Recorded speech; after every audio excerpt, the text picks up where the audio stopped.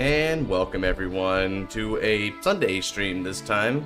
So we've got ourselves a tournament coming up, and that is going to be for a very specific G format. It's right in between G Next and GZ, which has been very poignantly called the Awakening Zoo format, or even just Zoo format for short. So I thought, hey, you know what? I got a Sunday to myself. I might as well get a stream out there. And based on a poll y'all did over in the Discord, it looks like we're going to be practicing some G-Zoo today. Good afternoon, Melfi. Welcome in, Kristaps. And I do have a co-host today, although he'll be a bit on and off, so, you know, we're not always going to have him here. But I do have a co-host. That'd be David, Captain G himself. What the Zoo doing? Potentially winning tournaments. Zoo definitely does feel pretty solid after this set, man. I can't lie. Hello, Corvidae. Welcome on in. So what we're gonna do is we're going to play a few games, but we're also going to explain a bit about what this format is, right? So let me go ahead and get some spectators over matriculating in here while I explain how this format is, because not everyone knows what we mean by like Awakening Zoo format and what's included, what isn't included. So I'm going to explain that a bit, and then that's going to help buy time for some people to come on in here, and then I'll start getting some slots on the wheel going. Alright, so the Zoo format, as we're calling it, is basically an expansion of the G-Next format. Now, I've explained G-Next a few times over time, and I mean, should I even had like a stream dedicated to it not too long ago. I think I've had a few over time, realistically speaking, right? So, most of y'all know what G-Next is. 12 people, right? Oh, sweet. You guys know what G-Next is, right? It ends at GPT-12 Dragon King's Awakening. However, after that, we got the controversial, I guess generously call it, GZ format. Now, this format had a total of 7 sets dedicated to it, if you include the Messiah Structure deck. That would be the Messiah Structure deck, followed by Rondo Salvation and Chaos, which would be how GZ starts, with a bunch of Link Joker support, because Link Joker wasn't actually actively supported in G-Next, aside from a couple of the generic stuff, like the heal triggers and the GB8s, right? There was no booster sets that were actually had Link Joker as a dedicated clan in it. So they made up for it in a big way here. Then we had Ultimate Stride as well. Now, Ultimate Stride featured a few different clans here and some really cool decks, right? These would include Overlord with the Purge and the Destiny. We had access to more Gabriel support. This would be the final set of Angel Feather support, and don't say Angel Gize or I will hurt you. We have Gurgit support with Gurgit Helios. This is Gaia with Gaia Devastate, which gave you a really good anti-lock matchup. Yasue really comes out ahead here with Genma. Genma's absolutely cracked, and they also had this great named Ubashi, which is just insanity. And then probably my favorite from this set, which is Valios. So Blue Wave, now Vavasol got some support here as well, but Valios was really nice. I like the style a lot. Now, it's no like meta buster deck at all, but this brought in a very different way to play Aqua Force, and of course a lot of people, myself included, really like Flood Hazard Dragon. So go figure. So this is what we got. Now, of course, we had a few things on the side here also worth mentioning. We had some Maelstrom support with Engulf Maelstrom, which is nigh unguardable if you build up its condition properly. Meanwhile, we had a true finisher boss for the charge style for Spike Brothers, which would be Bull Power Aggro. So you actually have a way to play spikes legitimately without needing Hell Hard 8, although Hell Hard 8 is superior for the most part, so that's unfortunate. But that was to be expected, realistically speaking. You even have a really nice stride here for Blaze, which was a Sendgrave. Blaze historically did not have a good first stride target, so this actually gave them a first stride target, which was very poignant for them. Very, very good set overall, I'd say. Of course, some of the GZ power creep does emerge from the set, but it's not that bad. G-Next decks can definitely keep up with it still, right? And that's one of the philosophies here. Now, the final part of the G-Zoo format, because we're going to ignore these 3 juggernauts up here. These 3 cards are basically in their own league. They have a higher level of power creep that really defines the what GZ would end up becoming at the end, right? So we're not going to be including these 3 sets in this format. However, we do cap off at, oddly, I don't know why the English list puts it all the way down here, but this would be the Awakening Zoo. Now, The Awakening Zoo, as the name implies, would focus on the 3 Zoo Nation clans. That would be Great Nature, Neo Nectar, and Mega Colony. All 3 of these clans got really good support, and they're really legitimate. So, explaining Mega Colony first, right? We got Ghidorah. Ghidorah was a game changer for all intents and purposes because it was actually a control deck that had its own unique spin of control that was very effective. She had the ability as a unit to prevent your opponent from calling in a column of your choice. That's insane, right? Now, a lot of decks had good counters to that, so having to just say no to an entire column? And it says call to the rear circle by any means, so it's not just like from the hand or whatever. So that's really rough. And she can also get some nice like counter charge and like also CB on the opponent's side of the field. So it's kind of like you're stealing a CB from them. Really powerful card. We also got the overwhelming, pun intended, Overwhelm. So this card here was actually something that led Megas to win a premium tournament at one point in Worlds, which is really cool for them that they actually won a Worlds tournament, but they did. And it was on the back of Overwhelm for one main thing. So Overwhelm lets you draw the same number of cards as your opponent's rest rear guards, which could be a maximum of 5 by this point. There's no excels here, right? But if they didn't have a lot of rest rear guards, most particularly 1 or less, let's say they didn't give it to the board at all, she gets a critical and drive, right? Then her Dark Device allows you to give all your units 2,000 power for each face down card in your opponent's damage zone. This could be a maximum plus 10,000 to all of your units. That's ridiculous. It's like 60,000 cumulative power. And this was facilitated by Darkface Ghidorah, which would kind of force that pseudo CB from them. So you had a really strong strategy here. And there's a few other things here that are really potent from this set for Mega Colony that's really worth like noting, but they're for side stuff, right? Machining's got some really neat stuff that's pretty good. Darkface Alcides is a really strong asset for this deck. It also helps it fight against bad matchups like Neo Nectar, because Neo Nectar can kind of shart on Ghidorah a little bit. Speaking of, let's talk about Neo Nectar a little bit. So Neo Nectar here got Fantastic Blue Asha, and this card is just wild. Very good. It's probably my favorite card from this entire paradigm, right? So Fantastic Blue Asha makes Bloom into something a lot more potent than it used to be, right? So, Fantastic Blue has a beginning of Ride Phase skill that states that you choose 1 card each from your circle that isn't the Vanguard circle, as well as a card from your drop zone. Remember, these could be any card, so 2 triggers? Sure, go for it. You put them to the bottom of the deck. If you put 2 cards, you could draw a card, and you may call a card from hand in the rear circle. This means that even if you get board nuked for some reason, I'll explain why that's not very likely anymore, even if you get board nuked for some reason, you can still call something in time for a Strideover skill, which allows you to search for a normally the Bloom ability and call it the rear circle. And if you have 2 or more with the same card name as that unit, you get the counter charge and soul charge win. This is completely superfluous. You don't need this extra resource, but it just meant that you don't resource token Asha. It's virtually impossible. But the really cool thing about this ability here is that it actively searches you for a Bloom card. Now, the reason why this is so potent is that in times past, Bloom had a really big issue, which is that you can't duplicate a lot of units in order to get a lot of your Blooms off. That was the style of it, right? However, you are very beholden to actually seeing at least 1 copy of that piece in order to duplicate it. If you didn't see any copies of it, it was basically out of access for you. Fantastic Blue completely solves this issue by manually searching any Bloom card that you want to the field. That's huge. So yeah, Fantastic Blue just solves so many issues for this deck. You don't need to worry about not having a field. You don't need to worry about not seeing the Bloom card that you need. And on top of all of that, you don't need to worry about resources. And you also, just even more nice, you also gets the ability to reproc Blooms because you're recurring a card from the field back to the deck. So really good there.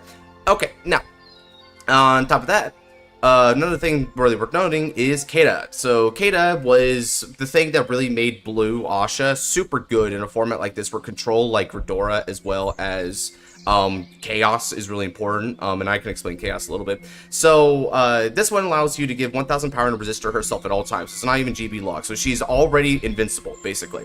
Now, the next thing about this card is the Bloom ability. So when you place another Kata, she gets 10,000 power and a boost.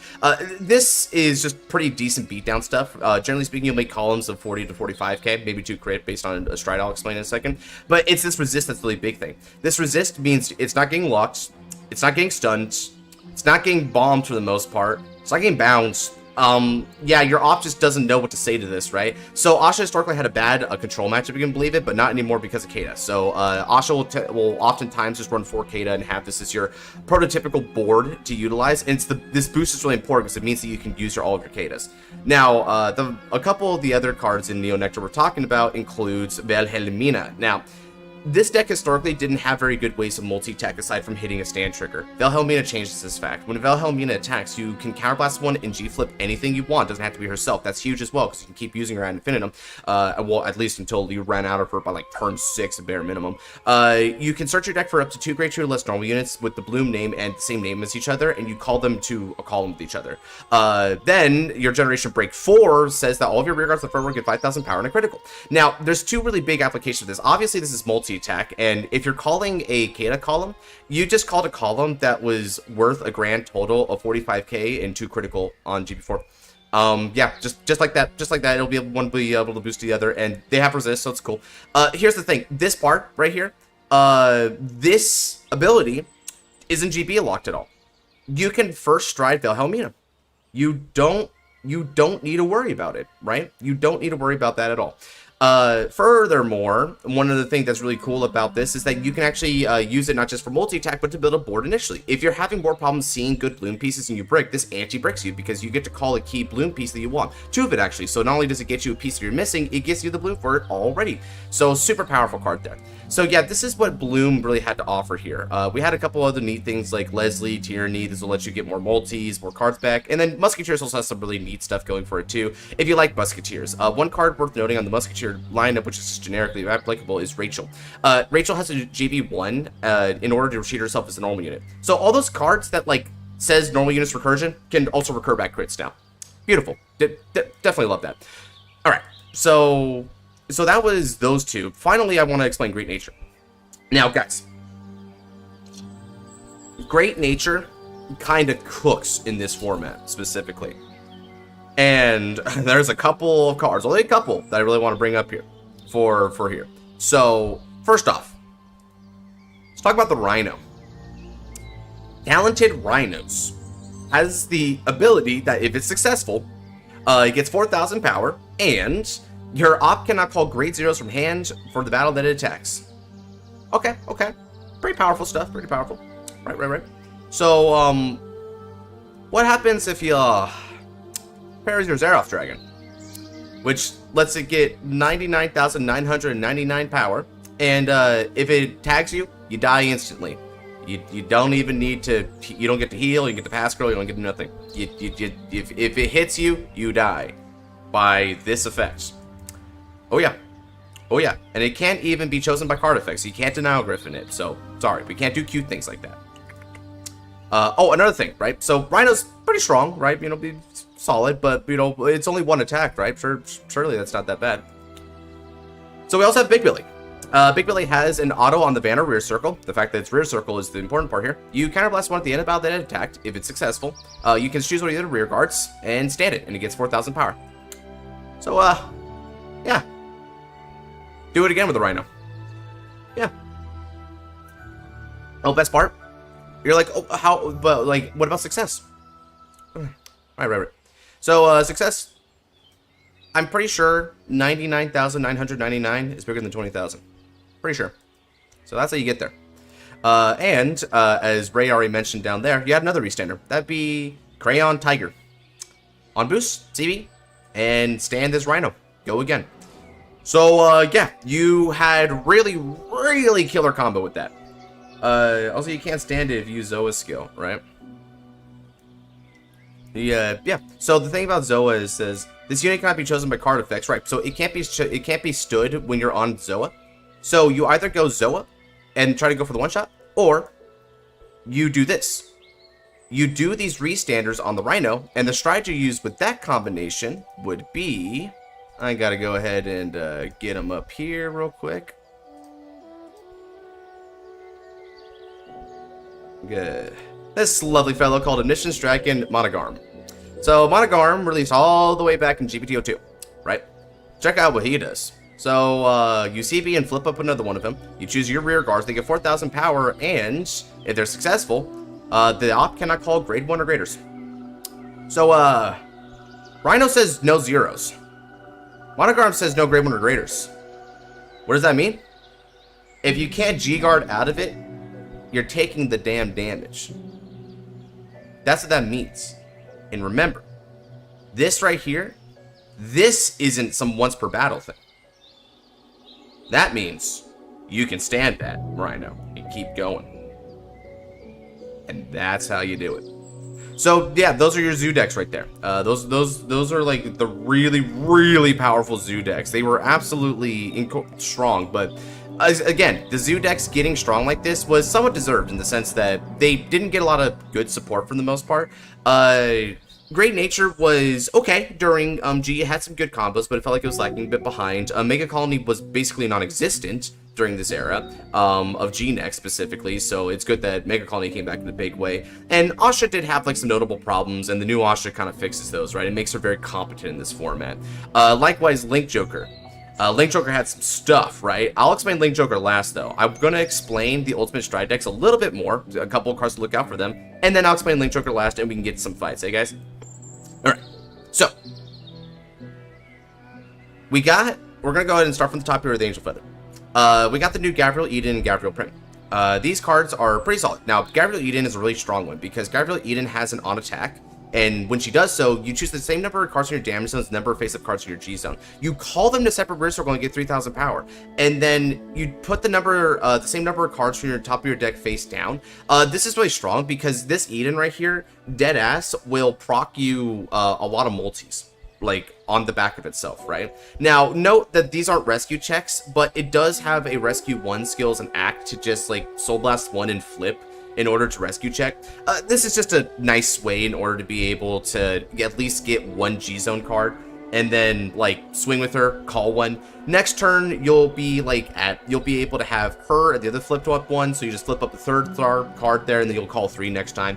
Simple stuff. And then you can combo this stuff like Black Seraph, Gabriel with Searcher Angel and things like that. Another thing is Gabriel Prim. Now, Gabriel Prim here is a really nice strider. Now, Gabriel Prim loses the GP2 defensive skill that the old Gabriel did. But by that point, we were focused more on comboing and being able to get more aggressive pushes than trying to rely on that defensive merit in order to be able to survive turns. Because admittedly, GZ was kind of hard to live. So when you did Gabriel Prim, what you would do is you choose a card from the hand, put it in the into the damage zone, and then you choose another card from your damage zone, put it back in your hand, so you're kind of swapping there, and then you heal and rescue check.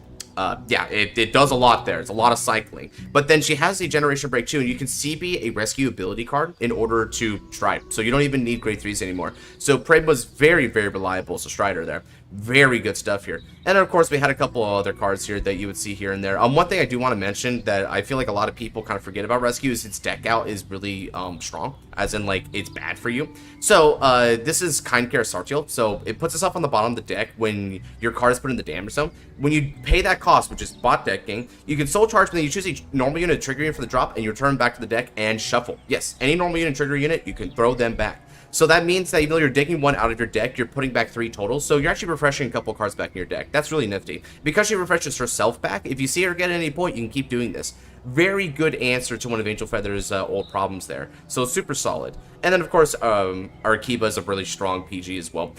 During this era as well, we also had access to these heal triggers. So these heal triggers gave you the ability to bind themselves along with another heal trigger icon card when you use them for G guards, and then that will give you counter charge or soul charge. So by this point, resources became really easy. So this was just another card that helped propagate that. Not all clans have access to this though, so we're still debating if we'll let like all the clans have it. Gold Paladin admittedly doesn't have too much that's noteworthy here, unless of course you're really hyped about Garmor Excel, because you know you can do Liberator Garmor stuff. Funnily enough, my co-host David uses this as PFP for the longest time, so this is a good Liberator card. But Gurga Helios here. Now, this card gave you the ability to be a 4-drive stride that also stops grade 1 or greater cards from guarding from. So this meant that you could get a super beefy attack, like 41k plus with 4 drives, and they can't PG it. So this was a good way to kind of like push for game, but admittedly, it wasn't super impressive. It was just kind of like in line with the times here for the GZ power creep. So Gurga just has this really strong win condition that pushes it, but it's not like the super top tier win conditions. It's just a strong win con. And this is good because unfortunately for Unite actually lacked a lot of good ways to close out games. It was very iffy based on top deck calls from the likes of Glorious Reigning before. And you would also need some cards like Horsa in order to be able to get you the numbers necessary to push it. Solonius wasn't bad defense-wise. Yeah, Solonius did have its usefulness here. And Corinus as well is a really solid countercharge. Like a countercharge draw like this, good cycling. And it actually had a resist as well. Remember, resist is really important here because Chaos, which I'm going to get to at the end, right? Chaos was a really pivotal control deck during this era. It wasn't super good, though, because a lot of decks had resist by this point or ways to answer Chaos. So the key about whether or not your deck was good was, would you be able to overcome Chaos, which was somewhat of a gatekeep deck, right? Chaos and also Messiah to an extent, right? Messiah was a lot better than Chaos, though, because Messiah actually had like good win conditions beyond hoping that the locks actually find purchase in the opponent. Now we got Kagero.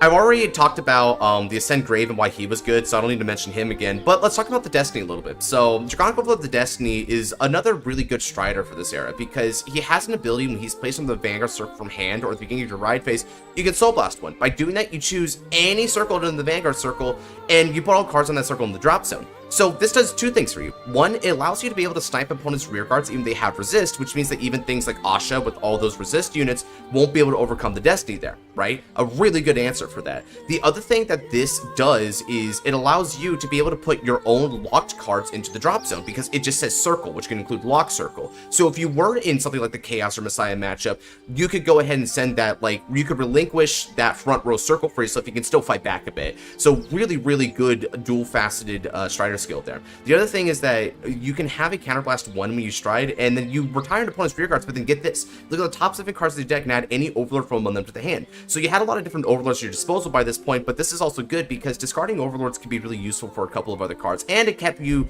digging you for grade 3s for Stride Fodder, because we don't really have a lot of ways to recur Stride Fodder using this era. So that's why when you looked at Blade Master had Draconic Blade Master Cohen, which would return one back. This card right here will search you for others, so that's really nifty. The Purge, so the thing about the Purge and also the Destiny together, the thing about them together is that they didn't play like an aggro deck. They played like a control tempo deck. Evidenced by this is the fact that the Purge, super effing long name, by the way, holy crap, one of the longest names I've ever seen on a unit. This unit doesn't even have a restand skill at all, and the Destiny doesn't give it a restand skill. Instead, it pings your opponent a damage as long as you flip up a card from your G-Zone and choose an Overlord for your hand, put in your soul. So again, that's one of the means I say when I say it's good to have Overlords in your hand. You use them for cost for certain stuff, right? So you put an Overlord from hand in there, and then you ping your opponent a damage as long as they're at 4 or less, and they don't get trigger effects from that, so got a little Vortex Dragonood flavor in there. Then he gets the same number of drives, number of cards in your opponent's damage zone, which means a maximum of 5 drives. This is a really good way to get extra drives for defense, for pressure, and also to ping them up so you can kind of pressure them for game, which game can come in a variety of forms. Now, I'll be completely candid and say that our Xerath Dragon here, our Xerath Dragon is bad. Drachma is the worst of the Xerath Dragons, historically speaking. He has the ability to wipe the opponent's entire field and also hand rip them 3, seemingly, because you have to bind 2 of them, but then on top of that, so they discard 2 cards from the hand and then they write the other one, right? So it's kind of like a discard 3. But that's all it does. It doesn't have any other winning power behind it. It's just negging your opponent massively. So it's not that good here. You had better alternatives during this era. So this is what Overlord tries to do. It's got a really good attrition game. It pressures and tempos, and this deck was so good that in the 2017 World, I forget if it was 2017 or 2018, might have been, I think it was 2017. It, along with Blasters, were the finalists in Worlds. So yeah, a very competent deck when piloted right. Now, another deck to talk about is 2017. Okay, yeah, so I remember that right. Tachikaze. Now, again, remember what I said. A lot of these decks during this era had answers to Chaos Breaker, which is why people really overreact about Chaos Breaker being a thing here, because as long as you understood your Chaos matchup, you should be fine. Case in point, Gaia Devastate. Gaia Devastate has an ability that by counterblasting 1 and G persona flipping, aka flipping another Devastate, you can draw a card. Choose up to 2 circles of your own other than the Vanguard circle for each face-up card in your G-Zone. You put all cards on those circles into the drop zone. If you put 3 or more cards, this unit gets 10,000 power, critical +1, drive +1. Chunky Vanguard swing, and also because they use the magic word circles, you can dismiss your blocked units en masse. So you just kind of gave Chaos the middle finger there. Huge important card for this deck. You loved this card here. Another thing here, and this is a good time to bring up these units, right? Here's Lightwave Dragon Cosmolocus. So this card is a 10k base. Now, a lot of these units had 10k bases where in order to keep the 10k base, you had to have a card in your hand or a Vanguard that was your, like, actual archetype unit. In this case, it asked for Gaia in hand or on your field. So it's quite like the precursor to the reveal grade 3 in Ride deck or have that grade 3 on BC effects that you see in Standard. Tachi's a real, yeah, not in Vanguard, not in Vanguard 0, they aren't 0, man. I don't know what they did, man, but they just decided no Tachikaze. The 23 Clans of Crayon God. So this card was a 10k base. Now this means that if you ride them, they were harder to hit over, and it also meant that you're able to have pretty good number lines with them down the line. They're also harder to hit on rear circle too. So this was just like good power creep here with the defensive units, and they had a few of these units that had this ability. So another one here, where is my Aqua Force? I'll just skip over there real quick. Elder Moss, for instance, had a 10k base. That was another one. They gave a few others in GPT-14 as well. So that's a really powerful card here. And you just had some really nice quality of life stuff here for Gaia. But it was Gaia Devastate that really helped out a lot. Murakumo was kind of cracked. So Genma had the ability that you can Soul Blast one and flip up another Genma. And then you choose a card from your rear circle or drop zone. You choose another card with the same name as that sucker from your deck, and you call it to the rear circle, and then you bounce it back to the hand. Yeah, you bounce that sucker back to the hand. It includes Stride Fodder. Here's the kicker, though. It has a Shadow Stitch on Generation Break 3 that at the end of the battle that this unit attacked a Vanguard. If it did not hit, you choose up to 5 of your units, and they get 5,000 power and critical +1 until end of turn. 5 of them, right? It's like, oh, but why'd you give criticals to back row? Do you have back row attacking? Yeah, you sure do. Let's talk about Ubashi. Ubashi has an auto rear circle skill. So I've already been talking about how a lot of the good decks had like ways to say F off the Chaos Breaker. So check this crap out. Out of the rear circle. When this unit is chosen due to the effect of your opponent's cards, you choose up to 2 of your cards on your circles that aren't Vanguard Circle or Guardian Circle, and you return them to your deck. If you return 1 or more cards, search your deck for 2 Ubashi. Call them the rear circle and shuffle your deck. Ubashi can infinitely loop Ubashi in response to any form of choosing effect that the op is doing to you. What does it attack for the back row on this clan? Good point. Speaking of, that's where the other effect is. So it has a Shadow Stitch. At the end of the battle, your other unit attacked the Vanguard. That attack did not hit. Unit, so Yasue Genma. If you've got a Yasue in your card name, this unit can attack from the back row and gets 7,000 power. That means that with Yasue Genma, it was hitting a magical 21k to critical. And this doesn't say if you don't have another Ubashi. So guess what you can do in this clan? Have 3 Ubashi in the back row.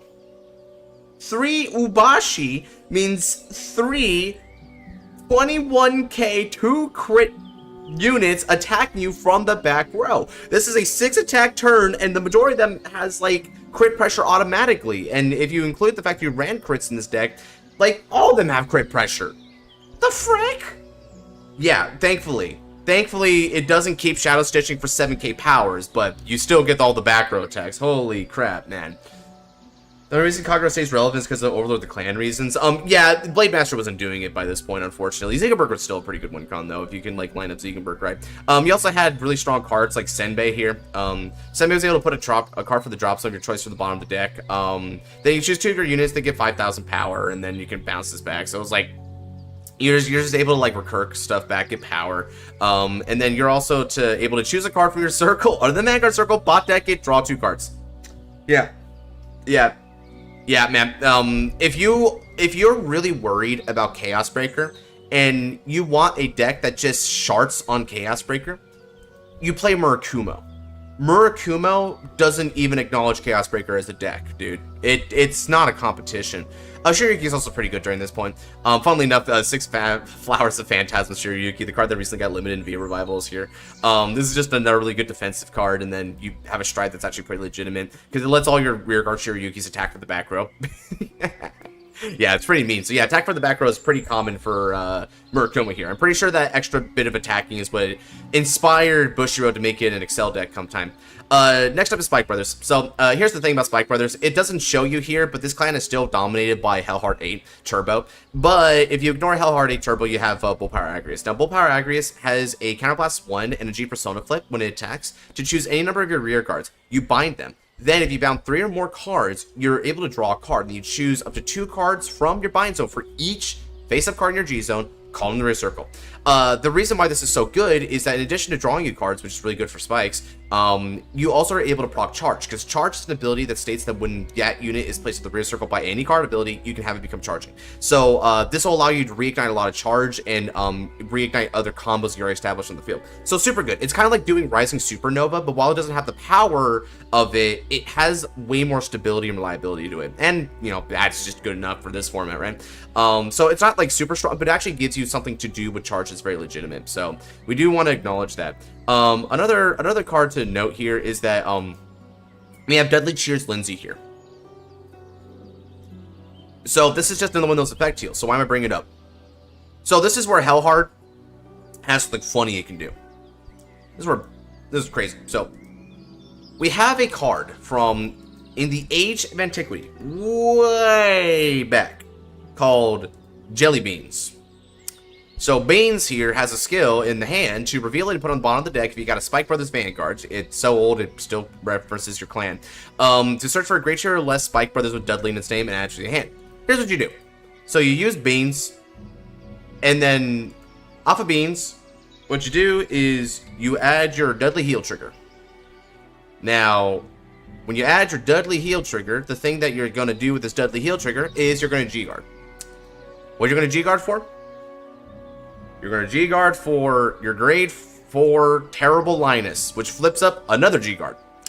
You want to know why you do that?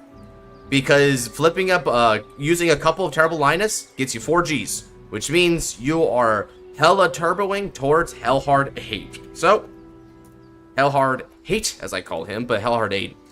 This mother effer here is the best win condition Spike Brothers has ever had in the history of Spike Brothers. Nothing, no Boston Spike Brothers ever compared to Hellhard 8, and I'm starting to think it never will. So, yeah, this is still how you played Spikes, unfortunately, if you were, like, trying to really meta-dog it, but at least Charge had something really good here. So, if you are a Spikes enthusiast, like our boy Andrew here, then that was something you could do during this era, was play Bull Power Agrius and be based, right? So, moving on from that, let's go ahead and talk about the couple other clans, get over Chaos briefly, and then we can get some fights in, huh? So, another thing I want to explain is Aqua Force. Especially have the double Linus if you want to Hellhard in turn 4. Right, that's why I bring up the double Linus, right? But you can double Linus. You could definitely double Linus. And, you know, Beans wasn't, like, restrictive, right? So if you just saw, if you saw, like, a Beans and a heal or 2 Beans, you know, you had it. You had it. Crazy, dude. It's crazy. So, here's Aqua Force. Now, there's 3 things to talk about with Aqua Force. Thing 1, the thing most people are excited for. Blue Wave Marshal Valios. Valios has an ability, the iconic ability, to Soul Blast 1 Blue Wave in order to, when you stride over him, set your opponent's Vanguard's power at 11,000, and their power cannot increase other than by a Guardian Shield. So, that means that even if they get defensives, it won't matter. So this allowed you the ability to get a lot of rampant poke-based multi-attacks, just like how V does it, right? Just like that. One of your key cards here for a rear guard was the Blue Wave Marine General Gullius. He shines a lot better in this format than he does in the V-Series, because the V-Series version is not as potent as this one. So this card states that when it attacks, you can counterblast one and discard a Blue Wave. Very expensive cost. But by doing that, if this is the first battle, you stand it. Then he gets an ability that when your Vanguard attacks, you stand it again and it gets plus 2,000 power. This one rear guard allows itself to attack 3 times. And that's all you needed. Now, of course, it's only 9k base, which means that unlike V-Series Valios actually reduces their power, the original Valios only sets them at 11. So what you needed to do with Gullius was you needed Gullius to attack. Sometimes Gullius would attack a rear guard first, then it would stand. Then you would boost it with a back row rear guard. Your best booster in this case was Baragios. I'll explain why in a little bit here.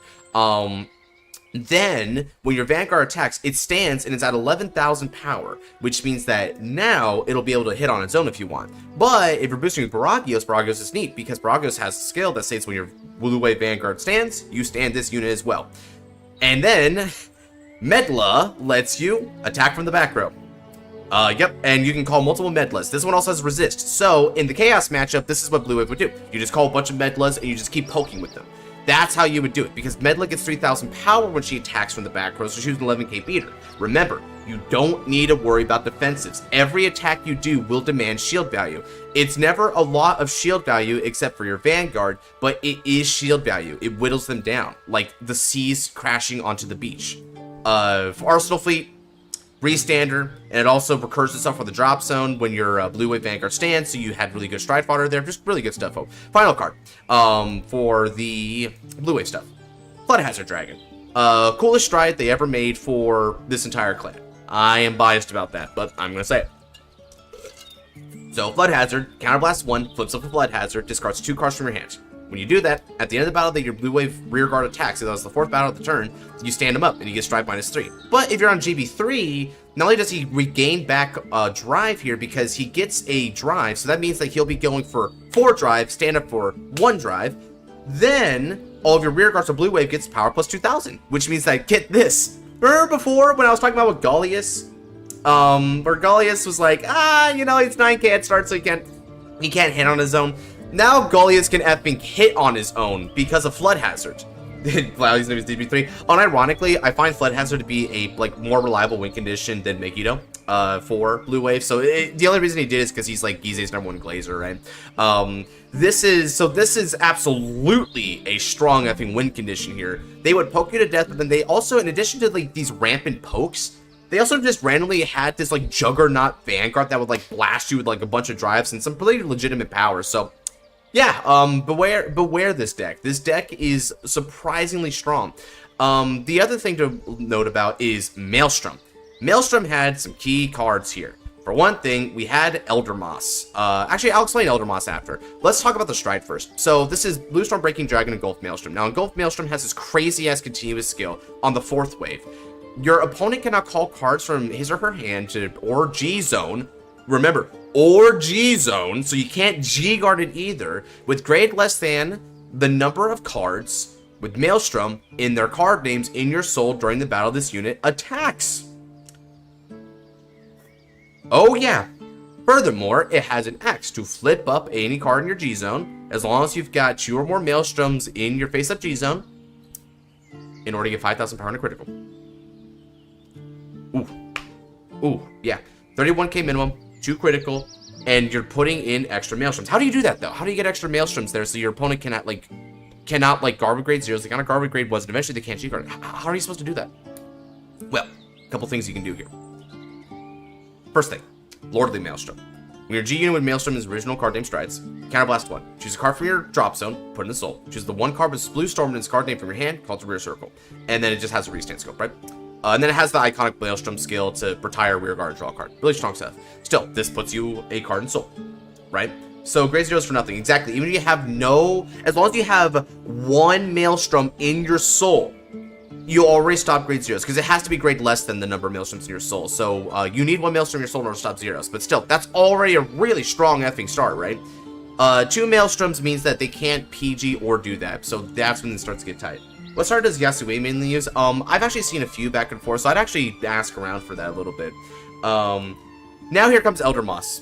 So Elder Moss is a skill as an act on rear circle. So by the way, hey, he's a 10k base, right? So it's not one of these guys doing that. And that's why he has like a skill to like minus power. But he has a counterblast 1. You choose a Maelstrom from your drop zone and put it into soul. When you do that, this unit can attack with background and get 4,000 power. It's a nuts-ass card. This is another way to get Maelstrom. So if you saw a couple of Maelstroms in the drop zone, you could already, with Engulf Maelstrom, put them in a position where they can only guard with grade 2 or graders. Now, if you did this for like a few turns, then by the time you went around turn 5, as long as you kept seeing Maelstroms, you could legitimately tell the opponent they cannot guard. They just can't guard. They have to take this hit. It's really unfortunate. It's so sad. But yeah, that's how this deck won. Finally, at Thavas. Now, Thavas, 2 cards to talk about. 1, Supreme Ruler of the Storm Thavas. When you stride over him, you choose a card from your hand you can call to rear circle. Then any of your rear guards gets the ability to not only attack from the back row, but they also get resist. So again, Kino, resist. Aqua Force hates control with the Burning Passion. So having your very own Vanguard gives resist to a unit is super pivotal. That means you don't need to hard rely on running nothing but resist units out of fear of certain matchups, right? Thavis helps get you there. And by giving it a back row attack, he's also, for free, facilitating a form of multi-attack. Then, he also has his rear circle skill that either on first or fourth wave specifically, he can stand himself by counterblasting. So it's just another way to, like, get more multis. Pretty neat stuff there, but it's a stride skill that's really good. And then, here's the card that a lot of people groan about, but, you know, it was a really strong win condition, so we have to just acknowledge that it did its job. This is the Alexandros. So Alexandros has a wave on second or third battle to CB1 and flip up any G-Zone card, so you can use 4 Alexandros, and you basically did use a bunch of Alexandros as your win condition. This card's so good at this very day. At the end of the battle that he attacks, you can play this cost, or to choose 2 of your rear guards, you stand them, they get 5,000 power for each face-up card in your G-Zone. So Alexandros, on like second stride, was giving like a double multi attack that both had plus 15,000 power. Pretty solid. It's like Lampros, but it has like a more expensive cost, but it's also quicker, because Lampros actually required a couple of G-Zone cards immediately, so it was kind of like a pseudo GB2. So he was quicker than Lampros, but he would outscale Lambros as well. So, you know, you can kind of debate either way on that, right? I could see the argument where Lambros was probably better if you, like, had G-guarded and you were, like, striding after your opponent. You could probably Lambros, but you had a few different things you could do from that point. But still, this is really powerful. And I guess one final card to bring up here. This is a generic card, so I didn't bring it with any of the archetypes. It's Golphilia. So Golphilia also gives you an anti-lock control mechanism because it can Soul Blast one, turn itself face down from the face of G-Zone, so it's a recurring G-guard. By doing that, you can choose a card from your circle or damage zone, turn to face up. So you either countercharged one, or you got to unlock a card. Just like that. Boom. Super good, right? Terrible Guardian, but great at this utility here. And one of the funniest things is that as long as you don't really care too much about ramping G-Zone cards, which some people didn't too much, you could just flip down Golphilia. Like, you can keep flipping down Golphilia, then flipping her back up for cost of stuff, and then flipping her back down again. Alexandros was kind of funny that way, because Alexandros didn't need to flip himself up, right? So you could do that. So yeah, that was kind of an application there. Alright, final thing to talk about. Link Joker. Then we fight. And if anyone wants to clip this part here where I'm explaining the format, please do. People should know about this. Like all these decks, right? That's how they know about things. Alright, so Link Joker is a big one. Everyone is afraid of Link Joker. Everyone pisses their britches when they hear Chaos Breaker Deluge. So let me explain what this monstrosity was and why it may not be as bad as it appears. Okay, we're going to go ahead and start with the Jester. Chaos Breaker Dragon had a few different forms here. So let's talk about what he got and what he didn't get. Chaos Breaker obviously has the original Chaos Breaker. It also has access to Chaos Breaker Crisis. Chaos Breaker Crisis CBs a Star Vader when it's placed on the Vanguard circle or when your Star Vader strides to have the opponent lock one of their rear guards. The opponent chooses. Then, when the opponent's card is unlocked, you can retire it and draw a card as long as you didn't proc this effect this turn. So basically, it was like the Chaos Breaker effect to Soul Blast to unlock and retire, or like retire and draw when they unlocked, but it was once per turn effectively. So that was pretty good. It was free. And then it got you really nice, easy access to locks. This led to Deluge. Deluge is Generation Break 3. You Soul Blast 1, you flip up a card from your G-Zone, and you discard a card from your hand. If you've got a hard card with Chaos, your opponent chooses 2 cards from their hand. They put it onto separate rear circle, not open rear circle, any rear circle, as locked from the hand. Then if their opponent's damage zone is 4 or less, you can choose one of their lock cards, and you put it into their damage zone face down. So this was a double hand rip. It accelerated a couple of locks from the hand rip, so your opponent couldn't really play around it, per se. Then it could also bring them up a damage. And it's a face down damage because we want to be supremely anal about it, right? So, this was really powerful. This did a lot for your tempo, and obviously, one of the main features about this is that it didn't cost very much to do this effect. So, you more or less put your opponent in this position where they have to cope with lock rather than completely avoid lock. Because avoiding lock will mitigate lock, but it doesn't omit lock because of cards like these. So you have to look at it from a mitigation game plan, right? But remember, aside from this put into damage zone, this doesn't give any power. It's not multi-ing at all. It's just getting those locks there to stun you back. It's a tempo card. This isn't giving power either. It's drawing cards, so it's more about controlling grinds. Next up, Glue Ball. Glue Ball, Soul Blast and flips the Glue Ball.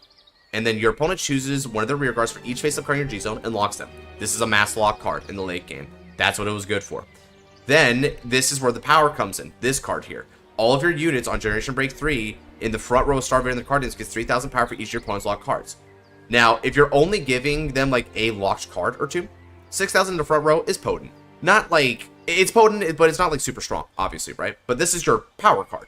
So as you can see, not super duper threatening. Not something like Dragon Bisluar would be later. Thankfully, that's not part of this format. Then, you just keep going from here. You have all these other rear guards that will like give you certain lock abilities and stuff like that.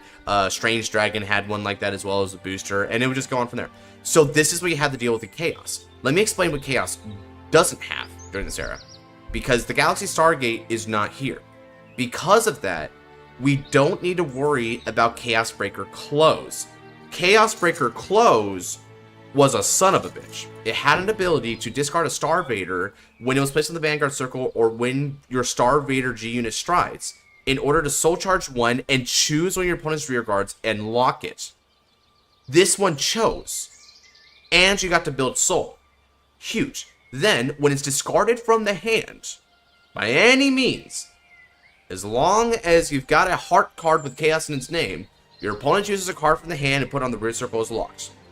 This mother effer pays its own costs and then rips another card for your hands. This is where it became a bit too hard for a lot of decks to fight against it, right? But of course you can still fight around Chaos.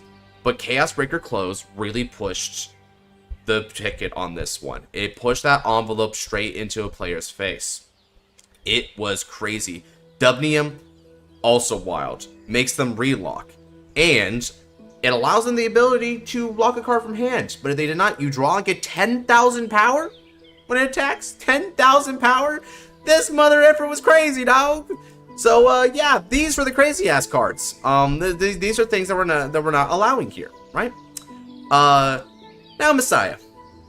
Messiah's main win condition was the Genesis Dragon Harmonix Neo Messiah. The final Messiah stride as far as like the pinnacle of their creation. They did get Messiah strides afterwards, but this was sort of like their culmination. So, on Generation Break 3, when it attacks, as long as you've got a Messiah Heart card, you can unlock all locked cards. All of them. Both sides of the field.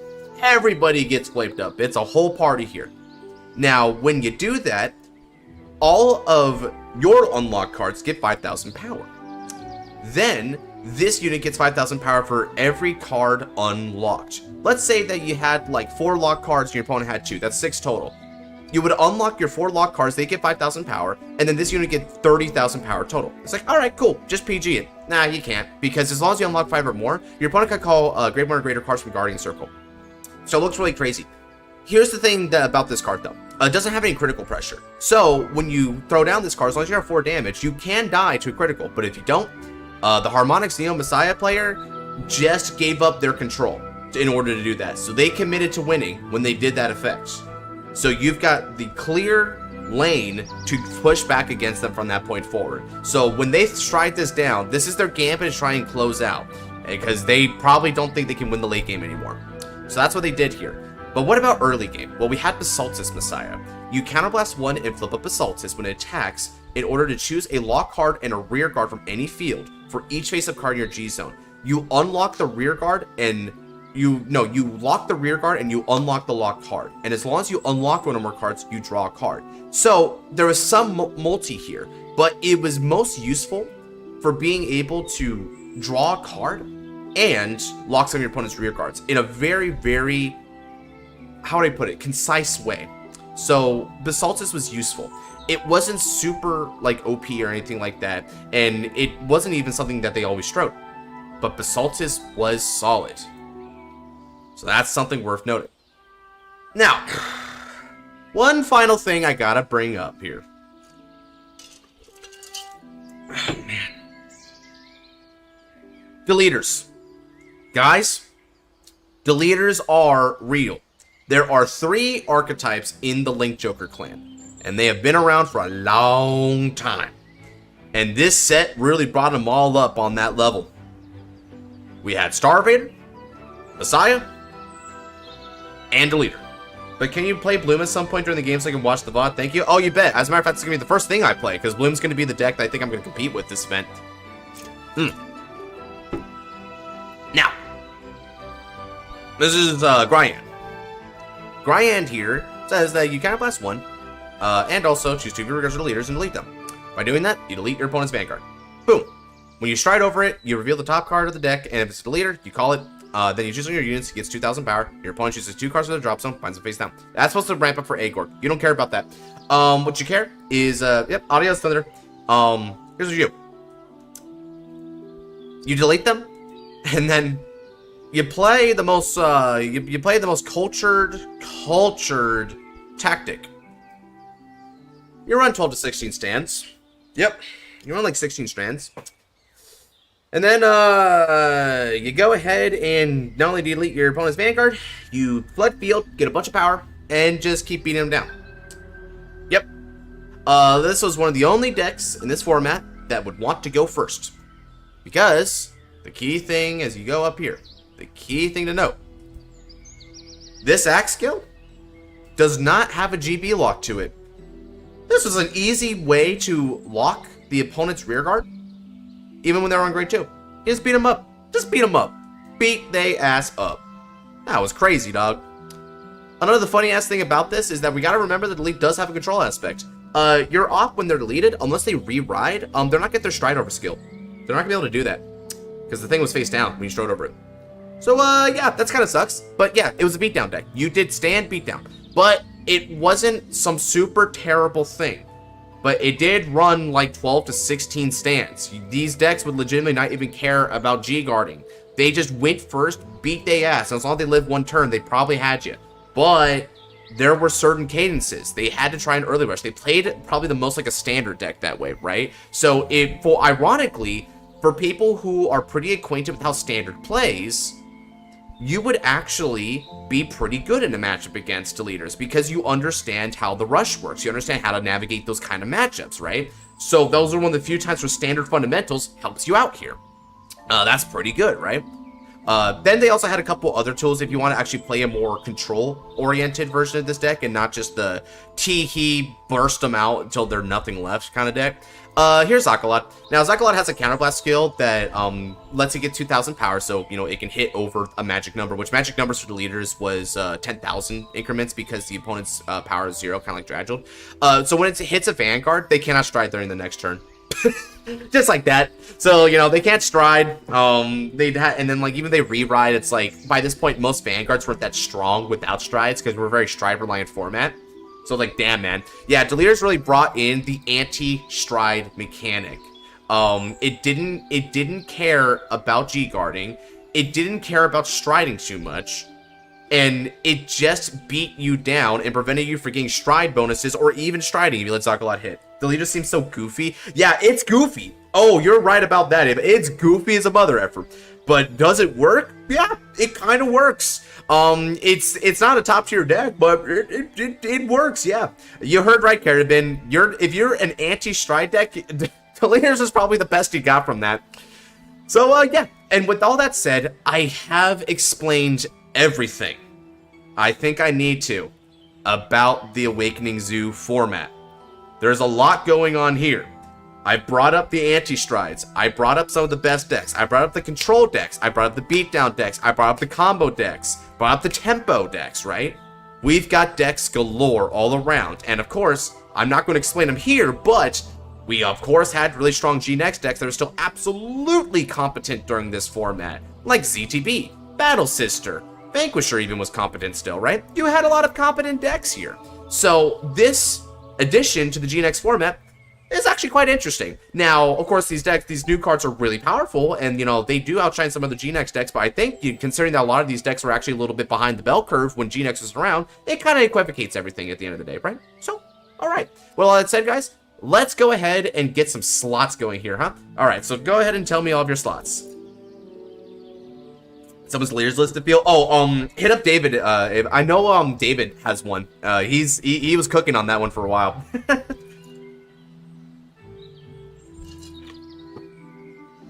All right, so we got Shiono, Melfi. Let's see, Boring's got 2, and then Gator's got 3. Gator.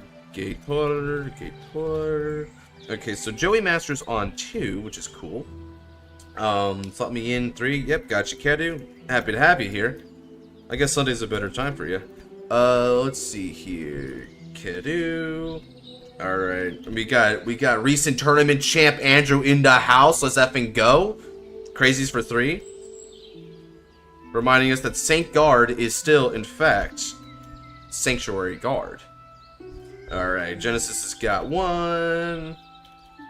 Then we've got Senor X back at it again. Alright, Ray's got a couple slots here, so let's get Ray in.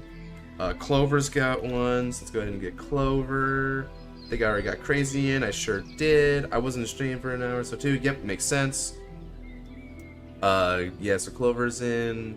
Alrighty, let me go ahead and hold up for a second. If I missed any of y'all, go ahead and resend it there so I can add you on in. I just accidentally typed in Xion instead of Shiono. That's funny. That's almost kind of a compliment, I can't lie. Shion's my favorite character from G. And I don't work my doubles anymore on weekends, so yeah. Oh, sweet, brother. Let me be here more.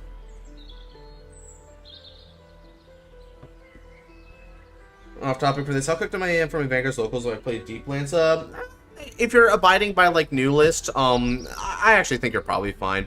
You know, the choice restrict there does like make your deck like have to actually decide between max aggro or more stable, but that's about it. So, luck be with me. Yeah, I agree with Kara. You'll be fine. All right, no one else is typing on in, so let's go ahead and give a couple of spins here. Away we go. Ryuzu, Chaos, and Gridora. Trinity Dragon. Oh, Trinity Dragon's a W, man. Hey, Kedu, looks like you got first grabs. Let's go. Alright, so Kedu's up first. And then, after him, we've got...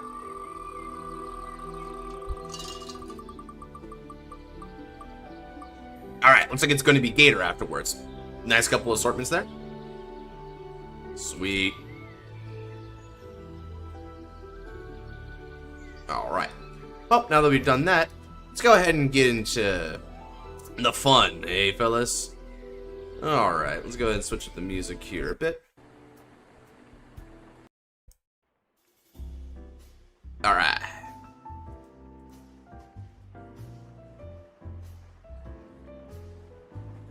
So let's go ahead and get Kedu in here. I'm going to start with Block D represent. Oh, that's actually kind of funny. That is true, huh? Block D. Come on in. So we're going to go ahead and start with Asha here.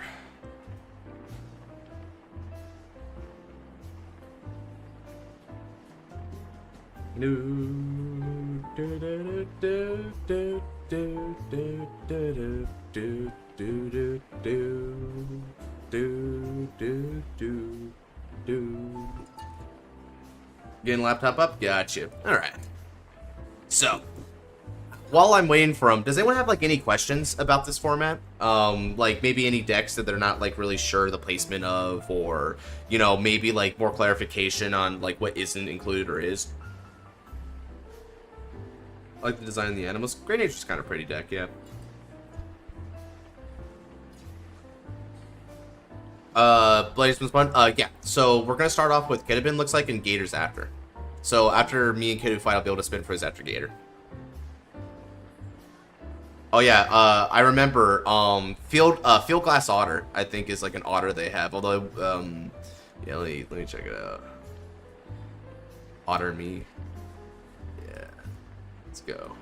I think it was, pretty sure it's Field Glass Otter, right? Yeah, yeah. I randomly remember this guy. I don't think Prism had any new, fun cards. Yeah, no, not during this era. The reason being is that Prism... So, Prism ended up having, like, cards at the very end of GZ, the final set of GZ, actually, which was Divas Festa. Now, Divas Festa, I think, is second only to Divine Lightning Radiance as the worst designed set in all of Vanguard history. They had so many unfair meta buster cards from this set that just, like, power crept things to an untenable degree. Not the least with being honest with the wall. Now, the Prism cards that we got from this one was a Garnet Stride, as well as Emerald as a new, like, Strider card, if you want to do that. Which is a really cool card, I can't lie. Because the thing I liked about Prism was that they actually were one of the last bastions of the limit break mechanic. So I respect that. I respect that they kept limit break alive, right? This card had a limit break skill on limit break, like on Vanguard Circle, I mean, where all of your units with Prism gets 4,000 power for each criticals, right? So that's pretty solid. That's a good effing effect. But then you got Garnet here, and what's funny about Garnet is that Garnet has an ability as an act to counterblast one and flip up to choose an ability from your hard card with Prism, and this unit gets that ability. Then you can, as a continuous ultimate break, all of your units in Prism get critical +1. So that means that on ultimate break, you can basically maximize the power of the limit break. But you had other like combos you could do with that because there was other sort of limit breaks. One of my favorite things you can do with Garnet was that you can combo it with Labrador, which lets you call 3 cards from the hand and get like 10,000 power and a critical, which meant that this is like a triple critical swing. Very threatening. Absolutely don't let that thing hit. That's in this format? No, it's not in this format. Divas Festa was after this point. Divas Festa was the final set of G. So our cutoff is the Zoo. Zoo came out right before these three. So these are the 3 sets that are not included. So the easiest way to think about it is not about what's in it, but rather what's not in it. Basically, you get access to all of G and before, except for these 3 sets at the top here. And thankfully, the English set, despite the fact they put Zoo all the way down here for some inexplicable reason, at least it's really nice in a bow tie that all of them are right here. Now I want to let that hit, brother. Sorry, laptop lagging a bit. Yeah, okay, no problem. So you tell me Bermuda got copied for once?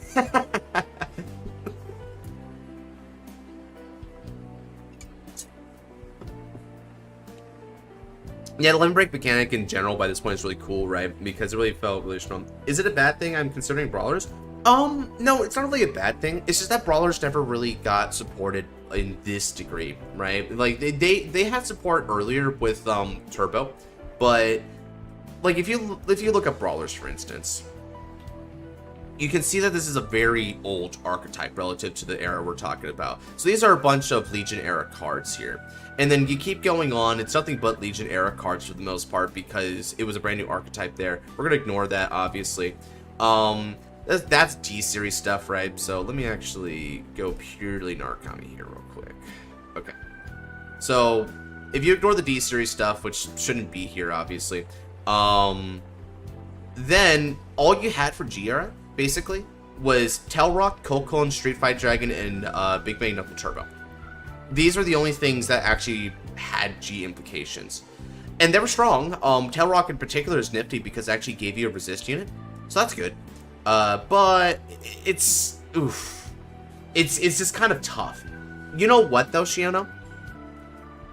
You could play Vanquisher during this format. I know you liked playing Vanquisher a bit, and I know that VMAX in particular was a win condition you liked. So you could do that. Should I play Claret Sword? So, Claret Sword here is not getting anything new per se, but Claret Sword actually got support from GPT-12, so at the very end of G. So it's still up to date, relatively speaking. Now, I'd say it's pretty good. I like that. I like Claret Sword. One of the things about Claret Sword that they got here that reflects really kindly by this point in the era is you had access to Helheim. So Helheim here meant that you were able to, not once per turn by the way, flip up G-Zone cards in order to get another like grade 1 to the field from the deck. So you could like do them as multis or get them as combo extensions, some stuff like that. I'm gonna mute myself, sure. So that's how you did it. And this is a really good card by this point. Also, Claret actually had mutes the stream. Yeah, it makes sense. Alright, he's in. Cool.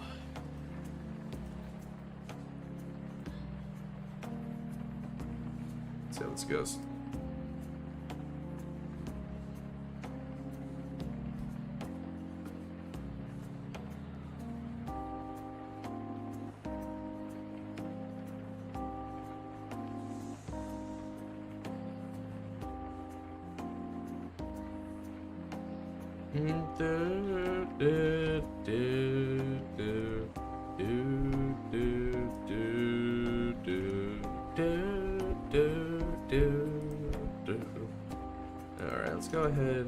draw a card here.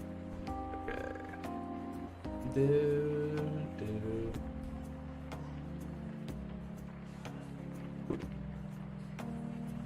Directly run for Helheim? Yeah, you could. That was one thing you could do. Because Helheim was persona flipping each time, you would only be able to do it a certain amount of times, but you could actually just like turbo out persona flips if you did that.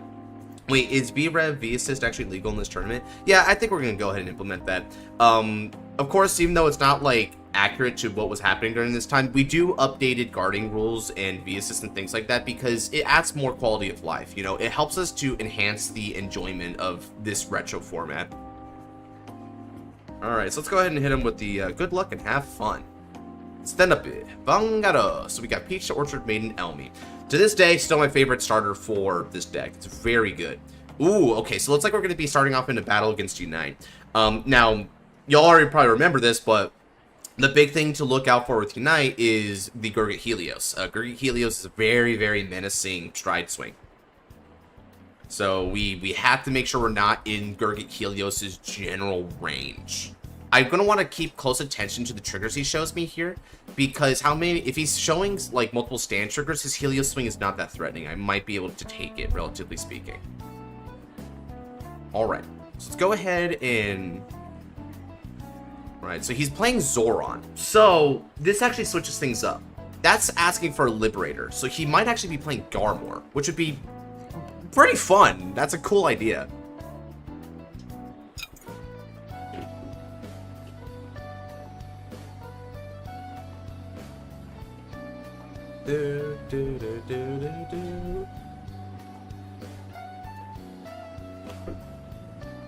Oh yeah, Dust made OG guard rules just a pain in the ass. I hated Dust, man. Garmor call spam? Yeah, I can see that. Let's see here. That is a... Yeah, okay, that tells me all I need to know. He's playing Garmor.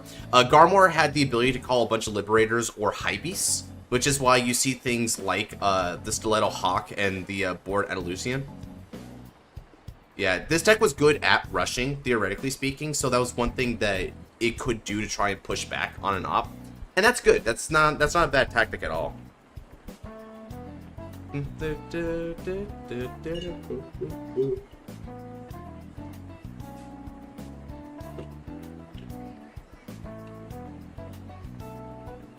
Wasn't Witches introduced in G? No, Witches weren't introduced in G, so Witches was a Legion archetype. As a matter of fact, both Witches are a Legion archetype.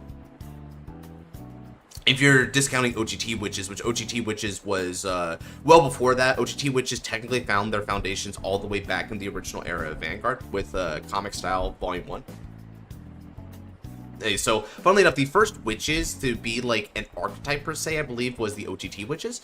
Although you could make the argument that they weren't an archetype, which means that they're still kind of like batting out with other Witches, but I'm pretty sure it's OTT Witches. After that, Genesis Witches as well as Shadow Witches were kind of like neck and neck because they're both Legion decks, so you can kind of like... You could make the argument that Genesis Witches are the youngest child, especially because like Genesis is a younger deck anyway. And Shadow Witches had like, even though they weren't a proper archetype yet, Shadow Witches actually had like their foundation and cards way before Genesis. So I'd say your oldest child is OTT, your middle child Witches are Shadows, and then your youngest child Witches are Genesis.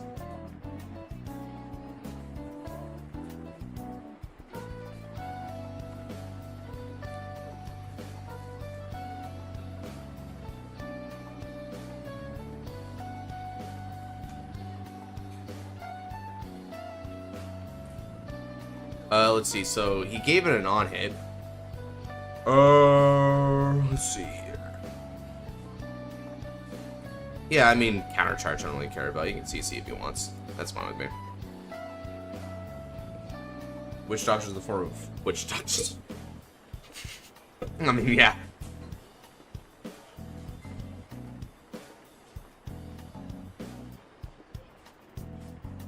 We're just gonna go ahead and guard that.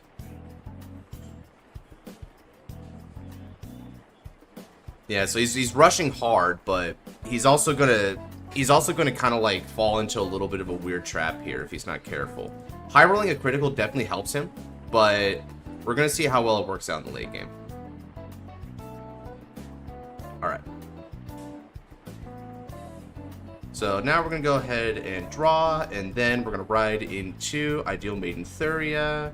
I call Thuria. We also call Padmini to the field here. Now, Padmini's skill is going to reveal Asha from the hand in order to get us our Fantastic Blue Asha, which Fantastic Blue is just a better card overall. We definitely need to see Fantastic Blue while we have a chance. And we need Stride Fodder still, so... Oop, let me go ahead and do that. Alright. So since we did that, let's go ahead and also get this back to the hand, get that back to the hand, and we're going to have to discard Odette for this, I think.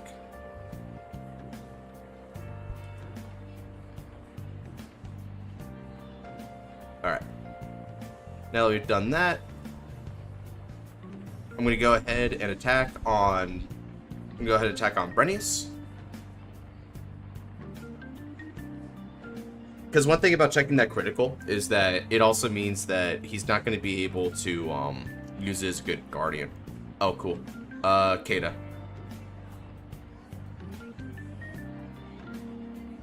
Yeah, let's go ahead and do that. And then you can attack this as well.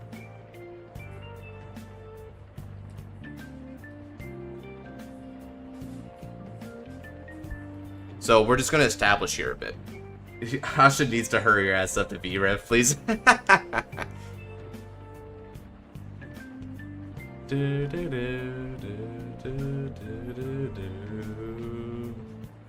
Alright, so he's going to be... Looks like he's going to V-assist now. Yeah, you see, this is exactly what he ran into here. He saw triggers, which is good for him in the moment, but it also means he can't push back as hard. What non-crit or heal trigger does Yasue mainly use? So Hidden Scroll is a really good stand trigger that I would look at. Hidden Scroll gave you this really strong loot potential, for one thing, and it was also just a powerful card in general. Hey look, it's David! What's up?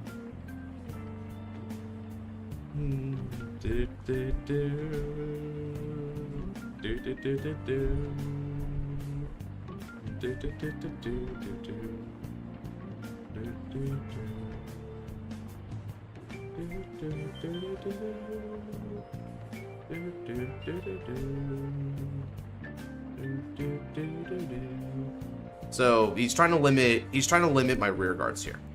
So that's not a bad play from his part. Ooh, okay, so he plays Catch Call Liberator here. So Catch Call withstands, which means there's a decent chance that Gurguk Helios could hurt me, but it's not that bad. Okay, so winning the first stride here is a really good chain of events for us. Alright. Let's go ahead and start playing some G music, hey guys? Alrighty. Let's start with... Where is it? I know I had it somewhere. There it is. I must be blind as a bot. Okay. Yeah, Musketeers are pretty solid. Raido! Ranunculus of Phantasmic Blue? Asha! I'd rather give you first stride since you probably run the Sea Breeze anyways. Okay. And now? Generation Zone? Kaiho! Now, Strido za Generation! We're gonna go into Flower Princess of Four Seasons, Velhelmina. Alright, Stride skill of Asha. Counterblast White in order to search for any card with the Bloom ability and call to the rear circle. Alright then. Since that's the case, let's go ahead and call over...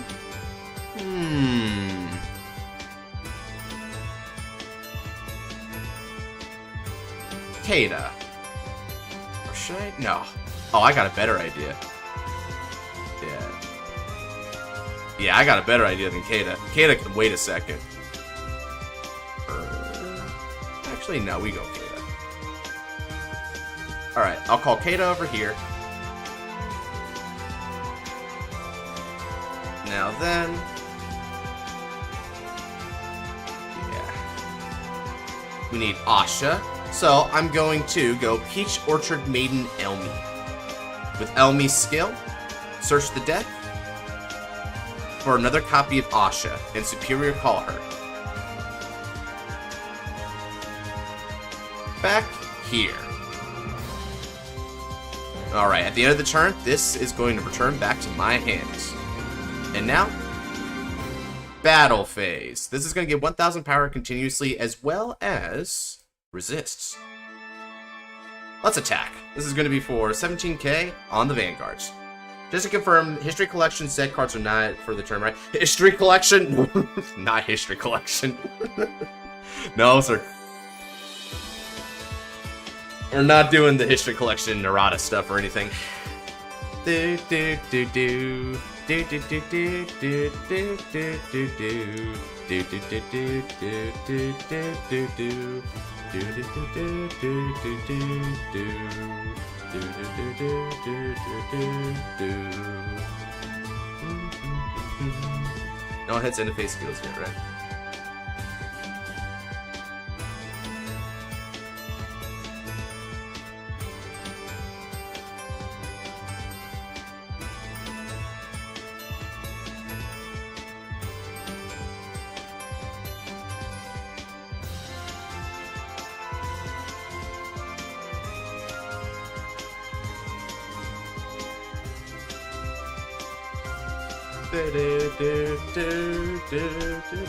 Let's try to DQ me before even starting the tournament. I was running the History Collection of Vanquish, right? Yeah, that's a little unfortunate because like they did a mass errata, so it's like they mass errata the old stuff to include the draw when damage checked. I'm like, that was kind of inelegant. I feel like we didn't need a mass errata them to do that. It meant that like the old database was like overridden with those, so it was harder to play retro formats as a result.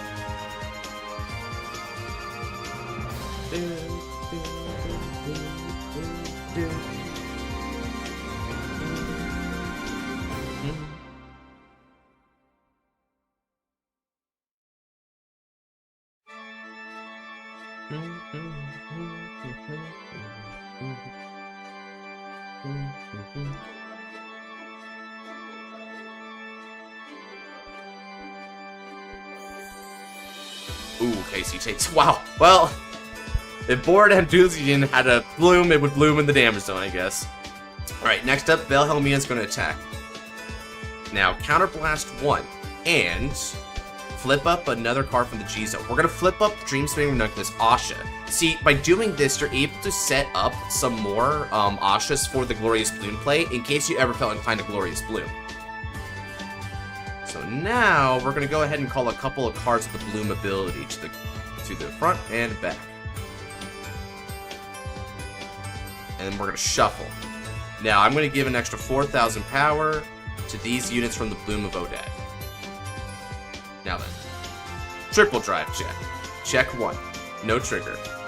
Check 2, critical trigger. Critical goes to Velhelmina, and power is going to stay over here. And the third and final check. Stand trigger. We stand Kata, and we're going to give Kata an extra 5,000 power. Sweet baby Jesus, I know, right?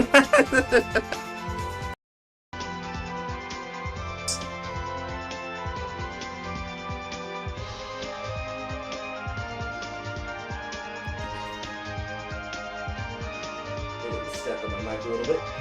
Whoops. There we go. All fixed. Nice. Alright, so you gotta heal in order to clap back on that critical a bit. That also means that his Garmor can't be hit by my other unit there, so that's pretty good for him. But, of course, you know, we're still gonna go ahead and do some stuff here. Oh, Bruno, classic. Okay, let's attack with support now. So this is going to be for 27k Vanguards. My last attack of the turn.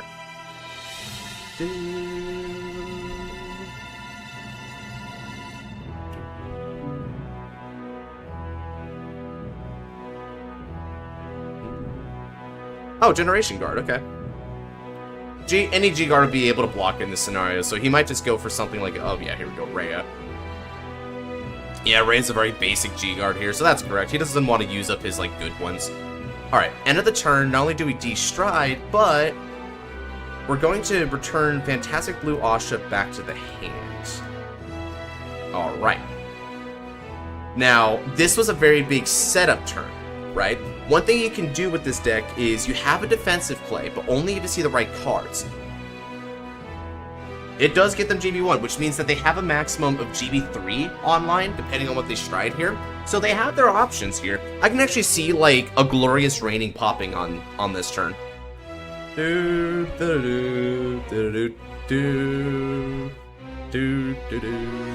So this card right here is a really cute little fella. So he puts himself on the bottom of the deck, and by doing that, he allows you to pay the cost of stride by C being a Liberator. So it's a pretty cute card. I like him.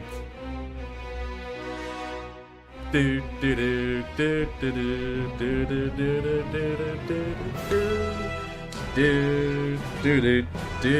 it sure is at full power. This is basically the Tokuha Taio fight, but if it happened in GZ.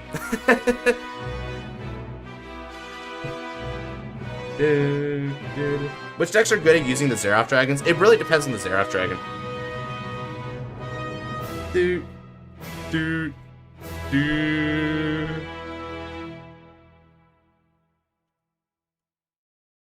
Alright.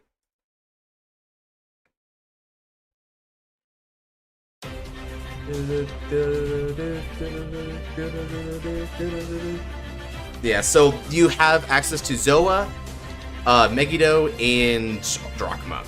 And the best of the three is probably Megiddo, admittedly speaking. The really vicious ones, which were Stark and obviously Dust and Ultima were the best ones, right? Those aren't here, so we don't have to worry about those ones. Ooh, nice, okay. So he's got Brenius.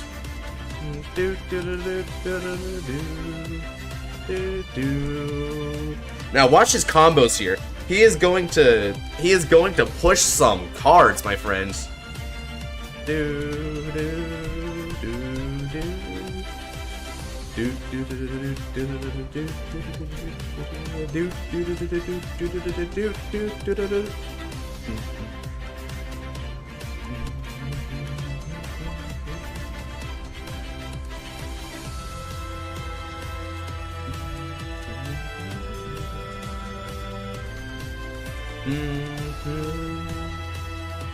Want to know one other thing that's really nice about this Blue Asha?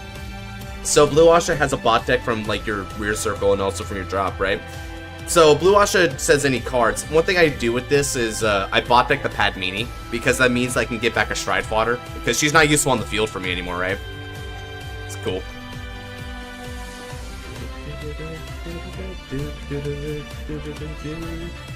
Oh, Zoran. Okay, cool. So by Superior calling Zoran puts himself in the soul to look at the top 3 cards and call Liberator. He's doing this to stack up Brennus power, because Brennus will accumulate more power. And also he has this really silly effect where whenever like he hits, he flips up a card from the damage zone face up, right? What makes this silly is that it stacks for every call. So I think he's at like countercharge 3 right now. I'm pretty sure this is countercharge 3, judging by the power increments he has. So, yeah, I'm not too interested in letting that one hit, obviously.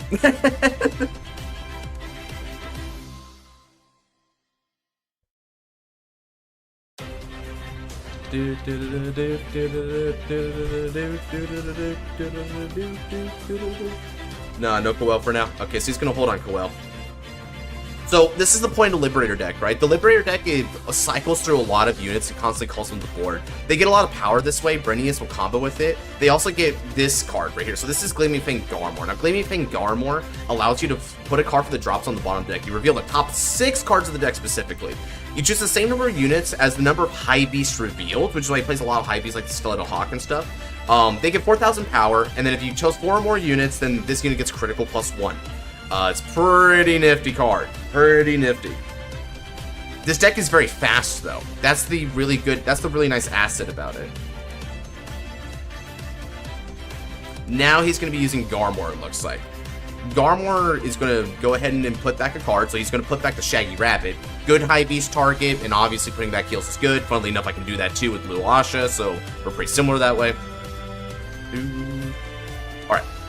Then we gotta check out his reveals. Remember, is the number of high beasts revealed. This is a high beast. That's a high beast. This is again a high beast. He revealed 3 high beasts from this. Not bad.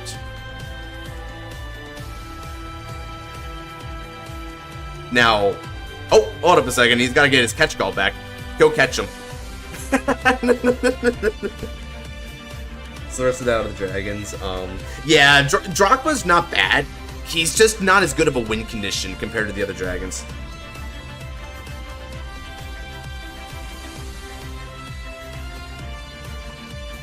Who are you fighting? I'm fighting Kedabin. He's on libs.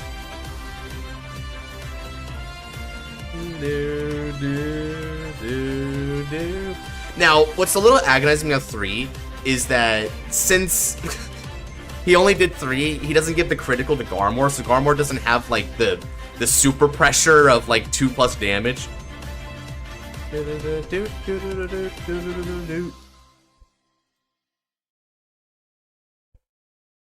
Let's switch it up a little bit here. That's another good one here.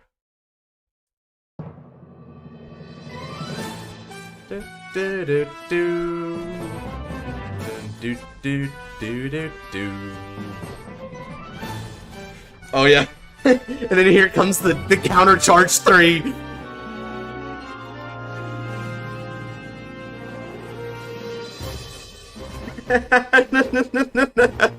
Yeah, I'm no thank you, dog.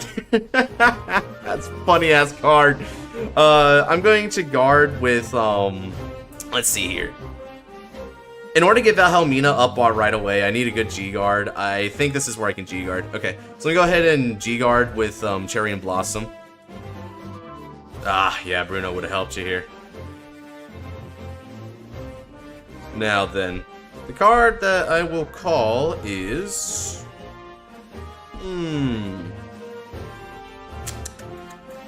I kind of like Ontero, right? Yeah, Ontero's good, because I can get, that Soul Blast actually helps me out. So I'm going to go for Ontero. So I'll Soul Blast out Odette.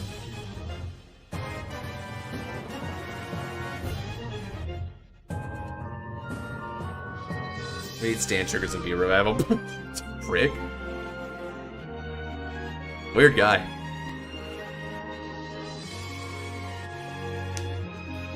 Then 1k to the Vanguard, 3 drives. I'll take that. He would need to hit 3 criticals to kill me here, and I doubt he's doing that. Heal Trigger's good for him, though. Heal Trigger helps him out.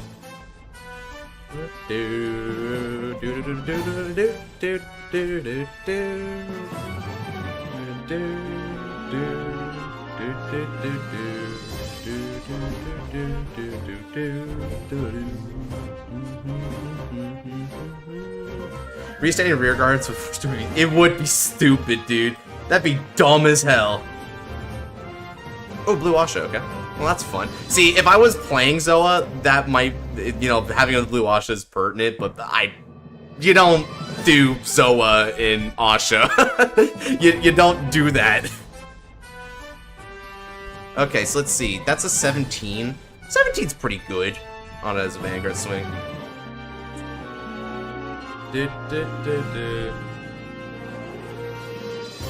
Oh. That's actually kind of funny. Yeah, sure. Yeah, that's funny. Sure. So I'm gonna show why that wasn't the best play for him to do here. Another thing that we have in common, he has an end phase recursion card to like draw, and I've also got a recursion card here, but speaking of riot phase. Alright, let's go ahead and... My move. Stand on door. Draw. Alright, beginning of riot phase skill of Asha. From the field, I bot deck Padmini, and for the drop zone, I'll bot deck Cherry and Blossom.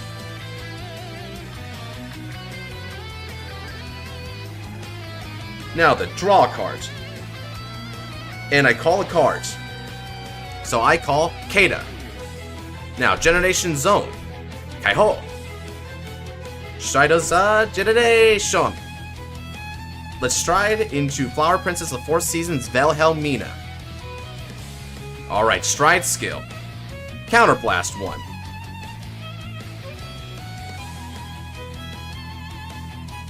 I'm gonna call Kada. Now, thanks to skill of Kada's Bloom, we're going to get an extra 10,000 power to her and boost. And thanks to Asha's skill, because I have 2 or more Kadas, I soul charge 1 and counter charge 1. Beginning of main phase. Skill of Odette's will both activate now. I can bounce them back by bot decking a normal unit. So let's go ahead and bot deck.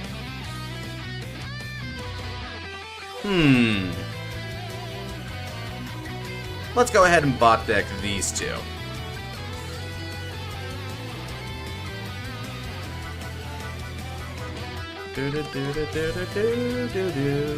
And we bounce these back to my hands. Alright. Now exchange the positions. Next up, I call Sun Mango. Activate skill of Sun Mango. I Soul Blast 1 and retire Sun Mango to draw a card. Then, I'm going to choose Kada, and this unit's going to get Kada's 20,000 power to end of turn. Magic numbers, baby. Alright. And now that I've done that, I call Odette and Odette. Now, skill of Odette, we're going to bloom. 2 units get 4,000 power. I'm going to give them here and here.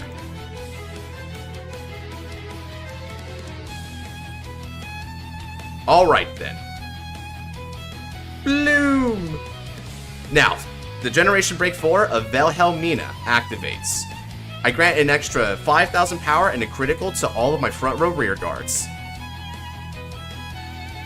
Battle phase.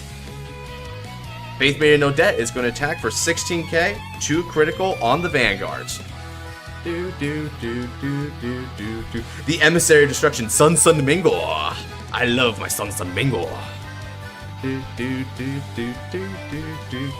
This man has been with me since day 1. Whether it be in Bloom or whether it be in V Revival, brother. Ever since I laid eyes on this beautiful beast, I knew he was a good card. He was my card.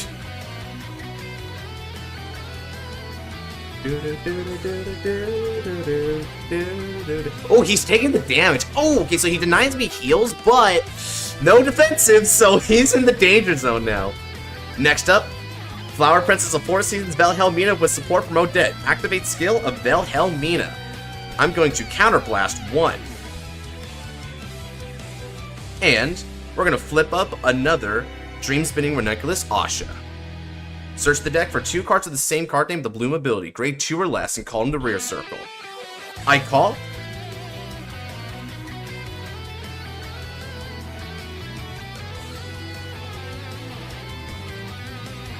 Alright. However, we get 2 more blooms. So, one of Odette's blooms is going to be going over here. Then, the other Odette's bloom is going to be giving 4,000 power here and here. And remember, 5,000 power and a critical is going to go to the newly called Odette's. Triple drive check. Check 1. No trigger. Check 2. Stand trigger. Well, we're going to go ahead and stand here. Get power over here. Third check. No trigger.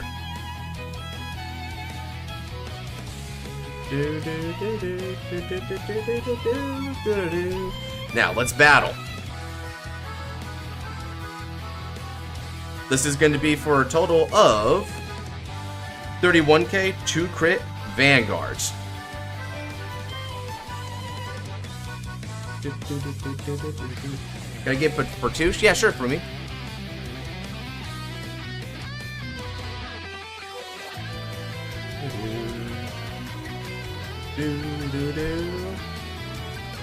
And then, attacking with Kada. Alright then. Kada's looking to be at... So she got that. Oh yeah, she needs her... So this is 15, 24, 24 is 35. 35 plus 9 is 44k. True critical on the Vanguard. Dude. So as you can see, we established some pressure here, right, guys? If I did attack beforehand with Kata and, like, anticipate the stand trigger, I would have gotten 5 attacks on that very turn. And they would have had crit pressure at that. It's pretty insane. Very, very strong card. You want to do that zoo fight, or you want to play against Ghost? F5, cousin into today because it's a special 3 move. Oh, okay.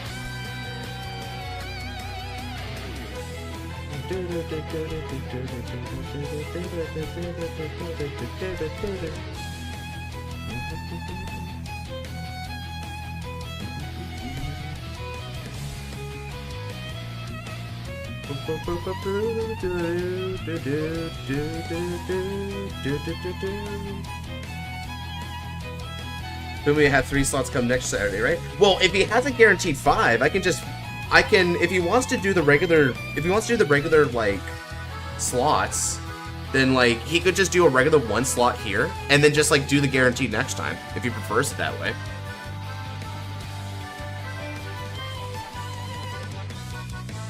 Yeah, using 2, go down to 3. I guess if you want to piecemeal, I've never seen anyone piecemeal it that way, but I'm not opposed to it.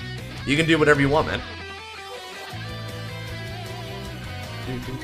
Gigantic Ringer, okay. Yeah, he's playing majority stand triggers, so I'm not too afraid of his Vanguard swings. Okay. So that puts him up to 41. He needs to do the 5k shield, then he'll be able to block my attack. Good guard.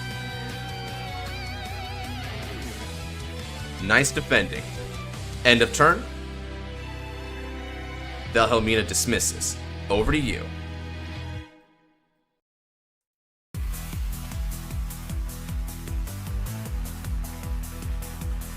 Now I get to show you guys a really cool trick play that you can do in this deck. That's honestly kind of amazing. Unleashing the twins is an inherent trait of them. Ha!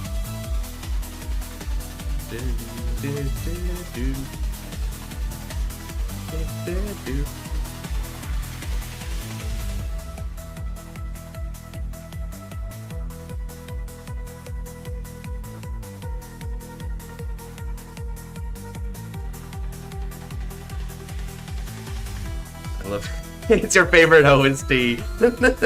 I remember that. You always loved it. Alright, he's calling some libs. Was that a Wolfang Liberator Garmor? What the frick? That's hilarious.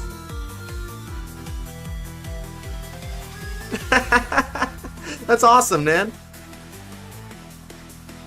Man, I didn't expect to see this Garmor.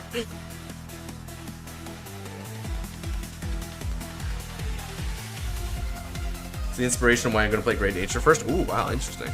Alright, well, whatever the case. Good stuff.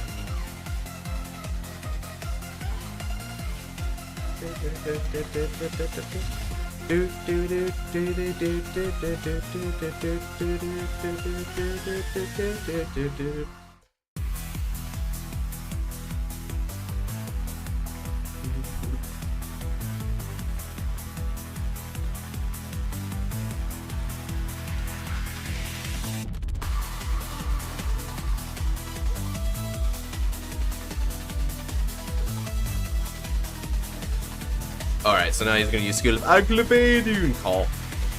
He's got it called open root circles. There's no, like, overcalling. So, oh, catch call's not bad. So catch call can, I guess, help him try again. Fair enough. So he plays, yeah, he plays stand triggers too. So my guess here, based on what he's going for, is he's going to try and attack with his rear guards first, and then he's going to go for his Vanguard. If that's his attack pattern, I'm going to take his initial swings. I'll take initial swings and then guard everything that comes afterwards.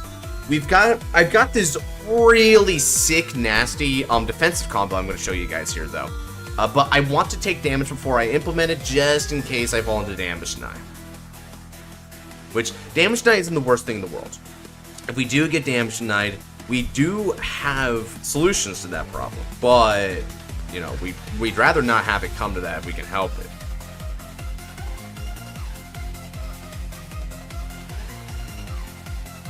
It's indeed Blue Asha. She's blue.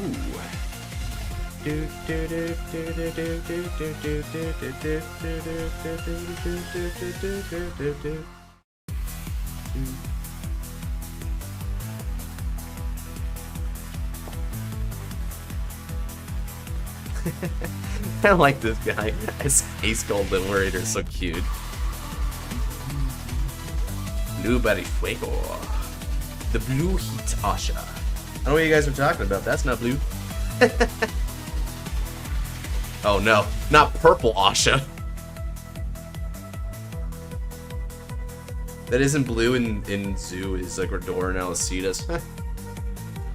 I guess Big Billy Dick turned blue, didn't he?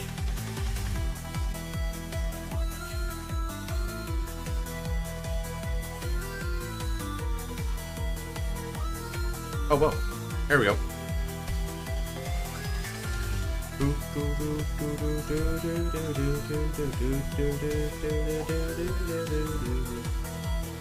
Gotta love Grade 2 gaming with Compass Line. Oh man, that was the day. Dark Cyan.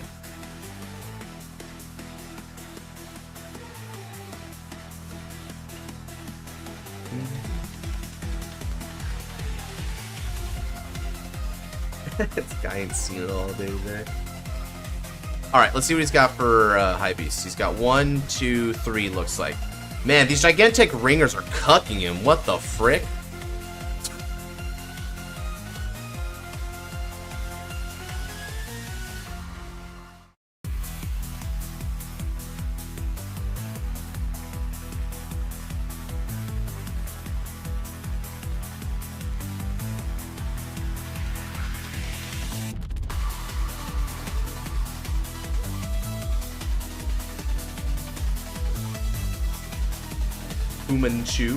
Fumanchu.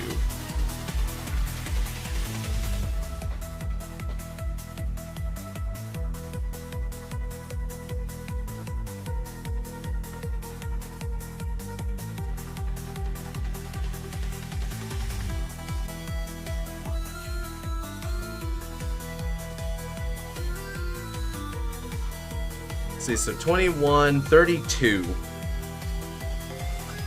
30 doses. All the on hits. That's funny as frick, dude.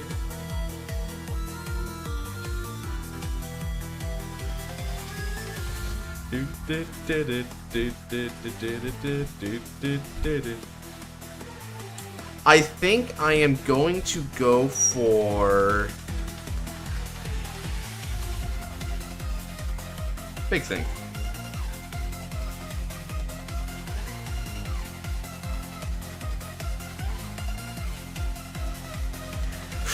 I think I might give it to him, guys. I might actually give him the countercharge 4 because I just don't think I die here. I don't think I die here. Yeah, damage check.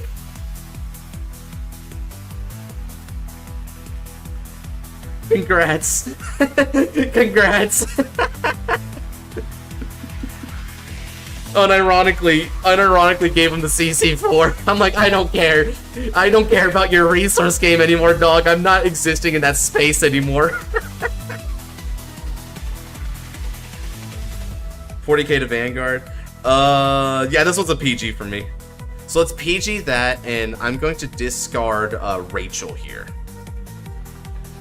Who gave him the scene before? So, Brennius has a skill. Every time that your other unit is placed on the deck, as long as you got a Liberator, he's able to get 2,000 power and non-hit to countercharge. This stacks. Brennius saw that play action happen multiple times. Yeah, okay, so this is why I did this as well. I wasn't interested in guarding Brennius twice, so when he attacks me and hits me again, he doesn't countercharge anything, right? Because he's already all face up. So I'm like, I don't really need to deal with that too much, I'll be real.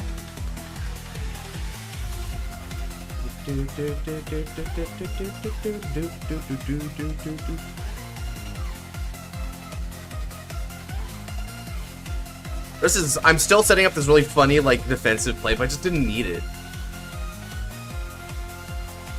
Oh, he's really just... Yeah, sure. Yeah, sure, have her. Have her. Just have her. Yeah, have her too. That is fine with me. That is fine with me, brother.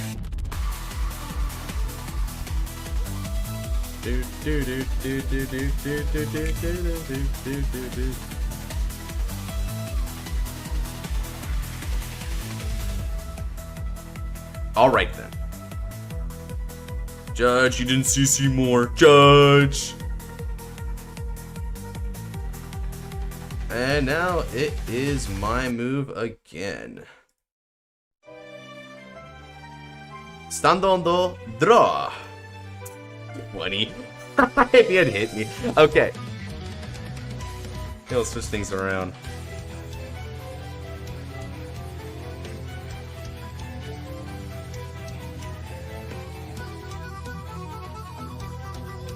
Now, beginning of Riot Face skill of Asha. I'm gonna place back Sun Mingo. And we'll also put back a Kada. Let's draw cards. And then I call a card from my hand. I don't want to call anything. So let's go ahead and Generation Zone Kai-O.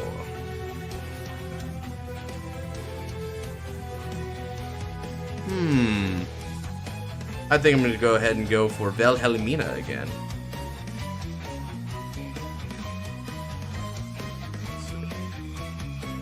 Now then, we don't need Stride skill here unless I want to, but I don't think I really need to.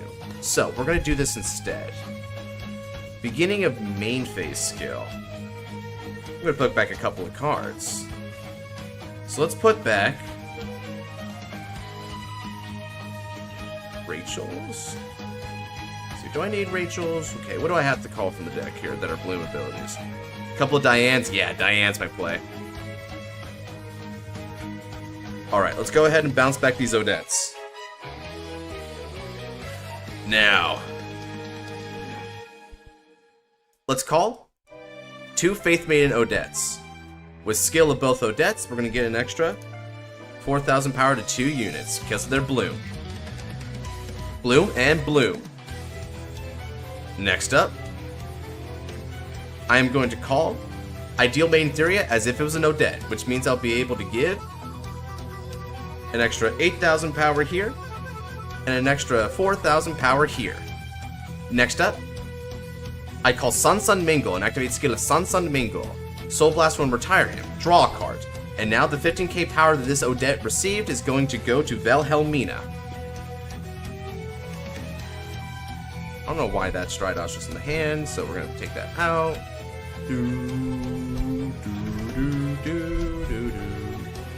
And now let's call Purcell.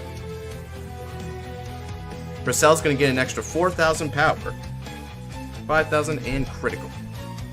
That same bonus goes to Theria. Battle phase time. Let's go ahead and attack. This is going to be for 14k, 2 critical Vanguards.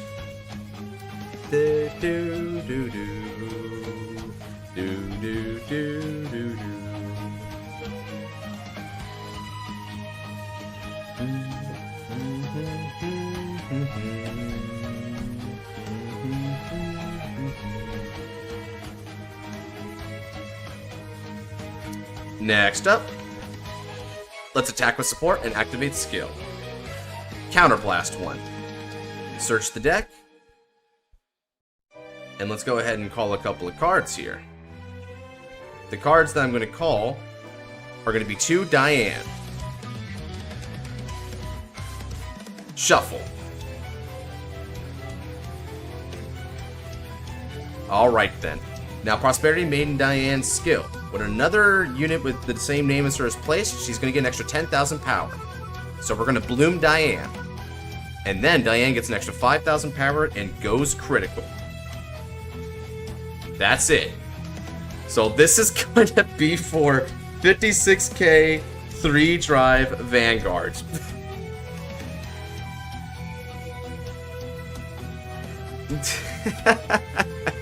Man, this is such a ridiculous attack pattern, dude. Holy crap. Okay. Drive check 1. Heal trigger.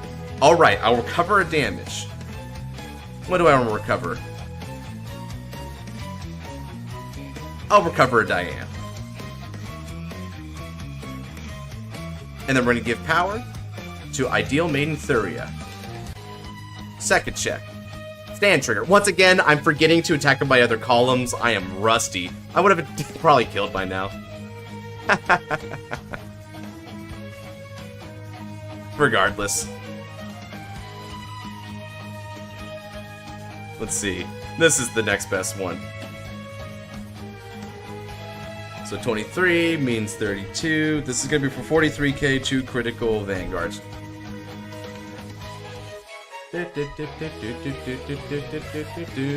Yeah, I'm already... Yeah, I would have probably killed, maybe even last turn based on like the hand, right? So... Oh, sheesh. Hey, the high roll, let's go!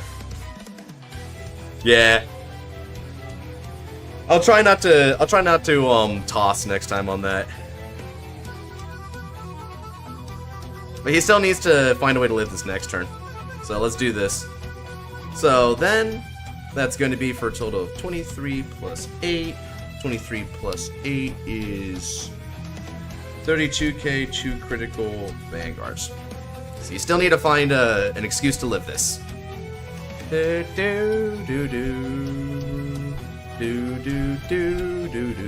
Sweet. Alright. Turn, bounce that back.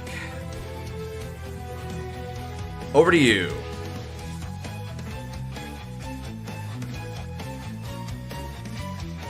So, is Ikishima legal? Yeah, Ikishima is legal. The one that came out in G though, not the one that came out after. The second Ikishima is not legal. So I already had him a couple of turns ago, but I keep forgetting about my stand triggers. So if you gotta remember to use your stand triggers here. Because Ketabin only was able to get the double heal high roll throughout this game to make it matter because I'm not actually using my deck correctly here. You can play better than I can. But even then, right, even though I'm like objectively throwing here, he still needs to get lucky to win it. It just goes to show that you can still do some good piloting, but you can be better, right? Alright then, let's go ahead and switch up music again. What's another good song we can do here? This one's a good one. Not being brave, not intentionally, it's not.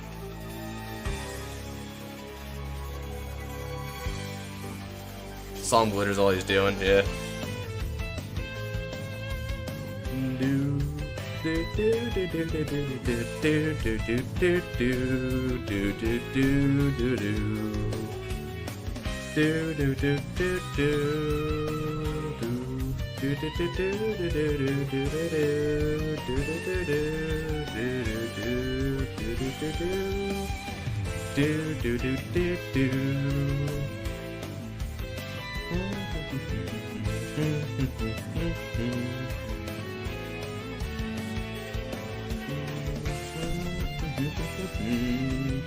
Success low-key cooking against Thunderstrike right now. I'm using Big Billy against Vanquisher. Yeah, that... I would be terrified if I was in Vanquisher's position. Success is crazy, dog.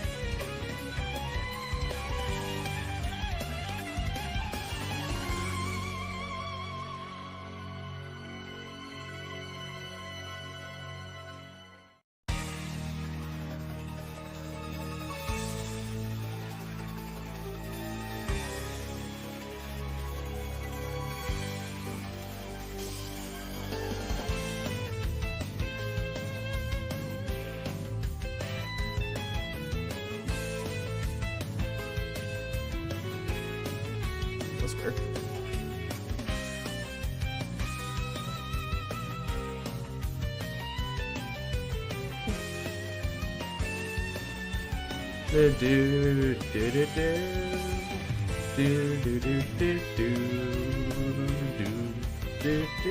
see chaos in the thumbnail. Ah, big chaos guy, huh?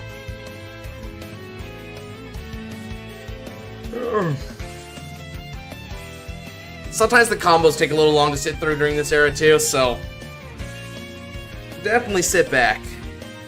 He's sort of spinning his wheels here, though. He's not really accomplishing much.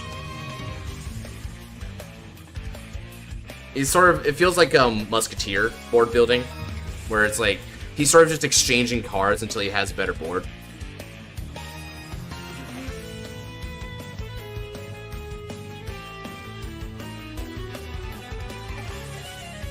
Yeah, pretty much. Darn, if I had just played well, I could have like stopped this. Yeah, if I had just played well, I wouldn't have to make you guys sit through this guy. Spinning the wheels a bit. When is the next Cardfight Vanguard chapter release? You gotta see what Nation of Maelstrom is. Oh yeah. They're like a every 2 weeks, I believe, so I mean,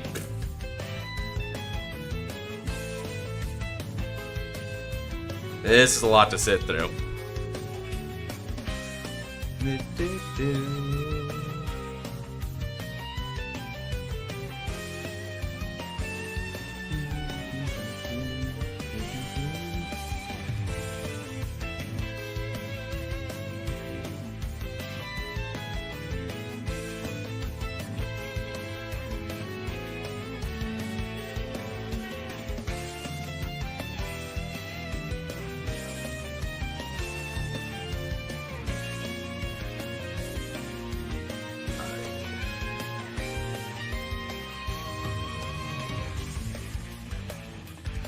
This do be getting a little boring, I can't lie. What's the most defensive deck in Zoo? Mega Colony, I think, if you're considering the fact that it's a control deck, so it's like kind of hard to break through it. So Mega Colony will make your opponent kind of sit there for a while and it's hard to break through. That's one way to look at it. It doesn't have a lot of like super duper strong defensive options. That's not how it defends though. It defends by setting back the opponent. Yeah, again, right, like, I won this fight a couple turns ago, but I'm just not playing right.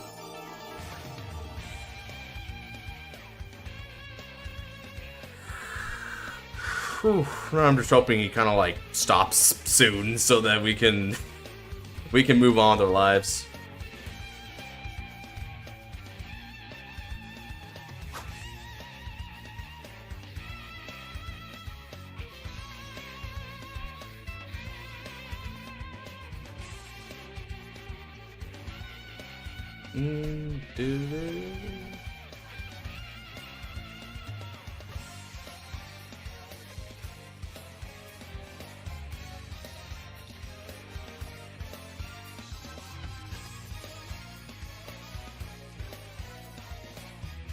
It's been an hour. It is, yeah. Bro, I can't lie. I'm kind of feeling bad for not finishing him off already because I'm making you guys sit through a lot of, like, extra crap for no reason. I should have ended him by now. Ah, well. I guess there's no helping it. Some decks just take a lot of time.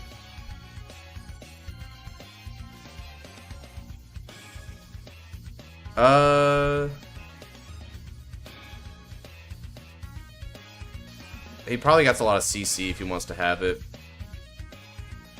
Honestly, is the CC6 real? I mean, I can give him CC6, not that he'll use it that well.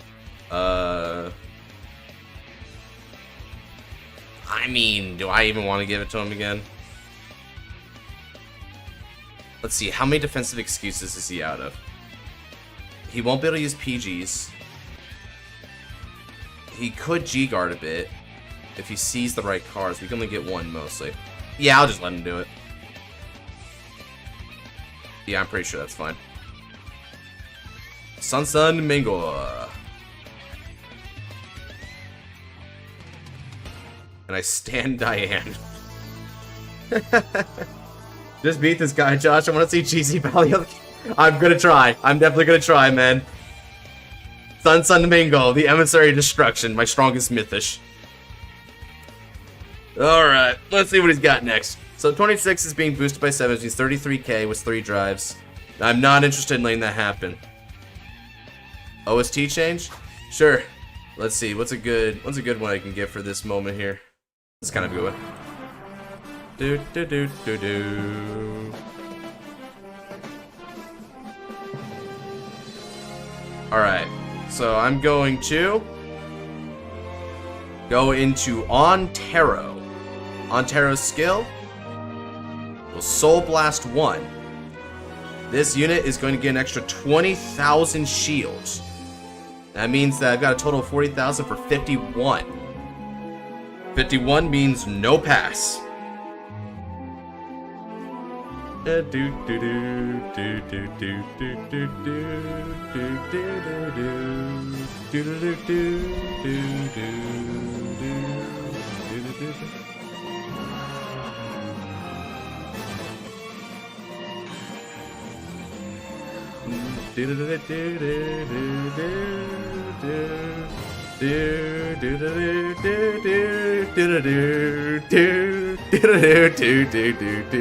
Triple stand trick.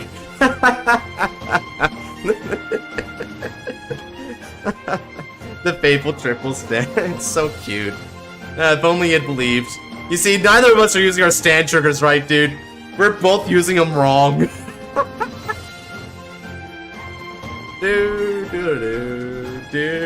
The CC8. But that's all he has now. He lacks the ability to kill.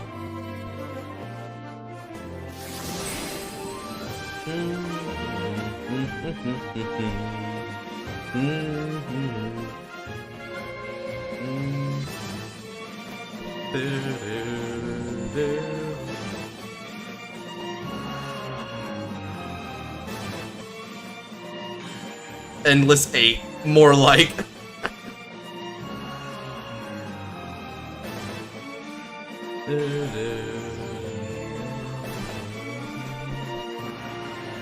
$25, I garb with Lupinus.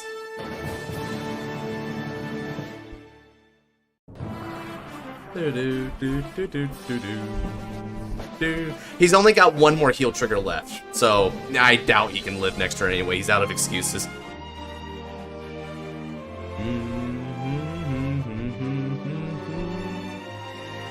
Yeah.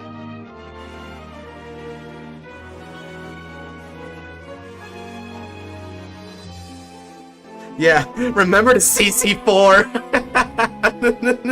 And that's why I let the CC happen. Because that's how his deck build is meant to work. I'm not going to be able to avoid it. Avoiding it would hurt me more than it would help me. Just let him CC. Let him do his deck.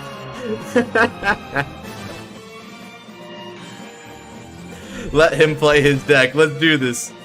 Stando ando tra. Alright, and what's gonna be my final OST for this bit here? I mean, shoot. I don't got another good one for this, so I'll just pick something I like. Honestly, no, I kinda like this one. We'll just keep it up for a little bit.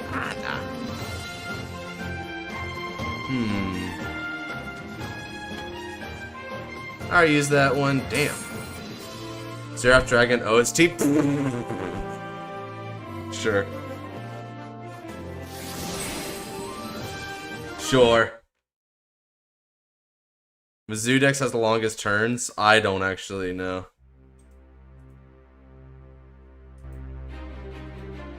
Alright. Beginning of Ride Phase skill. We're gonna bot deck a Diane. And then I'm also gonna bot deck an Odette. Here we go. Draw a card. And I may call a card. I don't need to.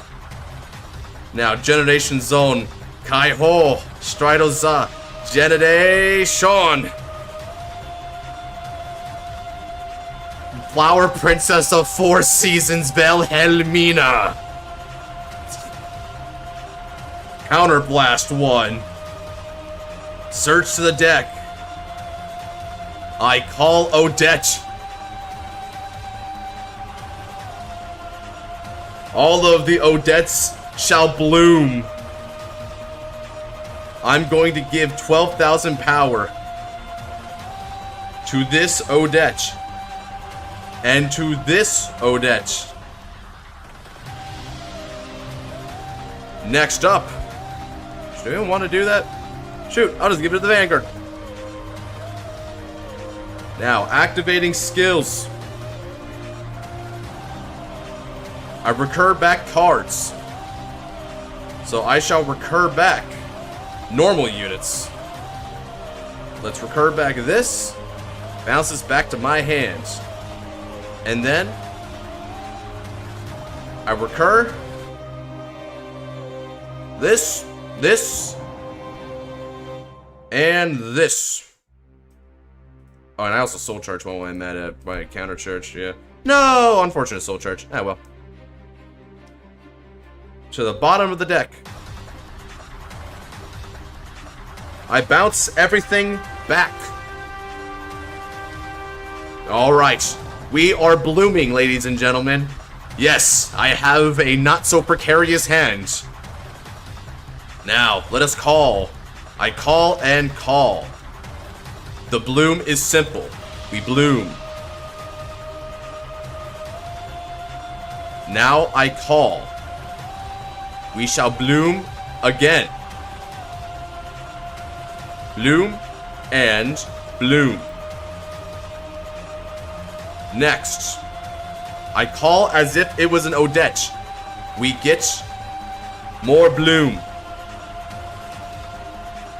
So we shall bloom 3 times here.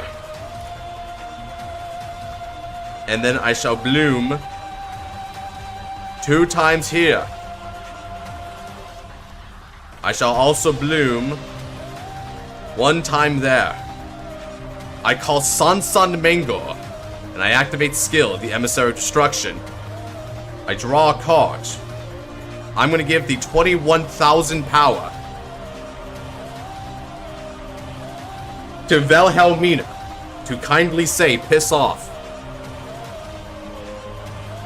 And I call because I can. We are power. Furthermore, let us not forget, I can give 5,000 power and a critical to these sweet Jesus. Alright. We shall now begin the onslaught. I shall attack with support. This is going to be for... That's what he said. 31k, 2 critical, Vanguard. Even 2 stand triggers aren't enough to stop it. And I know he's got stand triggers. Those would be the stand triggers that I know about. I shall now attack. This is going to be for... Oh my effing god. 41k, 2 critical Vanguard. Man, I may not remember to use my stand triggers, but I can certainly make a magic number, can't I, chat? GG's. The world shall be silenced.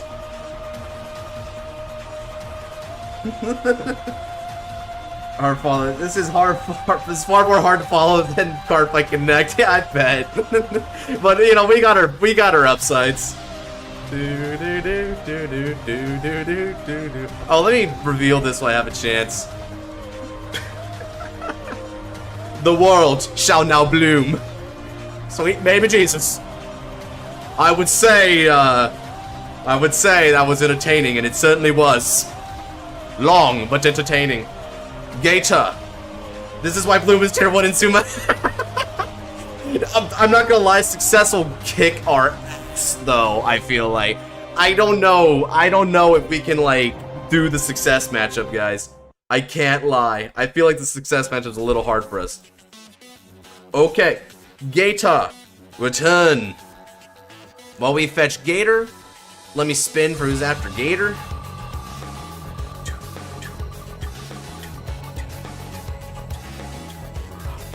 Andrew!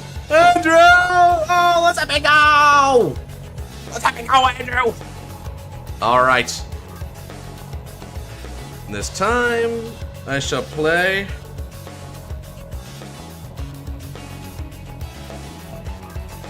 Where are you?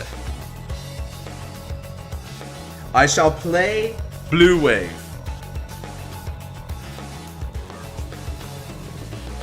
Am I running this right? Yes, this is correct. Okay. So, this is going to be a battle of the multis. Shall my multis win before his multis win? I do not know the answer to this question, chat.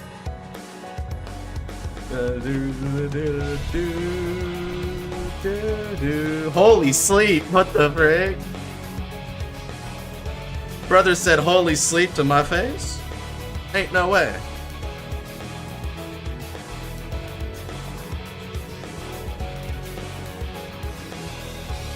After that, I'm gonna go get some water real quick, and then when we come back, I'm gonna continue that game with him.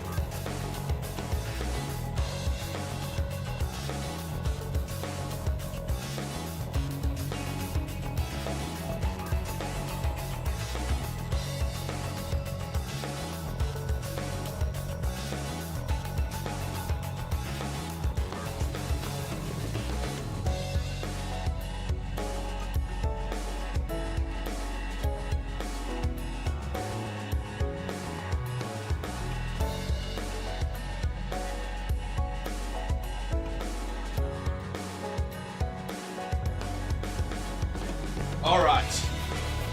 I'm gonna make this happen, guys. I am going to do blue wave things.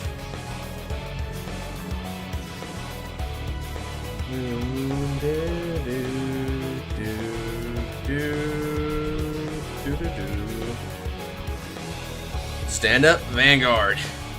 We got Blue Wave Dragon, Dagger Master Draco Kid. My boy. I am a Dagger Master Draco Kid, man. Alright. Hello, Bao. What are you doing? Naps. I'm playing some Zoo format G. Gotcha. Josh, I did it just now. Possibly, Joey. If nothing else, you can always change me in the format in normal game or normal stream game. What'd you say? I did it, Josh. I did it. Well, what's the hit? Take a guess. You get one guess.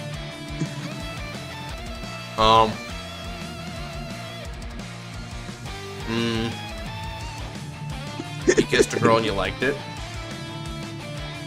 Damn. Alright, in the interest of not making you choke, I'm going to wait until you're done chewing. Alright, I'm chewed. Are you all? I finally caught up to Tabers. Just now.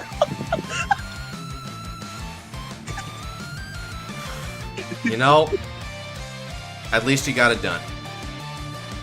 Proud of you, buddy. You did it. You caught up to Tamers. You look so disappointed in me.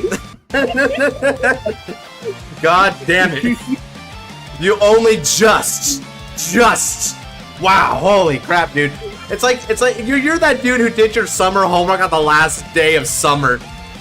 I am the dude. That's so me. But the only exception is I don't do it. Period. The only difference is that I don't do it. That's terrible.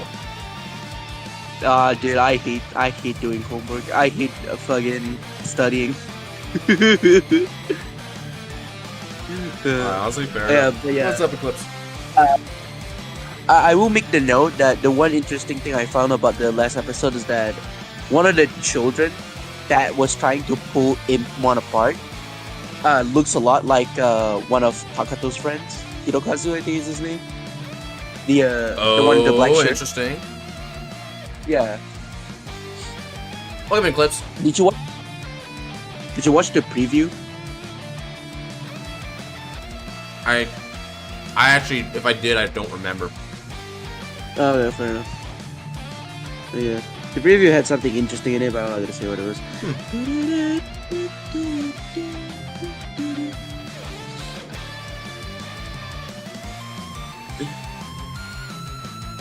Where's Zenon?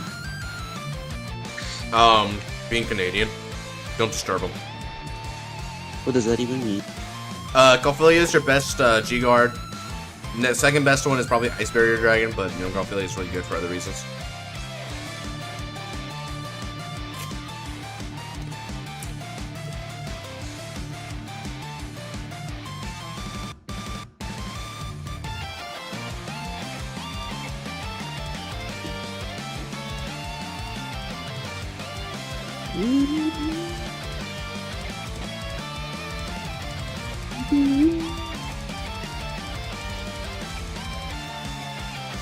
What's the eating, Josh?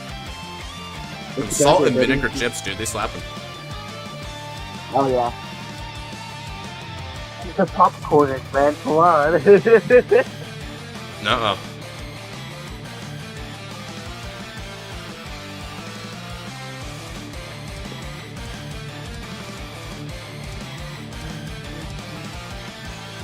Oh man, you didn't open the Toy Blast? It's unfortunate.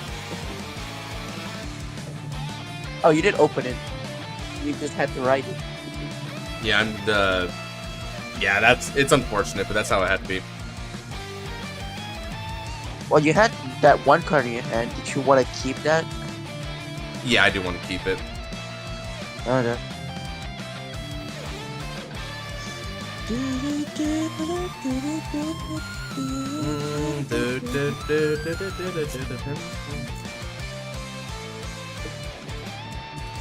I was made for loving you, baby.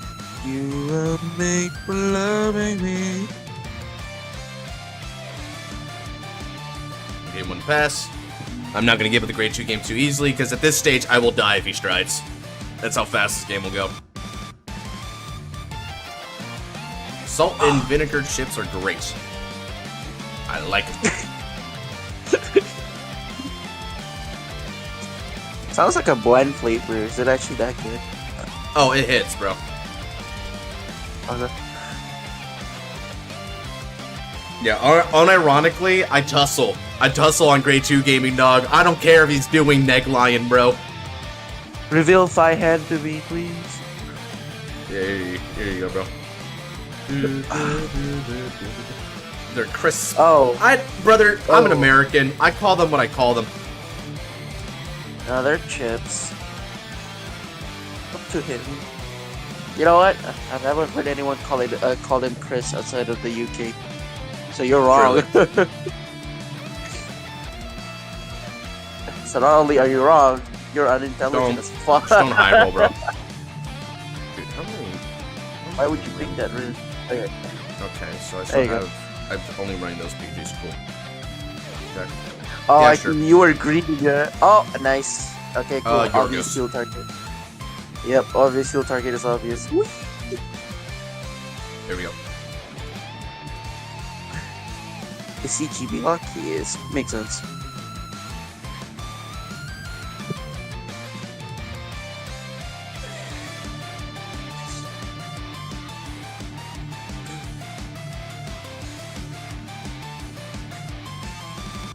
Alright.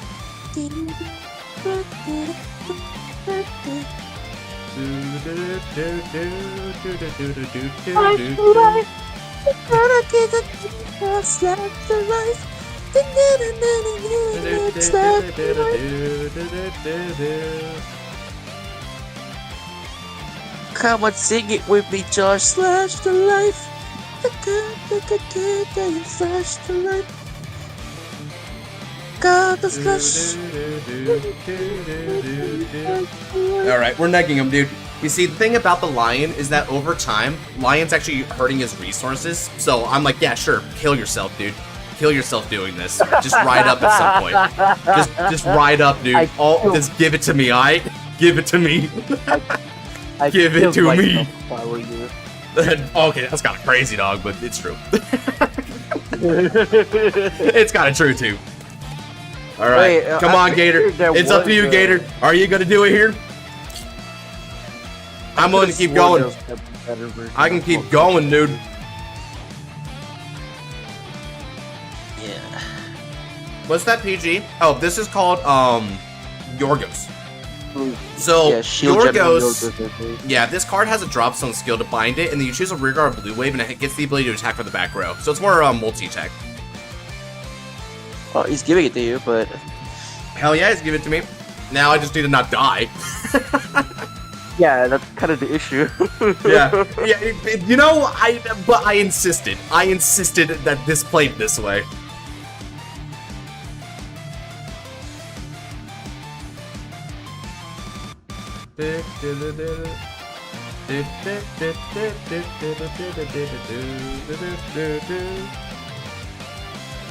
I mean, if he does go into Bala Earl, you might have a bit of a trouble.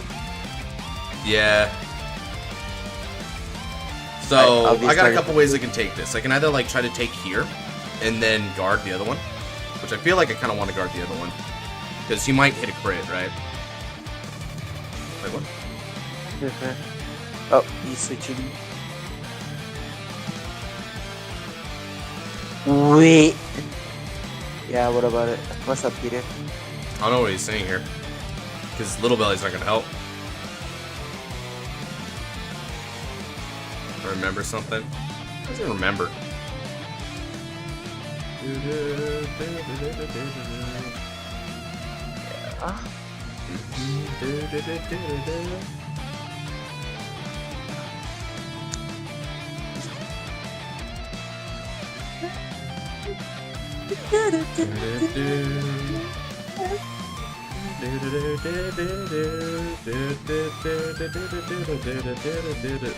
What does he remember?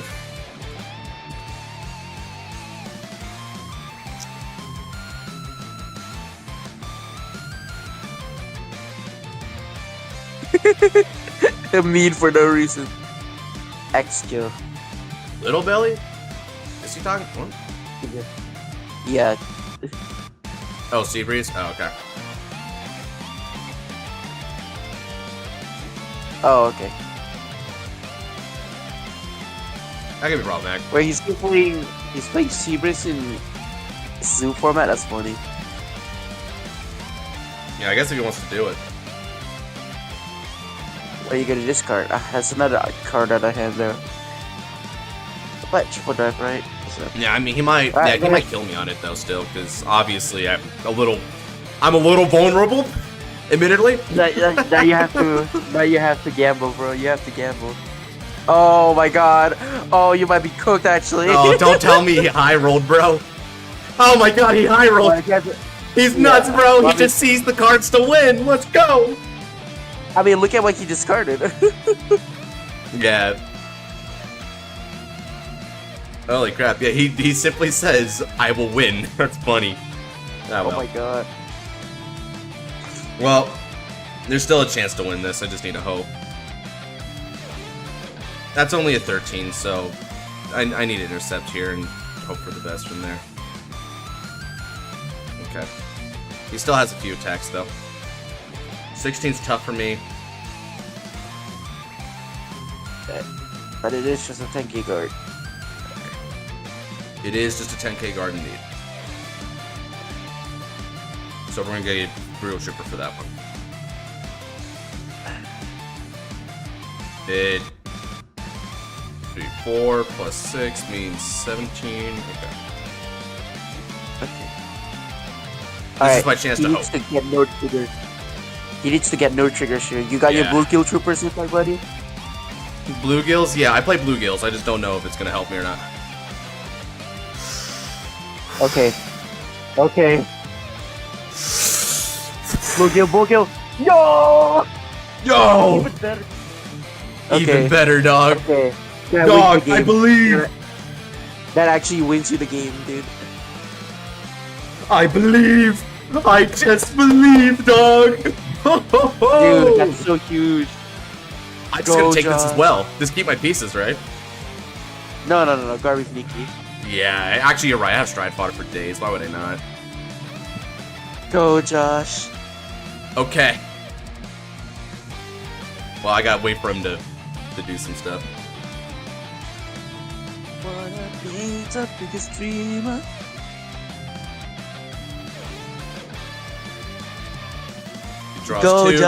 He draws two because it's great nature, and then that's that. Okay. My move.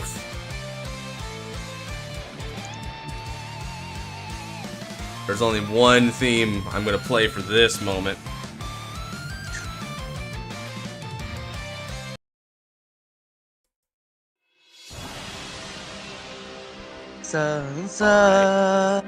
Everyone, the tide is in.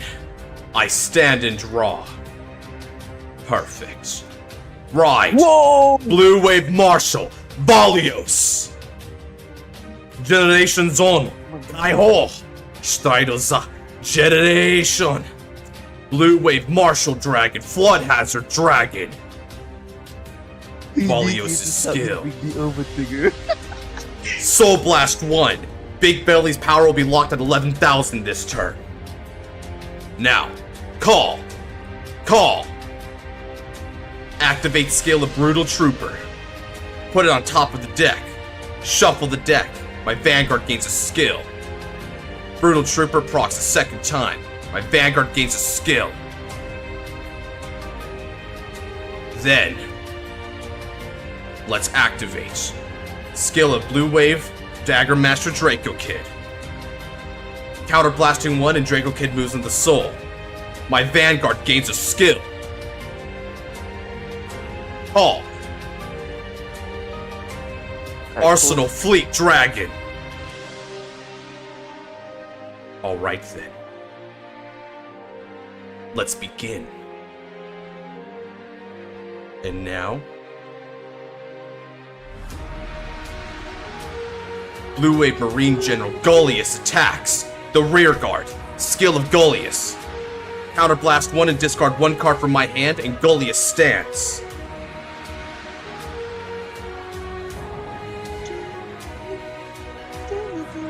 Next.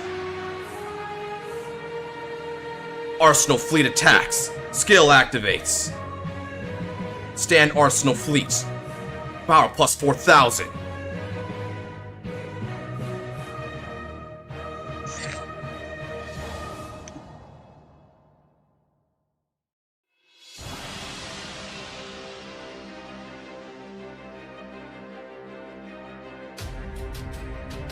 Alright then.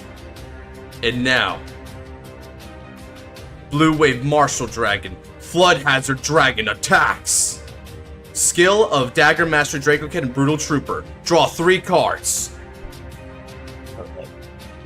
This is going to be 4. 26k, 3 drive, Vanguard.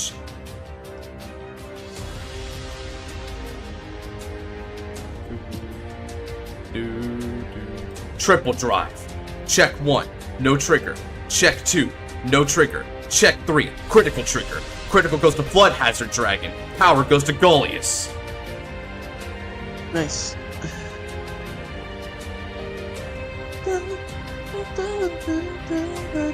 From no hand to all hand. Oh, we're not even done yet here, guys. However, his power is locked at 11,000. Now, Goliath attacks. 14,000 on the Vanguard.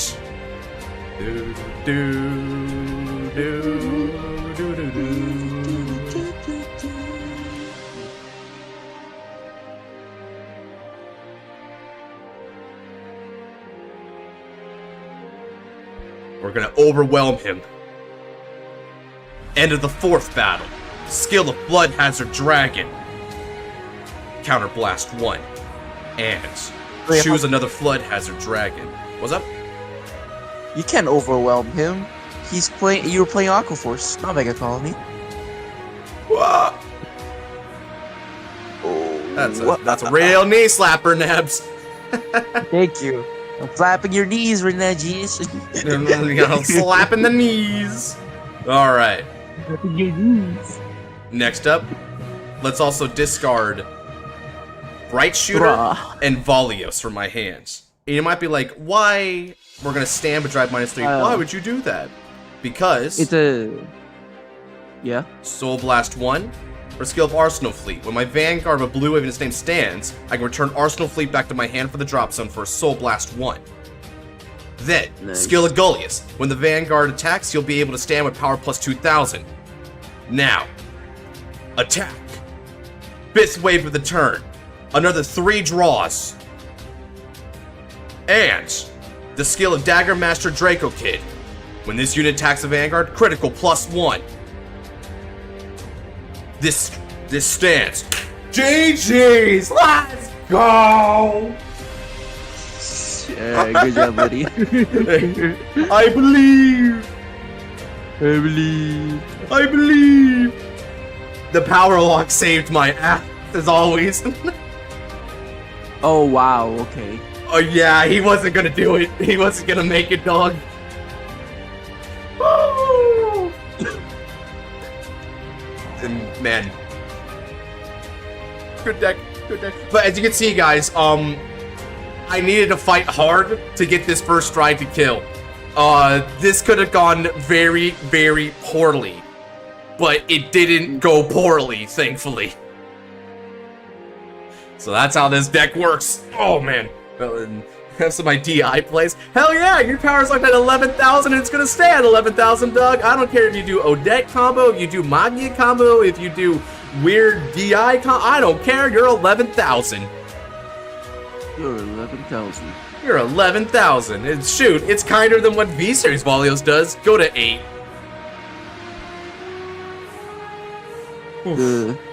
But that's all this. I will say though, if he did get a chance to like push like bigger belly like combos and stuff, I might have still just died. I can't lie. It's a very scary deck. Bala Earl probably would have done it. I don't know. Yeah, Bala Earl probably murders me, but you know, thankfully we were able to get past that. All right. See ya. All right. So Andrew isn't around. We gotta bring it around town.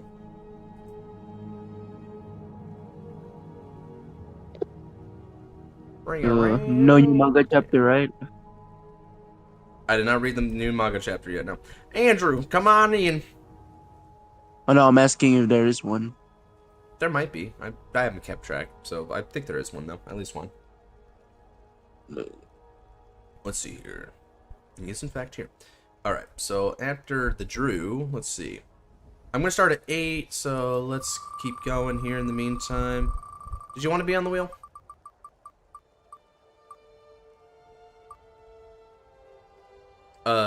Naps, did you want to be on the wheel? Hmm? Did you want to be on the wheel, brother? On the what? On the wheel. To be spun to the play. wheel?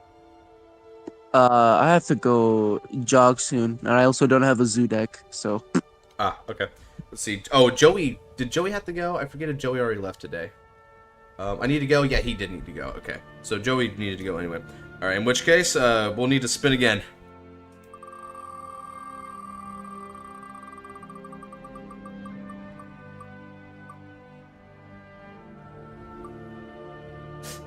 One slot king Melfi. One slot king Melfi is here.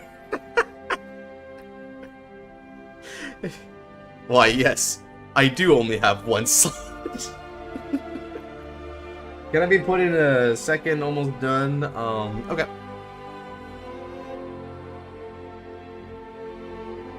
Melfi, come on in the lobby. Andrew isn't ready to fight yet. He got busy.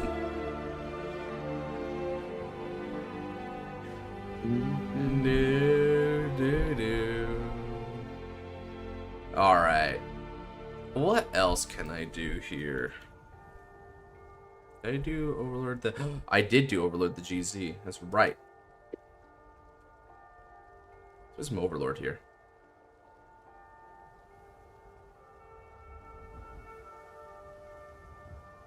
Wouldn't have freaking spun if it wasn't for Joey. Knack. Okay. Yeah, this deck looks... accurate? Almost accurate. Okay. BRB. I'll be right back. Okay. There's a couple things about this deck that needs to change, though, in order for it to be good. First and foremost, he needs sleeves.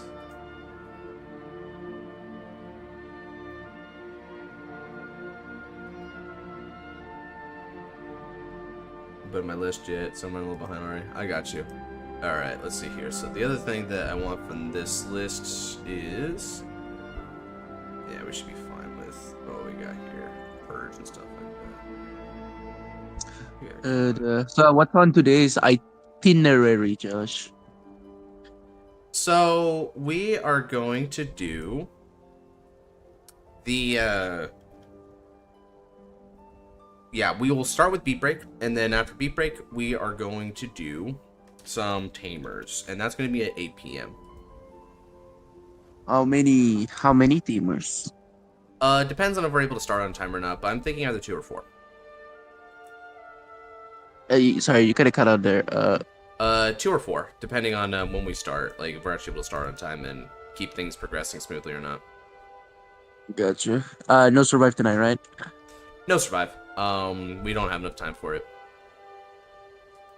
Is that thing? So play blasters after. Yeah, I guess blasters didn't really change there, so that's fine. Alright, the other thing we need to do is Genjo does not need to be here. Genjo's completely overkill. Where is... Kagero got Tara. That was the one that we got. Let's see, so Tara, and then we also got Glow Heater, and Burning Evolute.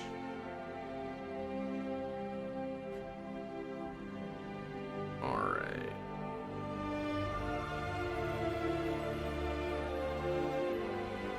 Tata, right, yes. I meant Tata. But I've been so foolish. Tata. Oh, this is actually brighter looking art. Tata. So I have Burning Horn Evolute already. So Evolute's good. I also did Burn. Wow. So that's just what I want to do today, huh? Berserk Lord's cool, but I feel like I'd prefer to play Glow Heater. Yeah, I'll do Glow Heater.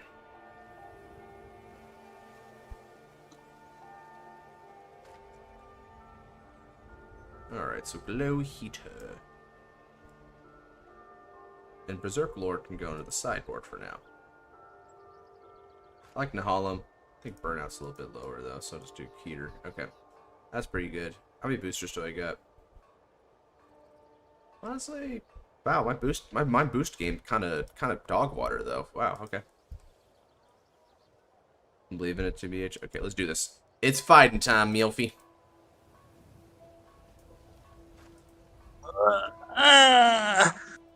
I'm enjoying this format so far. Yeah, it's pretty fun in its own way, right? Some of the new decks that came on out are pretty good. Obviously, I get access to my Honey Boot Valios, right? And Valios is a party. The Asha is the one I'm going to compete with because I believe in Asha and Asha believes in me. It's going to be the first time I'm competing where my mat actually makes sense. So I've been having this random ass Asha mat, and I'm playing nothing but Keter. You know, kind of don't remember at all that you had an Asha, man. It's a good one too. It's quite nice. I don't know. I kind of like to chill with this one. I had the Youth Perk one for the longest time, and that was pretty good. But I've kind of grown more partial to this one. Oh, fair enough. Ba-da-da, da-da-da-da-da-da-da-da-da-da, da-da-da-da-da-da-da-da-da. Come on, let's say it with me, Josh, say it alive. You slash the life. I don't know the lyrics to this song. I Slash don't the know life. whether. Slash the life. See, I'm just doing scat now. Slash the life. Renamon, come to my house. Slash the life. Tap that ass. Come on, Renamon. Don't be shy. Tap that ass. QBmon was an upgrade. QBmon. Yeah, that fox do be easily. Tawomon was honestly just alright. Tawomon did a marriage proposal. Rejected a marriage. Vanguard! Lizard hero Undu. Oh, it's blue. Actually, it's Undu based on Japanese pronunciation, but it's Undu. It's Undu. Undu. The dumb's manner, anyway. Hey, don't be racist. You imagine my ass being like, man, the dub is better, and someone's like, man, that's racist to Japanese people. Wait, hold on. What did you say for the second example? I said the dub is better, and then someone told me that's racist to Japanese people. Bro, it's like the reactions to dub was like, this dub is so good. It's He's attempting Rose. Doombringer High Flame. Punk ass, you should have been here for the ride. Oh. Wait, I don't like that. Wait, hold on a second. What was his starter? Isn't Conroe the starter, Lizard Attacker? Nah, I went Undu just to search. Why? Lizard Attacker, bro? You got this from David, didn't you? This is David's list. I had a feeling this was David's list. It seemed too familiar to me. I fought this before. Conroe. I played these games before. Hell no. I like Undu, bro. Undu's got one effect, and it's a good ass effect. But Lizard Attacker Conroe. Attack these nuts, brother. I'm trying to, but you're not letting me. Blu-ray Draco Kid, no. Draw. You got a deluxe recording tomorrow? Deluxe recording tomorrow? Probably not. What about the day after? I don't know. I'm gonna have to ask him. There's only two deluxe matches left. And then after that it'll be the finals. So it's not exactly packed to the way it was before. We've hit the creme de la creme. Can you believe that Scarlight's in top 4 deluxe and he also just won the V Revival tournament? If he wins deluxe as well, Scarlight is literally gonna quote, "I don't know what happens." He got hard carried by Unknock. That's what happened. It's fine. Nah, I'm just kidding. I'm just kidding. Yeah, it's true. It's true that that's not the case because dead ass Unknock was like I don't want to fight World, and Scarlet's all right, cool, and Scar proceeds to win all 3 top cut rounds. It's pretty good. Oh yeah. What day do you want to do Digimon Survive this week? If you're open to it. Let me consider that a little bit. Got a couple of options here. Let's see. I'm gonna call a couple of cards. Is that Evolute? Right. Wait, that's not Evolute. That's just regular Burning Horn. No, this is. And then here's Evolute in the hand. Not that I'm gonna actually play it. Let me not confuse Melfi. Evolute. The reason I'm not doing it is because he doesn't have something in the freaking column, right? So I can't do it. Evolute. If Maelstrom right, but I was like, I'd play Hari. That makes sense. I actually have a Hari GZ deck, funnily enough. It's not bad too. It's got some fun stuff you can do. Oh, but for now, see you later, just. Bye, later, man. Bye, beautiful time. 14 on the Vanguard. Check. Ghetto, the critical trigger. The Kagero clan. Oh, damn. Heal and heal. Alright. Check that. Banana. That is definitely David's list. Chappie the effing ghosty, the frick. Chappie. Play some old-ass cards, bro. Right, Night Rose. With its skill, I Night Rose things. Let's play a different music. What's a good one? This is a fun one.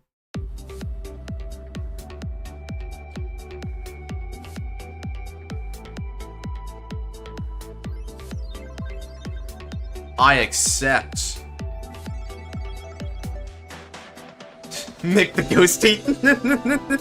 Mick the Ghosty. Ah, there's the Cannoneer. There's Cannoneer. Cannoneer is always a problem for us.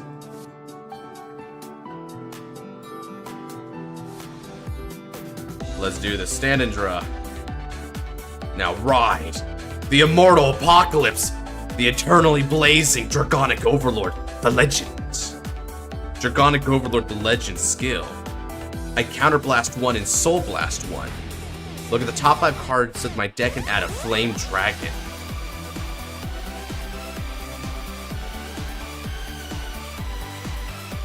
Alright then. Let's add another copy of the legend.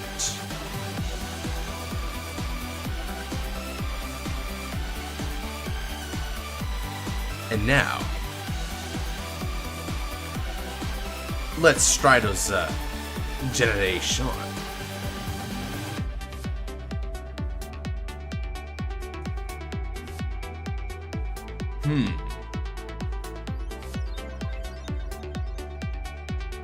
Let's see here. With my options,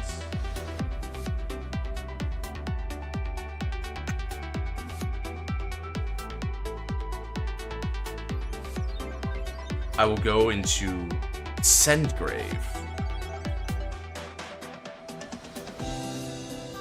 Now then, Nahalm's gonna get some power here. A Sendgrave skill. Counterblast 1, and I'm gonna flip up something. So let's see here. I feel like I'm gonna flip up. Ziegenberg actually feels like a good win condition here.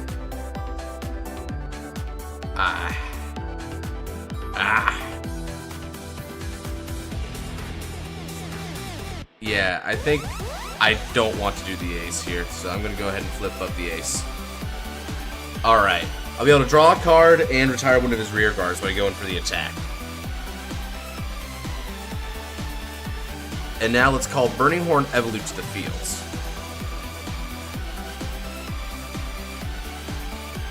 Oh, I can't read. What does that do?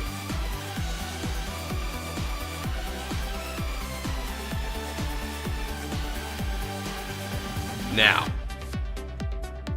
let's go ahead and enter into the battle, shall we? Attack with support, and now with skill, Rip Grenache, and I draw a card. So this is going to be 4, 31k, and 3 drive on the Vanguard. Furthermore, Nahalim's going to get an extra 5,000 power whenever my Vanguard attacks. The Overlord.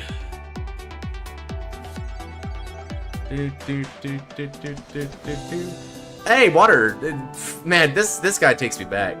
Alright. Check 1. Check 2. The heal trigger procs. Let's recover damage. Ah, yes. I shall recover Overlord the Legend. I'm going to give power over to Evolute. Check 3. The Destiny. Right, the Destiny. That's the one I kind of want to ride, I can't lie, so go figure.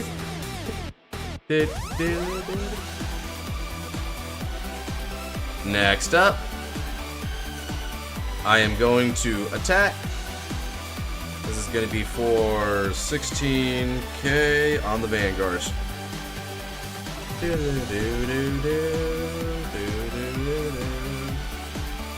This gets an extra 2,000 power, and I attack.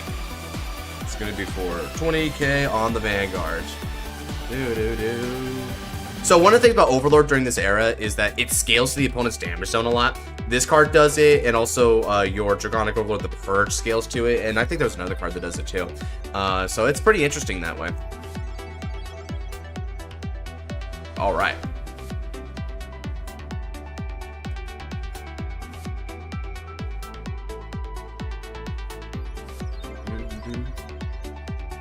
I'm doing this for David and Flo. Okay, here comes the Night Rose repping, I suppose.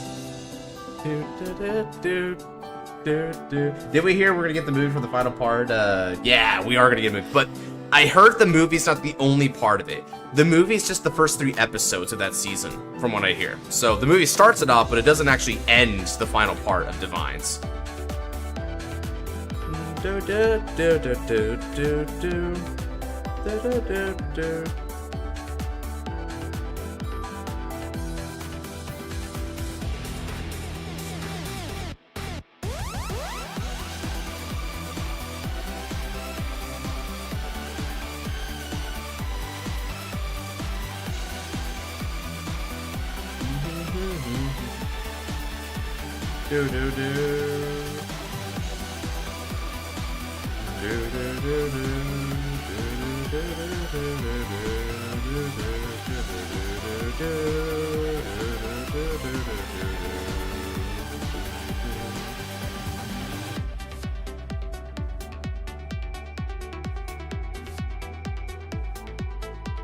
Damn, bro, I actually did the combo. That's rough.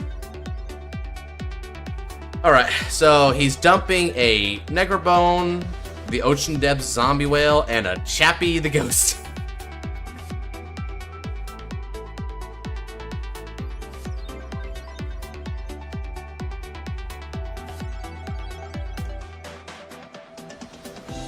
He calls Mick the Ghosty.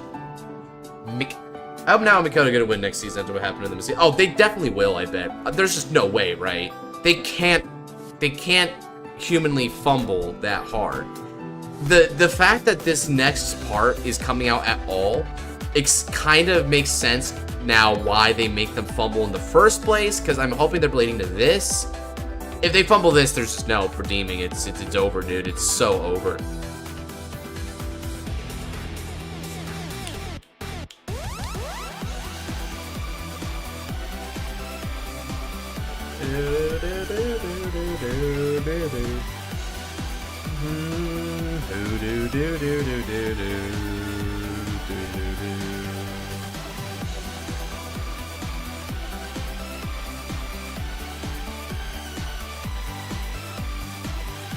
Ah yes, Negro Lazy.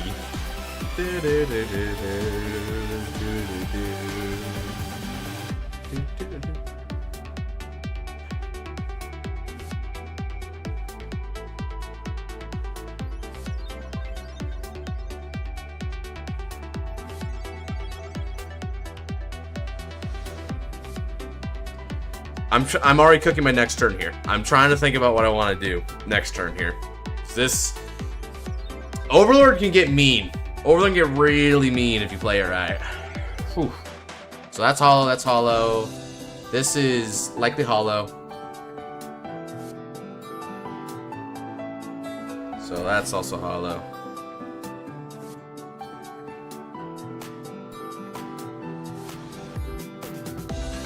The Chunky Ghost meets the Chunky Hand. And I do believe the Chunky Hand may prevail in this one. 18k Vanguard.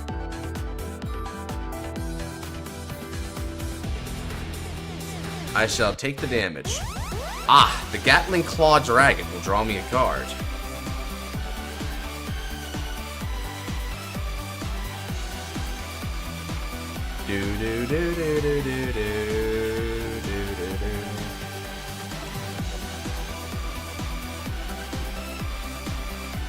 Okay, so now he's gonna use this skill.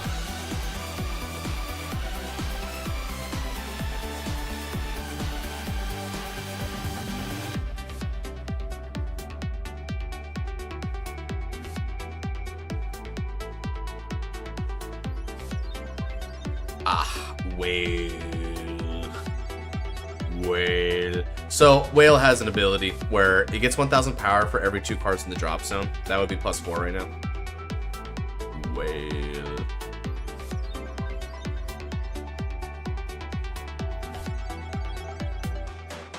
These combos ain't comboing.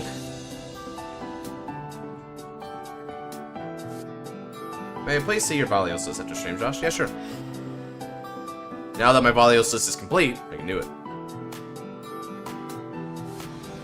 Wait.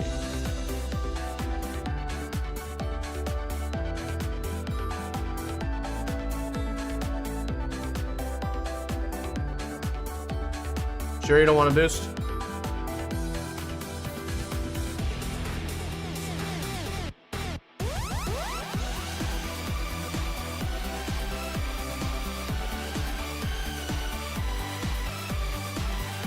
Alright. Let us Generation Guard. So when's the next V Revival ban list? Should be within the next few days, I'd say.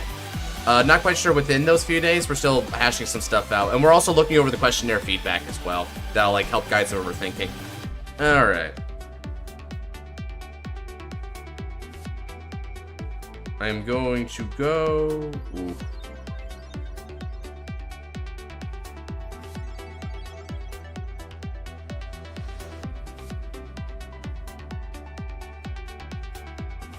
No, we need to go... Boom.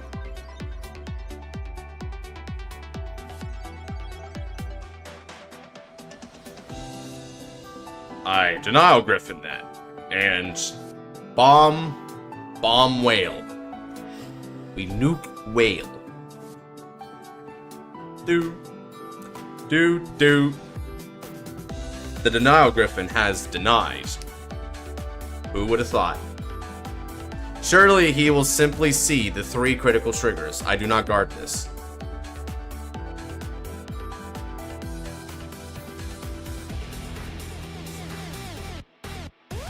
Alright then.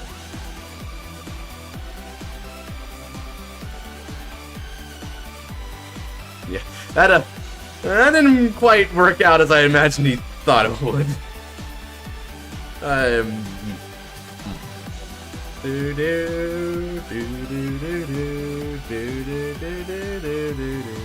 Right, I need to fill that out. Yeah, that would help us. The more people comment, the more they help. Wow, they drove check death, their own death, truly. And here you thought they'd be used to death by now, given that they're zombies. My move. Let us stand and draw. Okay.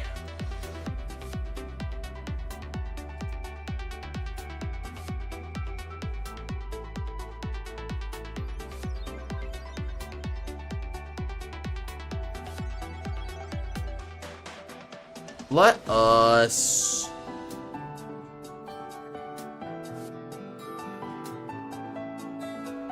ride into the legend.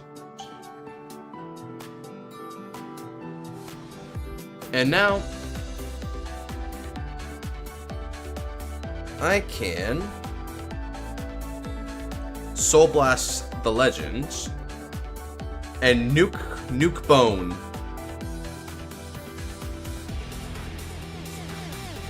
Wait, I don't even need to do that, but I'm just going to do it anyway, because I don't want to use the CV for him. So now we're going to Generation Zone, Kaiho, Stridoza, Generation.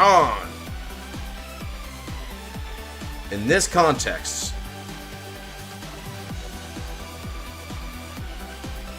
let's go for...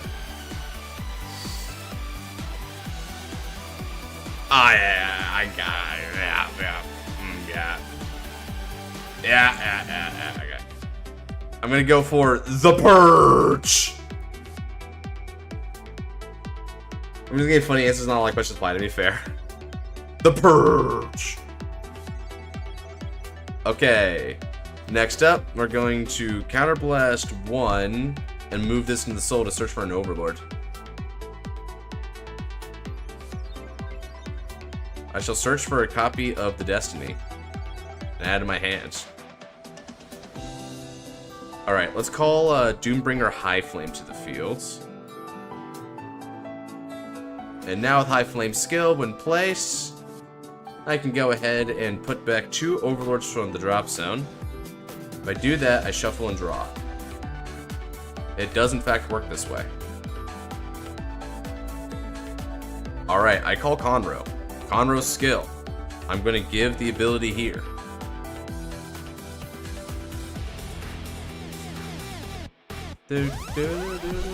And now we're ready for combat. It's just that simple. I am going to use this skill here. I will be putting this Overlord into the soul and flipping up a copy of Ziegenberg. Actually, no. Why would I even do that? I got the ace to flip up instead. Flip up the ace. OST change? Sure. Let me OST change.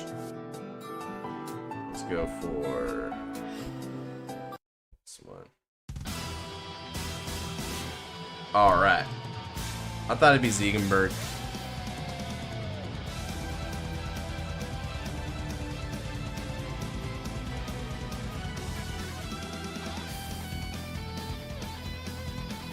I believe in me. I believe in Tristany side. Indeed, I shall now ping you with damage. And you do not... Your trigger effects are nullified for this ping.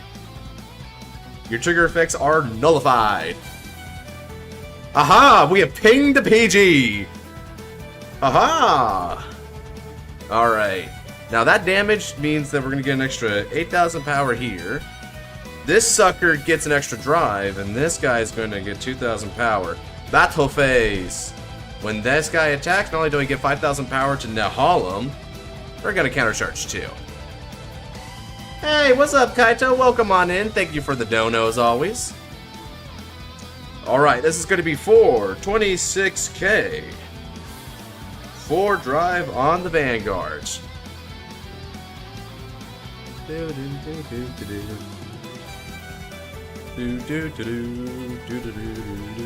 Me can't guard these attacks. No guard. Understandable. Check 1. Come on, I believe. Heal trigger. It doesn't heal. We're gonna get power here. Check 3. Come on, baby. Ah, crap.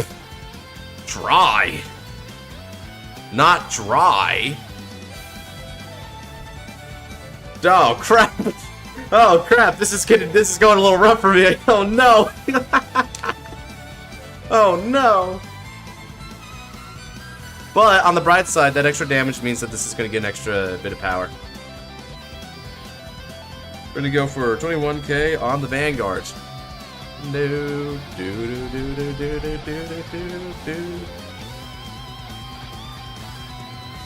Ah, cards with those two, sure. Oh, yeah? Well, how about...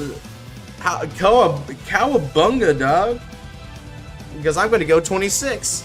So you got to give me 15 this time, brother.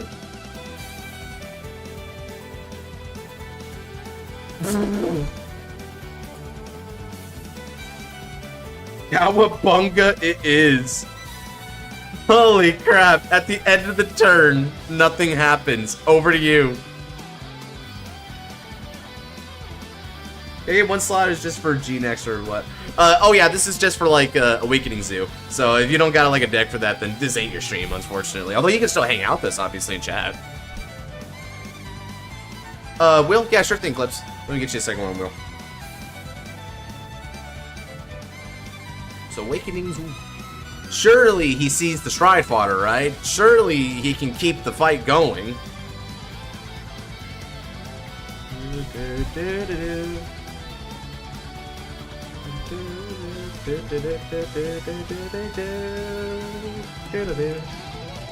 What?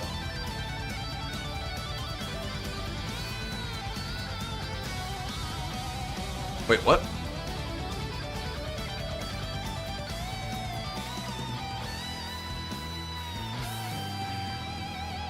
Okay. Okay. Okay, he's cooking. Hold on a second. Let him cook.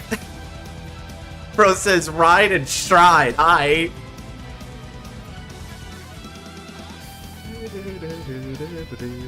Now, he's got no cards in hand and no cards on the field aside from his Vanguard. It is Grand Blue, but will he be able to do something here? Will he be able to do it?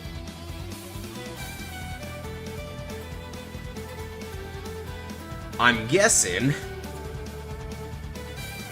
his plan here is to go into Roselia. Or whatever, I forget the specific name of the night. Gouache!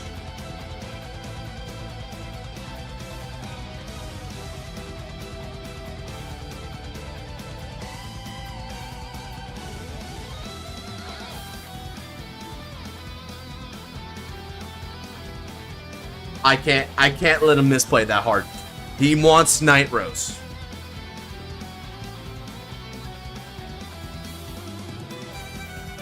I want to help him out here a little bit.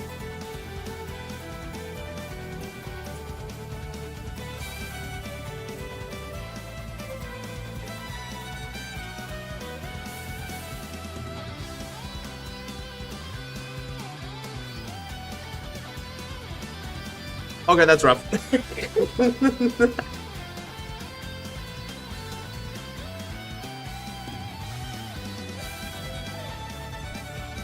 Lamau, dog. Bro said I brought Swiss Army knife to a nuclear cannon.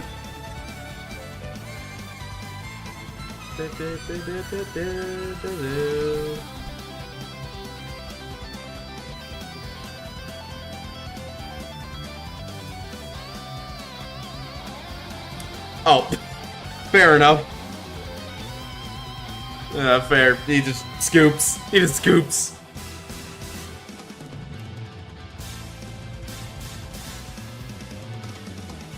GG's, Seal. GG's. Alright. Who's next? Is Andrew out there? I'm gonna spin just in case. Scoops. Looks like it's crazy this time.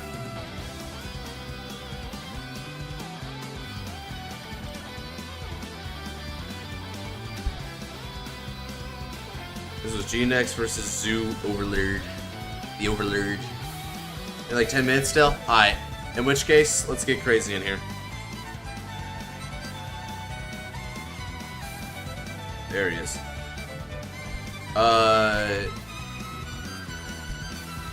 Drew still needs a little bit of time, crazy, so you're up. Don't be alarmed now.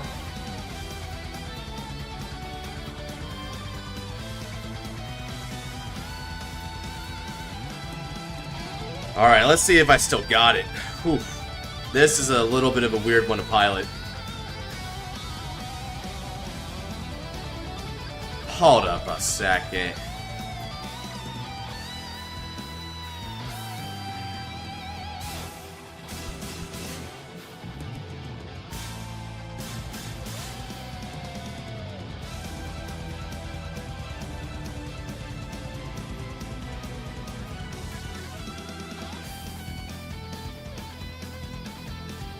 Where are you? There you are.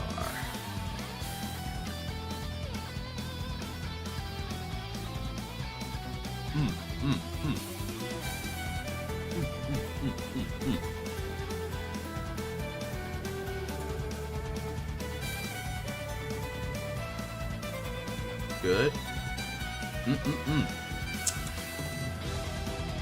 Let me go ahead and change up the music here. All right. I need to change a couple of things here.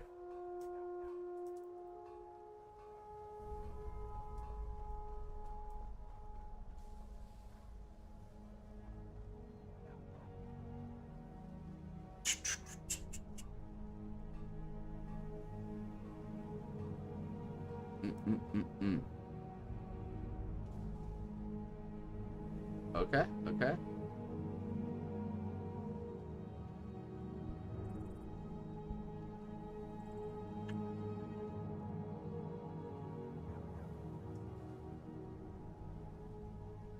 Where's the... Ah, there's the hot one. There we go. I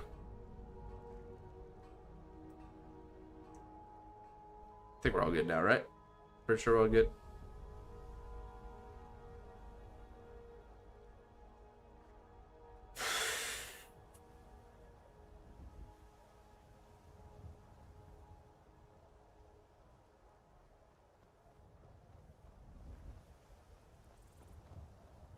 Alright. Anything good here?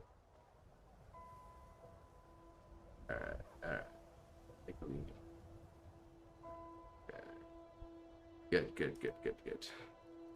We're ready. Oh my god, she is packing. Oh yeah, she's got ballistics.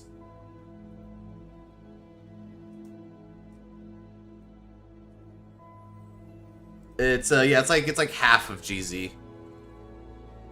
Yeah, I'll take that. Yeah, it's a good hand. Keep. Let's see, what has he got? Timepiece Draco Kid. Okay. Timepiece Draco Kid.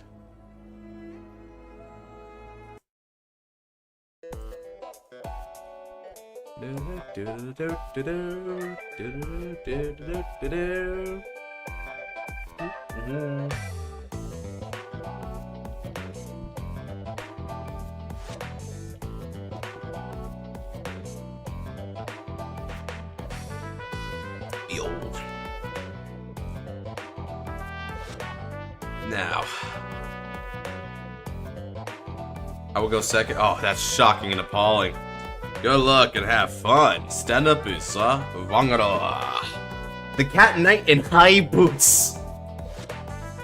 I apologize for skipping. I give myself a chance, though. Ah, no, it's fine.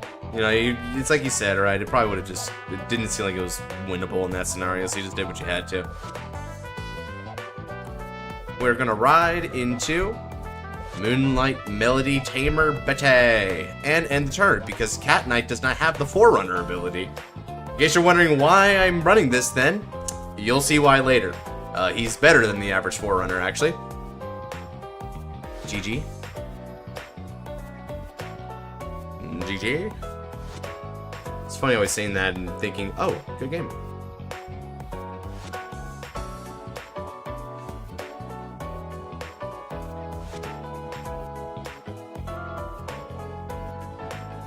I shall take a hit. He's playing Steam Legions. Oh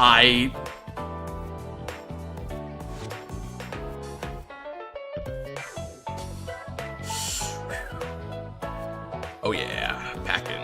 Alright, we're gonna go ahead and go into Flying Parryton. And Parryton attacks.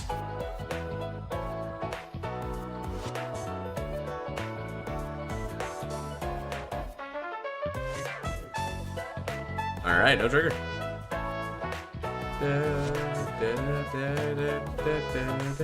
He is just playing. All he is playing effing Steam Legion cards. I respect the hustle, dog. He is loyal. He is loyal to this aesthetic. Building GZ Blademaster? Ooh, cool. Yeah, check out the set 13 cards. The set 13 cards is the ones you want to pay attention to, because that's where you get a few, like, extra Blademaster tools.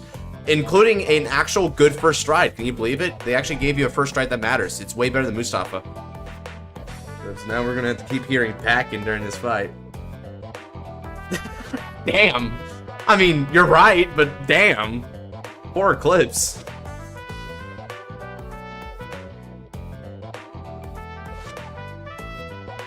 I take the hit. Oh, there's Slow Divider Dragon. Cool. Packing. Ah, Night Sky. Dancing Princess of the Night Sky. Let's draw. Oh, this reindeer loves me. Alright. I ride into Masked Phantom Hottie. Imaginary Gift, Axel 2. Okay, anyway. Look at the top two cards of the deck. I put one card from London to the Soul and another one on the bottom of the deck. I put Intensely Spicy Clown. That's his name. Put Intensely Spicy Clown on the bottom of the deck. Come on. No stage, sad. El Magia, bro. It's a very spicy clown. Remember, it's intensely spicy, and that will matter. What's an imaginary gift? A poorly managed mechanic. That's what that was. I attack. We're playing it very cool, guys. But next turn, we begin. Hari will wait patiently for 3 turns, but on the 4th turn, he will begin his revenge. Alright. Not bad either. 2 for you. Over to you. Holy crap. This is the year 2017. I've never heard of it. Is this for a different TCG? And then, like, a few months later, in, like, 2018, when, like, imaginary gifts are revealed for V-Series, you're like, oh, it's from the future.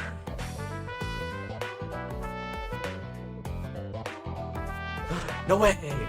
I just gotta be patient, right? Yeah. For now, you be patient. You know, just stock up your resources. Be chill about it. You'll do stuff in a bit. You'll do stuff later.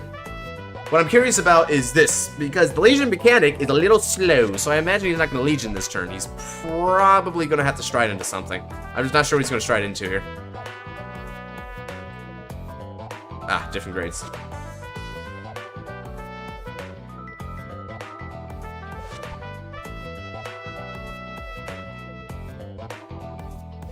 Damn.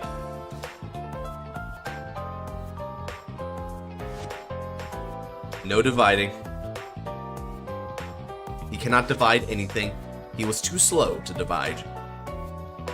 Alright, let's change up la musique.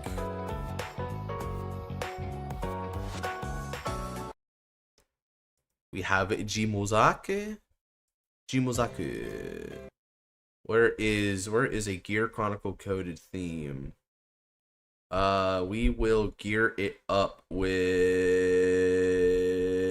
this one.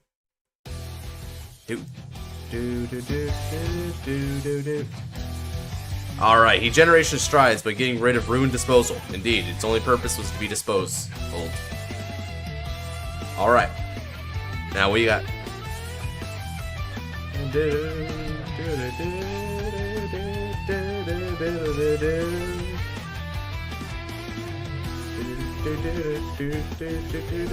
Ragnarok Dragon, the frick?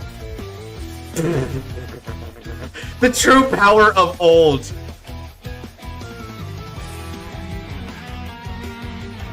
Holy crap. So guys, for those who don't know, Ragnarok was a grade 0 guard restrict card. And then it got a critical if you had 2 or more face-up G-Zone. It's not bad. It actually worked out better in early premium because of draw PGs. But it's just really funny. You can tell it's an old stride because it's explaining to you what stride means in its effect text. Does Luar get Dragobus Zord? Not in this format because Dragobus is in GPT 14. We're only going up to Zoo. Alright, Timepiece Draco Kid. Timepiece. Not Dragfall either.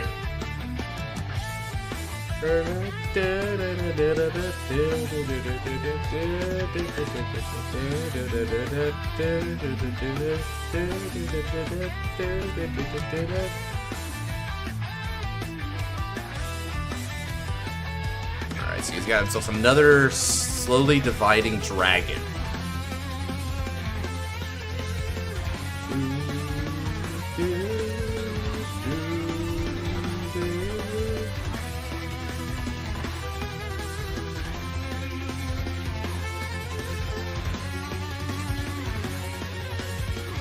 Alright. Lucky Pot.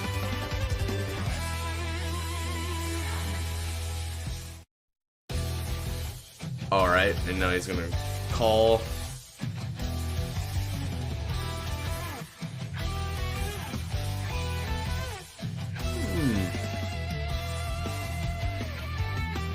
Go ahead and guard with Parryton.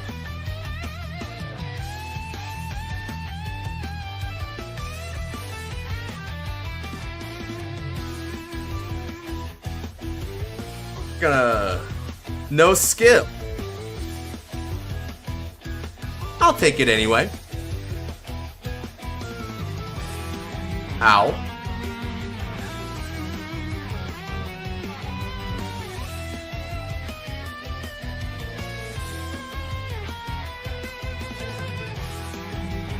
Oh, Emelana. This is my favorite quintet wall, dude. I loved her aesthetic.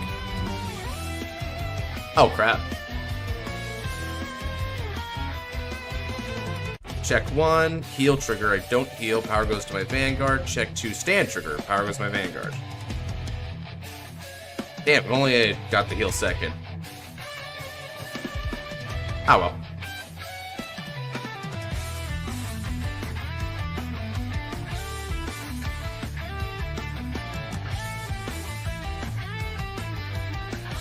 A fellow double trigger indeed.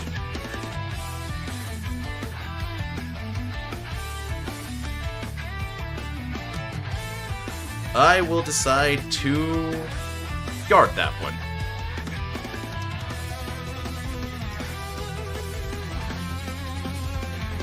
Alright. Bear witness to me as I make a board. Alright, standondo. Draw. It took a while, but the show can begin. Now, Generation Zone, Kaiho. Stridoza Generation. I'm going to begin with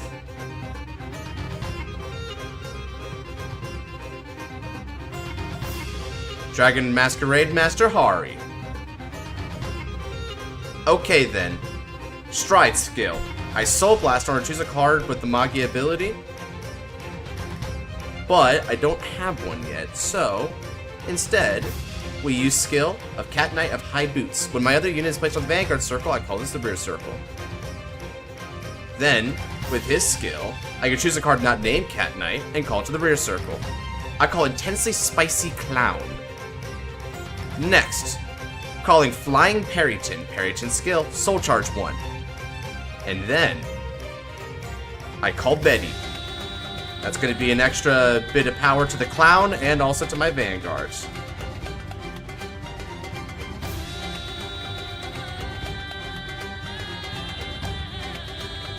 And then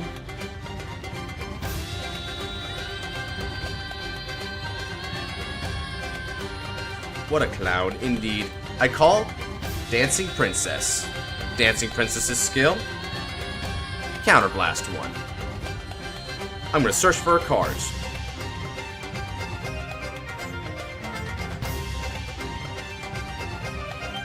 Let's put in Happiness Collector.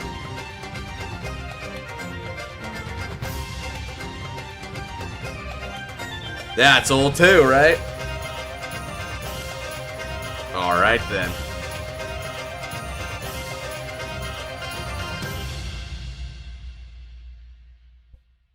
Next up, let's go ahead and do this. First off, let's battle. I'll attack the rear guards.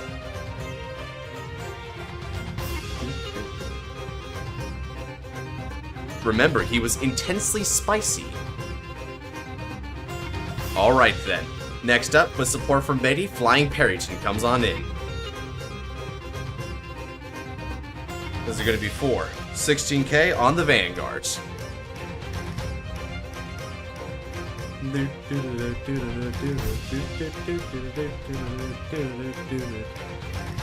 Now, Dragon Masquerade Master Hari is going to attack the Vanguard. And we're going to give it with some support. His skill, Counterblast 1. We're going to flip up another Hari. Now that I've done that, I'm going to put in 3 cards. Not calling PG from Soul, no sir. We're going to put 2. So let's put these 2 in the Soul and leave her. Now I call 3. I call Happiness Collector and Flying Perryton and Betty.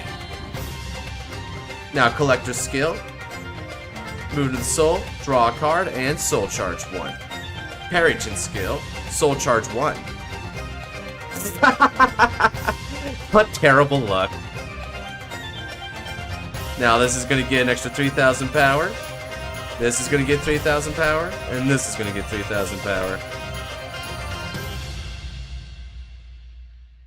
Missed a V card? Oh, yeah, I guess that is one I missed. Whoops. Alright. This is gonna be for 41k, 3 drive on the Vanguard. Oh, crap. 41k, 3 drive on the Vanguard. I'll get him out after. Get him out after. Well, I'm about to drive check anyway, so it doesn't matter if I know. Gotta love it when I'm trying to type, but then, like, it's not on the bar, so it thinks it's, like, hotkeys.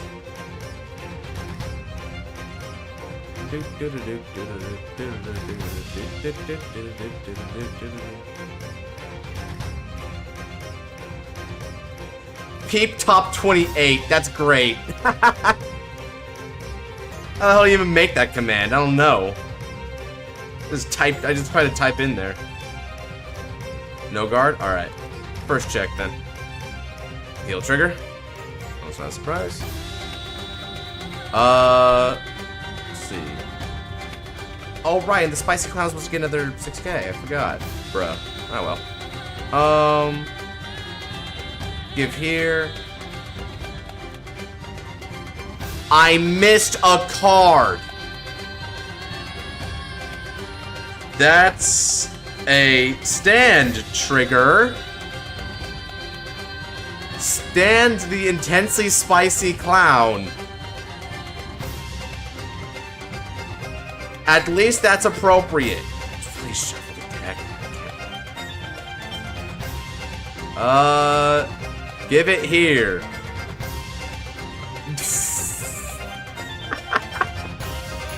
That's a stand trigger in this format, by the way. Just in case anyone wondered.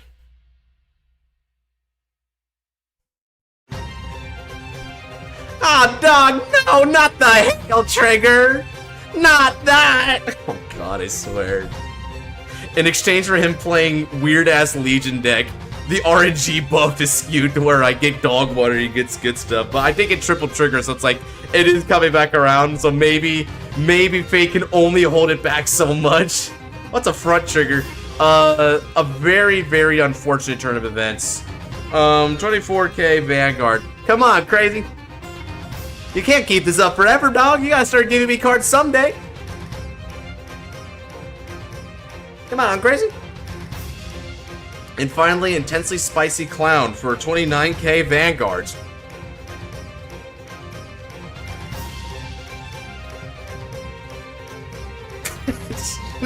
How could he thwart Intensely Spicy Clown? The frick?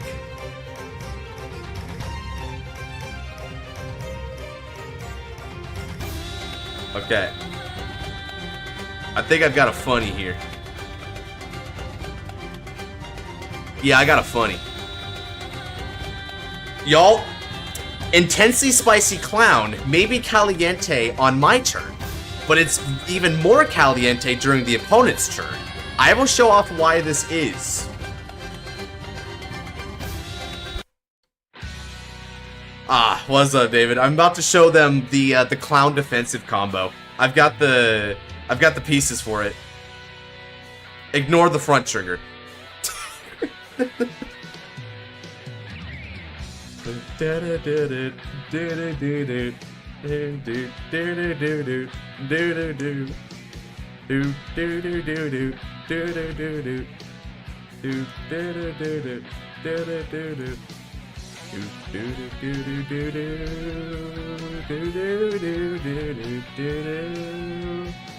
He's gonna leg you on.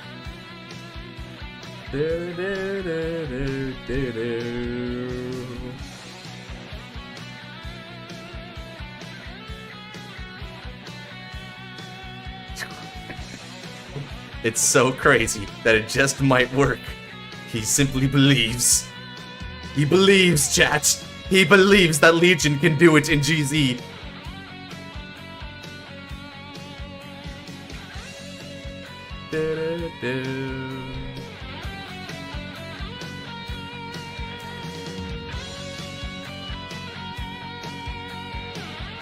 Imperser Illy.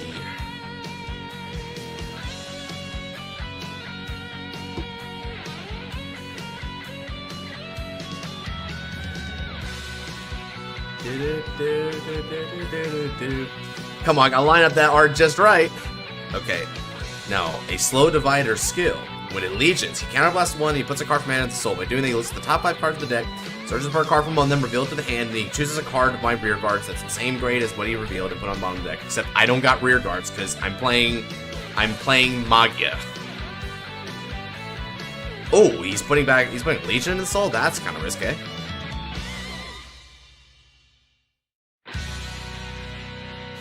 The Scuffy Wuffy.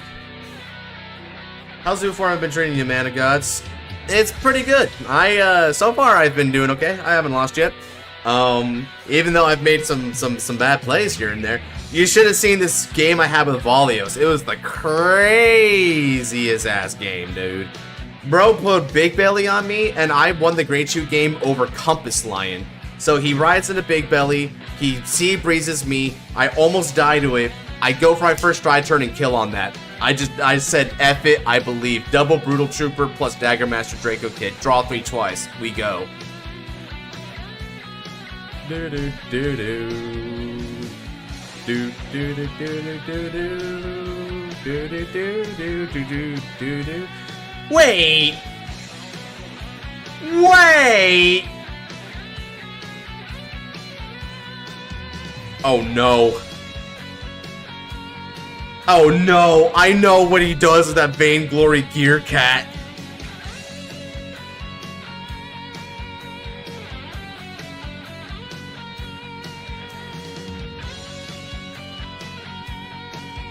I know what he wants to do.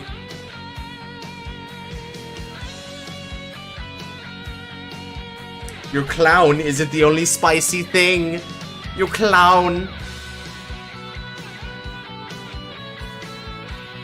20k Vanguard, okay.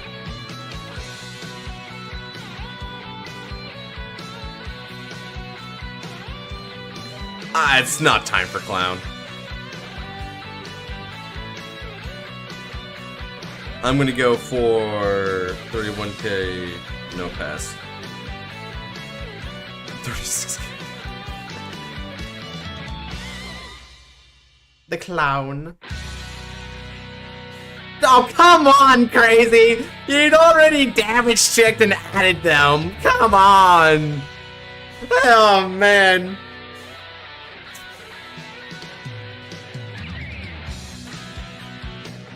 Yeah, and there's no way I can get around his stall either with the Vainglory. He will simply shut me down next turn. So I actually have to, like, build next turn and just tell him to quit the stall. It's the only way I can get through it.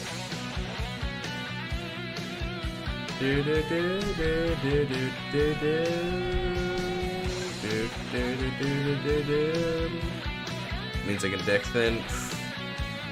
I mean, yeah, except you're not even checking the triggers you put. Holy crap, man. Holy crap. Bro simply is him. He will sack his way to making a bad deck good. That's awesome. Let's do it. Just doesn't question it. Yeah.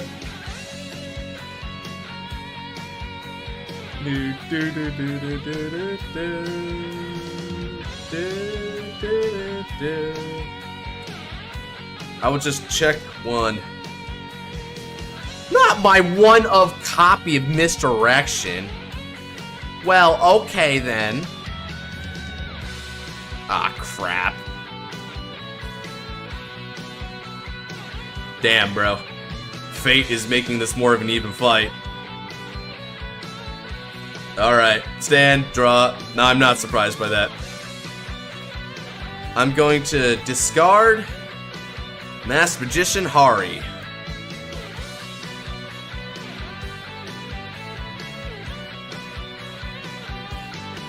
Let's see here.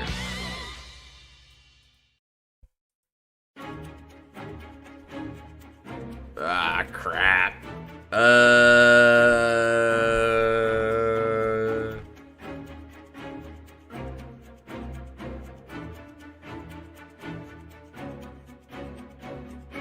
I will go Curtain. Yeah, I gotta go Mephisto here. I gotta build up. Okay.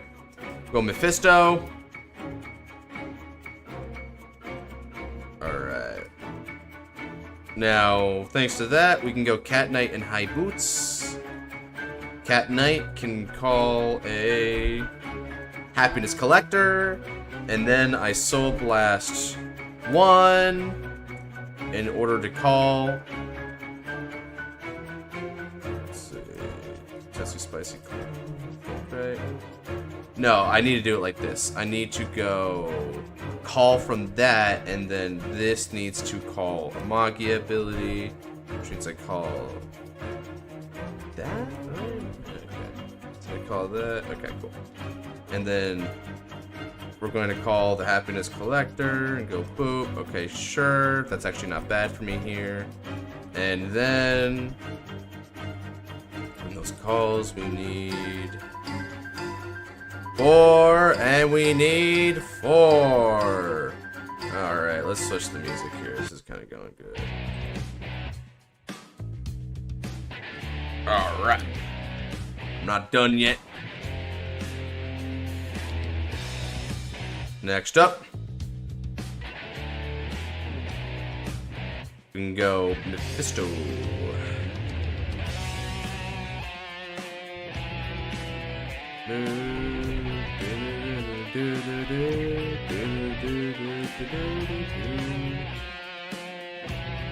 I can call Betty, which will proc Happiness Collector to draw a card.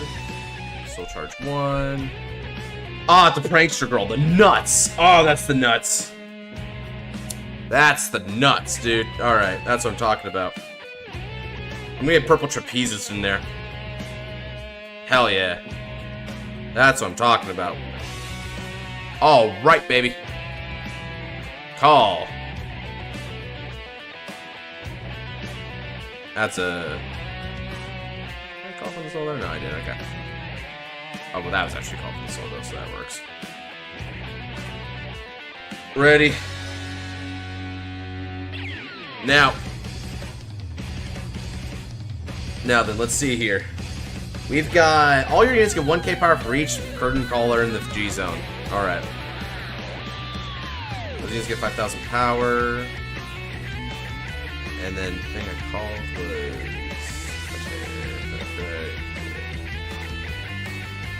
That was what it was. Let's see. So we gotta get 1, 1, 1, 1, 1, 1. Sweet. Okay. I am ready. Let's battle.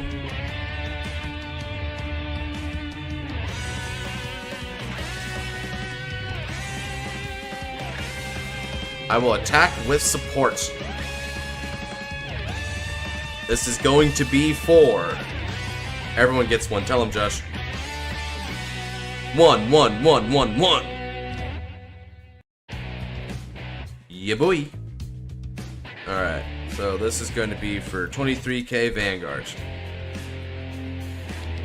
Dude, dude, dude, dude, dude, dude, dude, dude, dude. G-Guard, going to Pinana or Chimera, says, please do not hit me. Yep.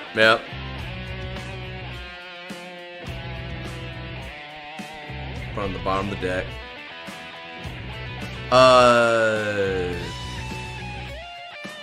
I feel like I'm actually gonna bot deck the cat this time. Bot deck cat. Alright. And now that means you can...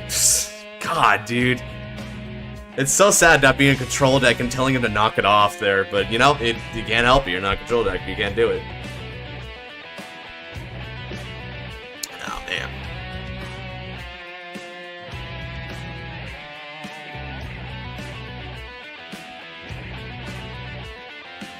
Still, though, I can still pressure him a bit.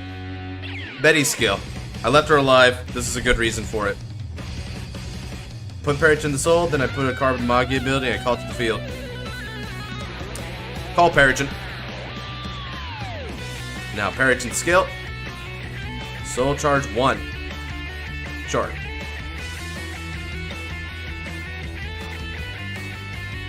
Alright. And now I'm gonna overcall.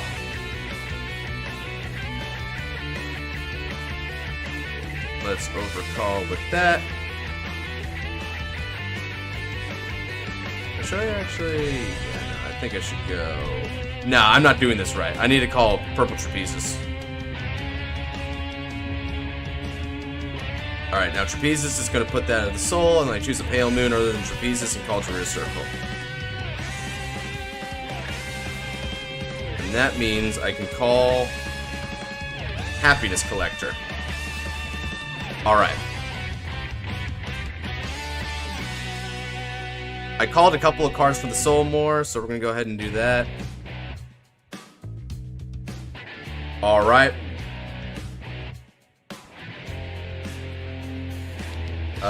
Let us attack. I'm gonna attack your rear guard for 11.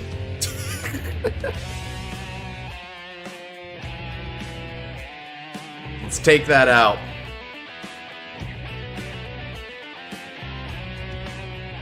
Alright.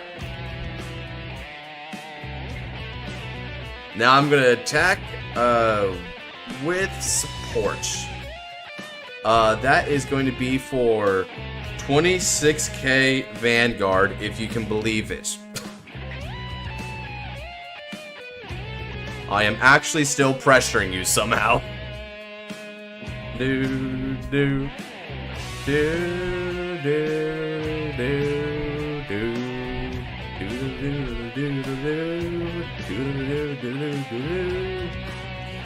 If I use the right deck for this stream, I get spun. Sure.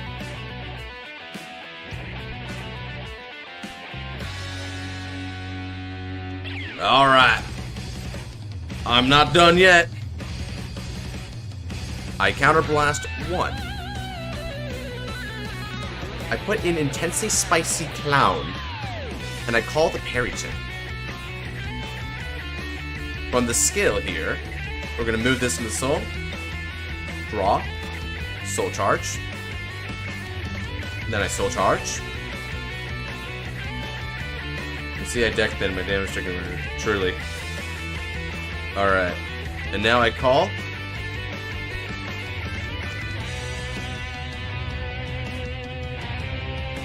Dark Side Mirror Master.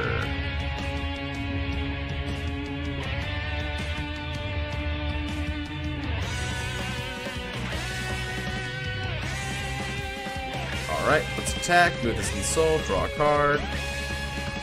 Let's get 5,000 power. Alright. This is going to be 429 plus 11, which is 40k, 3 drive Vanguard.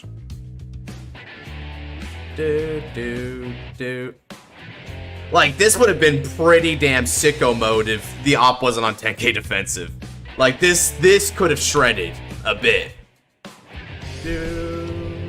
Quintet bro, it's gonna call 5. Let's go.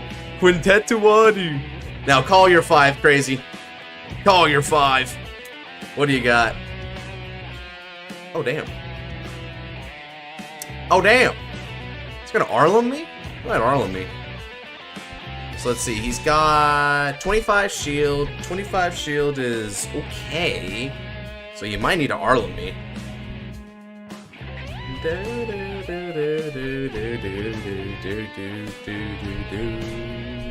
Oh, damn.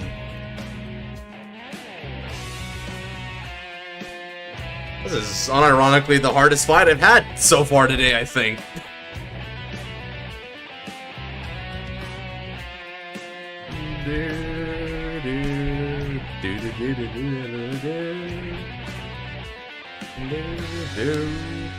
Wait, Arlem should be when placed from hands.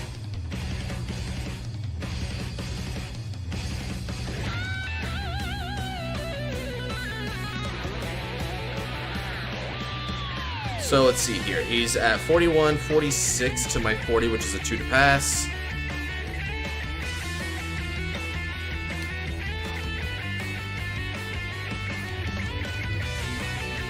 Is 2 to pass good enough for him, though?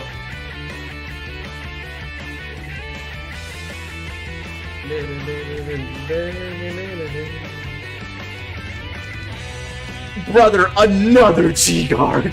He's just swimming in the heels. He's swimming in heels. He simply tells me I don't die, dude. He's probably saying I'm not a Legion with that. Holy crap. God. Alright, check 1. Doesn't matter. Check 2, check 3. Yeah, doesn't matter. Okay. Ah, man, darn. That could have been a kill turn 2, but the Vainglory, I couldn't interact with it. Over to you. And unfortunately, Emelana 2 also puts back 2 cards to the G, so he's just deck compressing the triggers. Ah, crap. That's wild to me. Holy crazy. I think you might have found something kind of genius here. Bro simply says, I will always see the good RNG to make bad decks good. And honestly, I can't stop him. I can't stop him, bro. I like the power.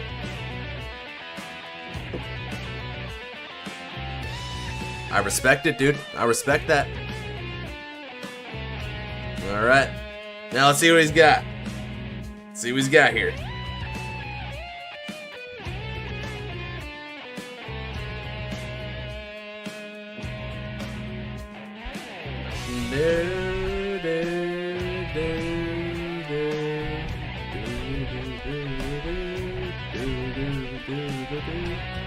Does Betty put back in the soul? I forget Betty puts back in the soul.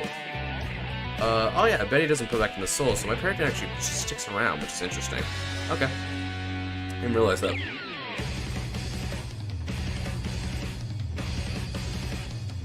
It's cooking me. Oh, I'm not. Hey, it's not over yet, though. Hey, it looks bad for me, but don't count me out just yet, buckaroos. I can still do things.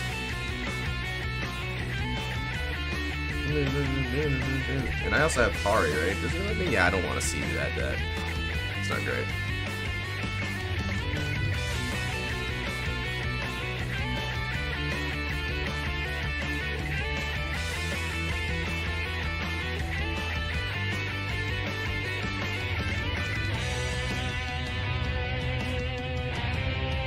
PG Mills. Yeah, Allegiance. It's gonna go back for more heals. I need to pray he doesn't heal. I can't let him stall any longer. I need to pray that he doesn't heal again.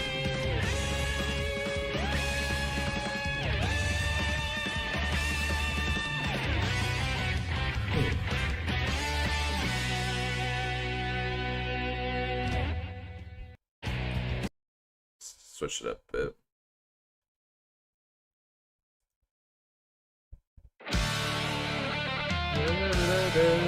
Two draw triggers. Yay, to make this faster. Oh, okay.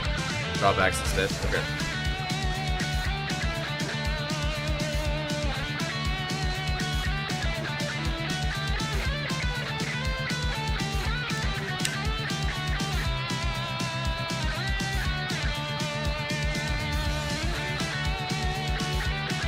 Let's see what we got here.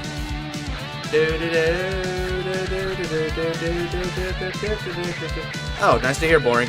Good for you, brother. It's fun to voice act, I imagine. Alright. That actually...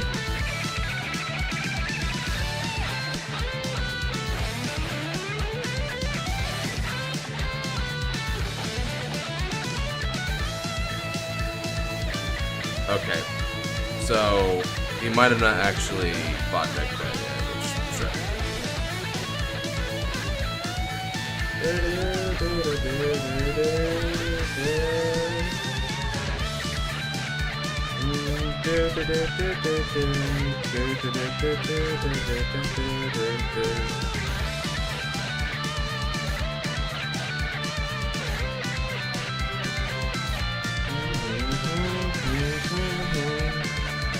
It's in for 5 rolls? Yeah, I bet.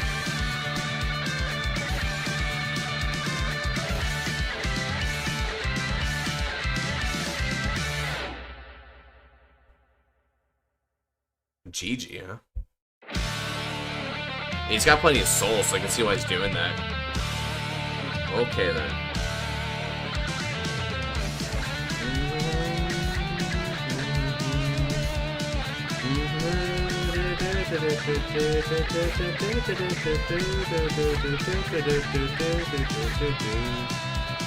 When Scraper and Rear Guards put on the bottom of his or her deck. No, not Parryton. Denied. Denied. Man, I bet my webcam looks bad. Oh no, actually it's clear as day. Holy crap.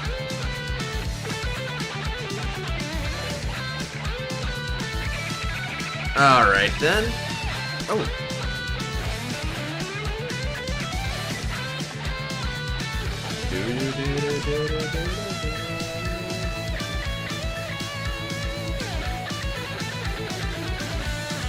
Okay.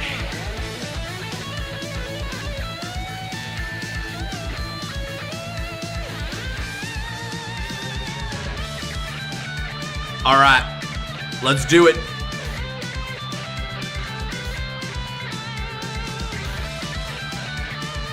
I PG, and after discarding one card from my hand, we're gonna have that skill when it's retired from the Guardian Circle. Go for it.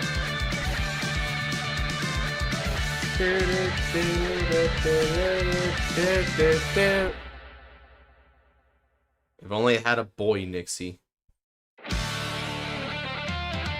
The boy Nixie. Alright, this twin drive is going to determine a lot for me. Tough. Bro's tough.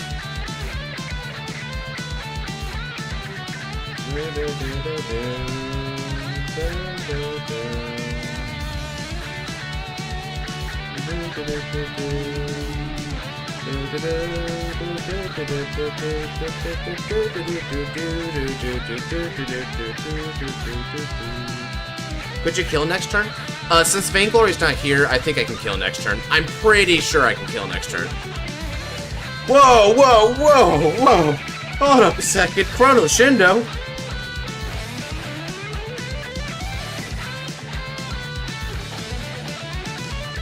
Chrono Shindo.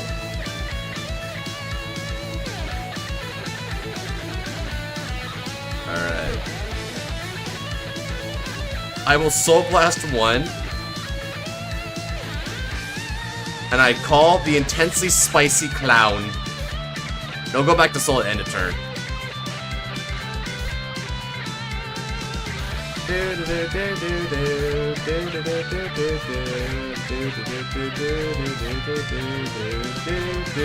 Yes, I'm threatening a clown. I'm threatening you.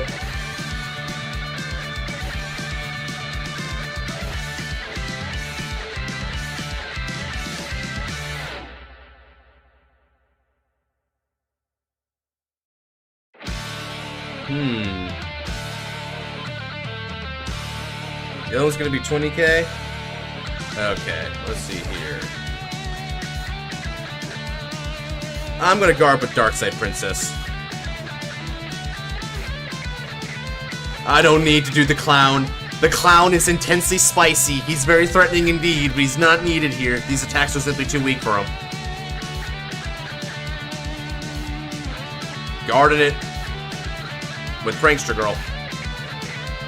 Hello, Ant-Man. My move! Alright. That's a good one here.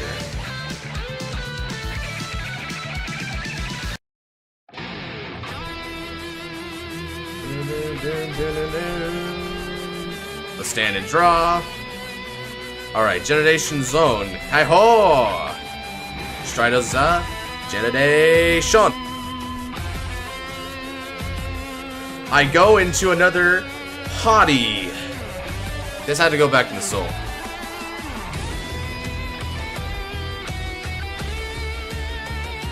Alright then. With Hari's skill, let's Soul Blast 1. And then I can call a card with the Magia ability. There's not many of them, but I can call the original Hari. And then I'm gonna call Parryton. Skill of Parryton. Soul Charge 1. Call. Move this back, and then I call the Intensely Spicy Clown. The old and the new, yeah, just kind of throw them back and side by side. It's kind of cool. Let's see. Alright then. Now we've done that, I'm gonna move Sky High Walker to the Soul to countercharge 1. Because that's actually what that thing did back in the past.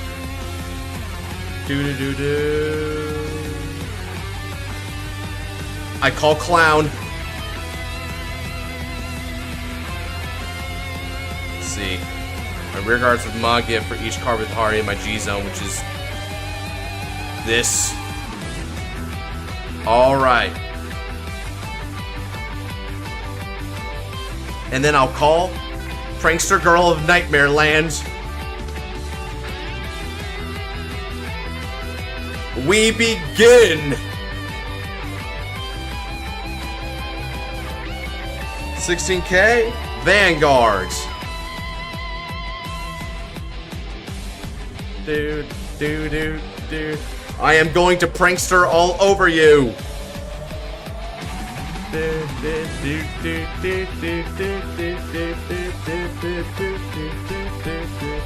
Able to mock dragons a buddy fight? Nah. I'm not a buddy fighter after all. 21K, Vanguard.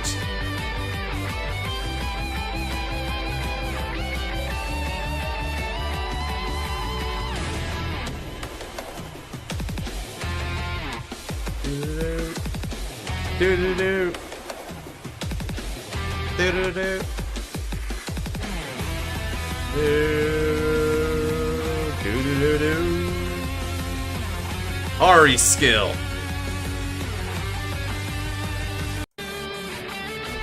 Counter blast 1. Let's go. We'll put these. I'm gonna put these two.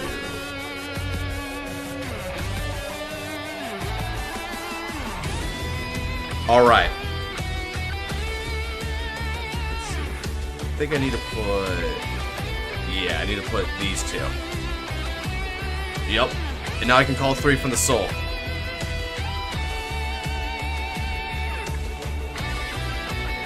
Call. And call. And then call. Okay, Collector sees that. We draw. Soul Charge. Spicy Clown Saw 2. Add some more. In addition to that, Skill of Trapezes. Parryton into the soul, and then I call him right back. Parryton skill. Soul Charge. Oh!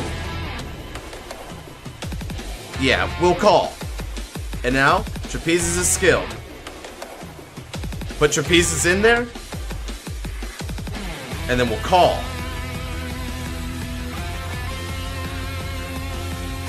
That's 2 more for the clown.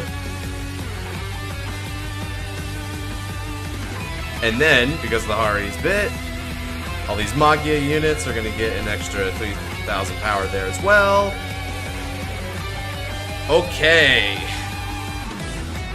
So, now, 21, 36, this is 47K, 3 drive on the Vanguards.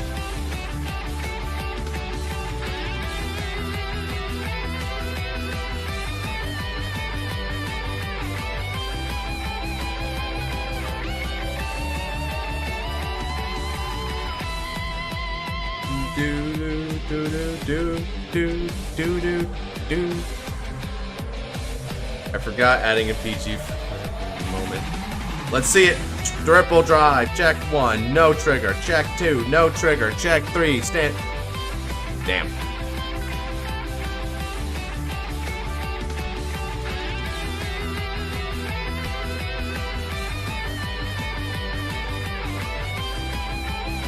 14 is gonna be for 24K. Vanguard.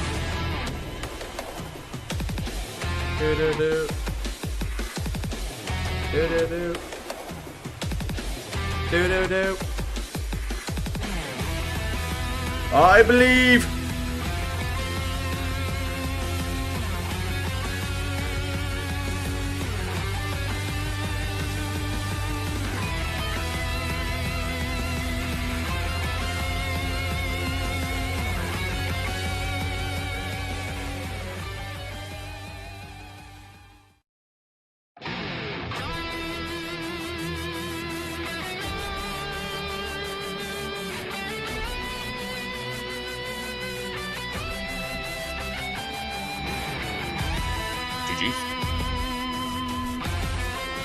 Alright, let's go ahead and get off that for a bit. Whew, I got a little...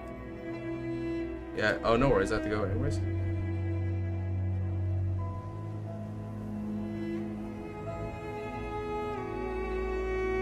That was, fairly solid.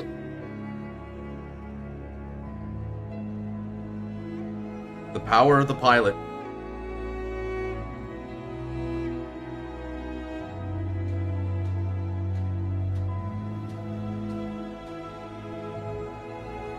Is Andrew here? I feel like Andrew should be here by this point, right?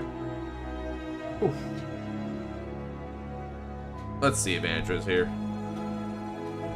Thanks for the game. Yeah, check you later, man.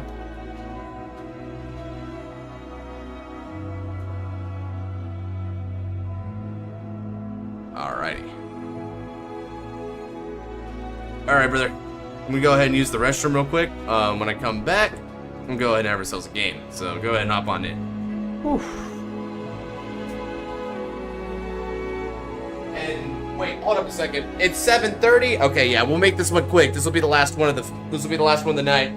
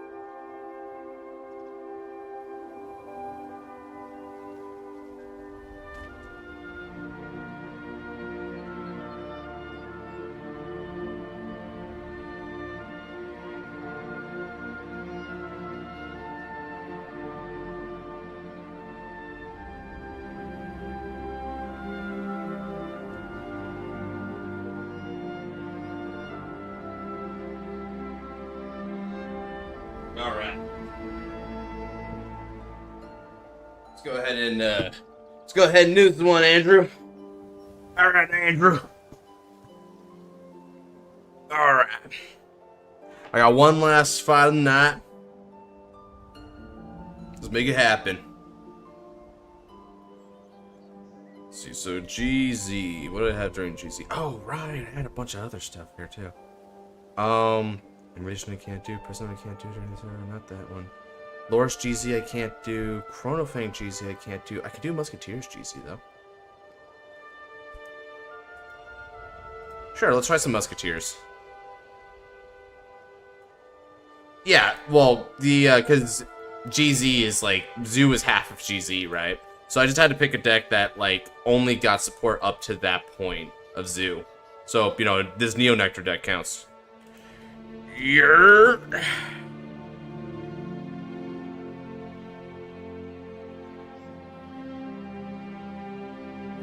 Okay. Nah, shuffle. Well, even if I did, I'll just shuffle again. No harm in the double shuffle.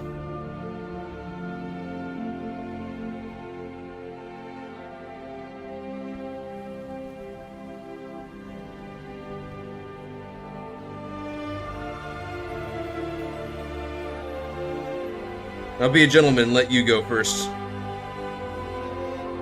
Alright then, let's do this, brother. Good luck, have fun. Stand up Vanguard. Kaluna Musketeer Elma. What the hell Kaluna means?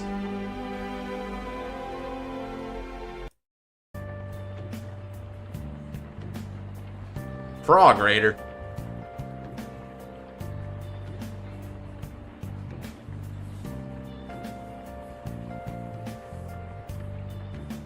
Ah, damn. Alright. Let's draw. I'll ride into my PG. Big L, Big L. I'm gonna go ahead and call Elma over here to the back. Ooh, hold up a second. Oh, I could be a punk ass, but like, I shouldn't do that, right? No, I shouldn't do that. That's too... that's not right. I'm gonna go 11k, dog. That's not right. I could have called trigger and like pushed, but it's like, I don't know if I need to push like that. Oh, Nicola, W, bro. Oh, the good old days. Wasn't that draw? Pass it. Free eats indeed. Uh-oh. If homie is going hell hard, I'm in trouble. If homie plays hell hard, I am in trouble.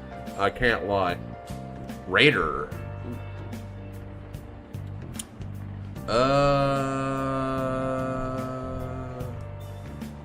I actually want to guard with the Ernst here, I think. Yeah, I'll take this. I feel like he might be playing However, he's playing a lot of draws, right? We'll see, though. Okay, Mayhem Tiger, that's a charge unit. Elaine, alright, so Elaine is the counter charge, very good. Let's draw. Alright, now we're gonna ride. We'll go Favela. No, Tessa here. The other Musketeer is placed in rare circle. If you have 3 or more other units of Musketeer, this unit gets 2,000 power. That actually might be helpful, right? Yeah, okay, so I'm gonna do this. I'm gonna call Favela and that means Tessa gets 2,000 power. Alright, I'll push it a little bit. Let's do it. We're gonna go 13 Vanguard.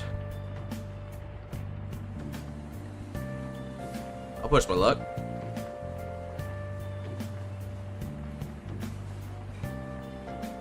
The things I'll do to get over a 10k base. Oh, no. Ooh. That's another draw trigger. That is another draw trigger. Try 16. Oh, hey. It's Sylvia. I love this artwork. This artwork is magnificent. Nova.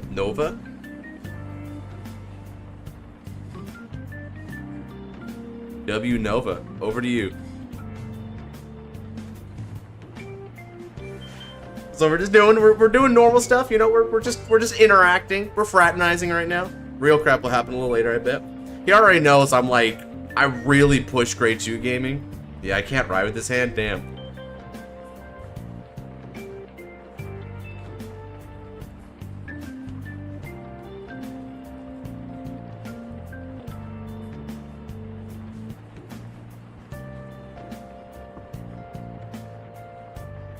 Oh, does he want to? I wonder if he wants to. Oh, I'll give him an opportunity if he assists. He likes.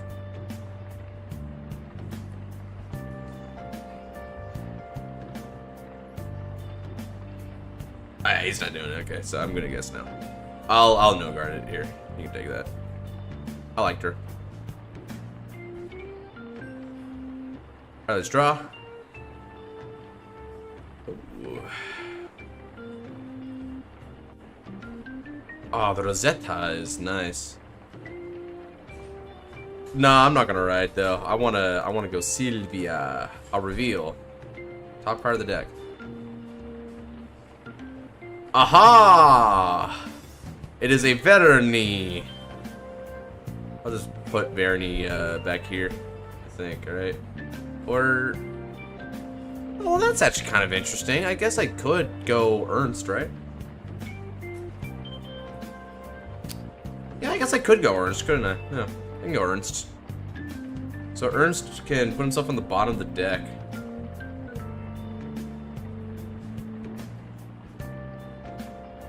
Whoa. Oh, that's actually kind of intense. Hold on a second. That's good. That's good. I like this one better, though. And then, let me check something about Ernst. Does he bot deck the others? He shuffles. Okay, so we'll just shuffle. So I'm going to call Tessa again. Now, Sylvia's not a booster, so I'm going to put her back here. But I will put this here. We're going to exchange positions. Alright. This is basically all I need to do for now. I'll go 16. It's a good thing he put Frog Raider in the back, so we actually could have pinned it if he had left it up front. So that's good thinking on Andrew's part. Oh wait, hold on a second. I forgot that this Tessa gets 2K, dog. Wait, yeah. And then this guy, yeah, okay, here we go.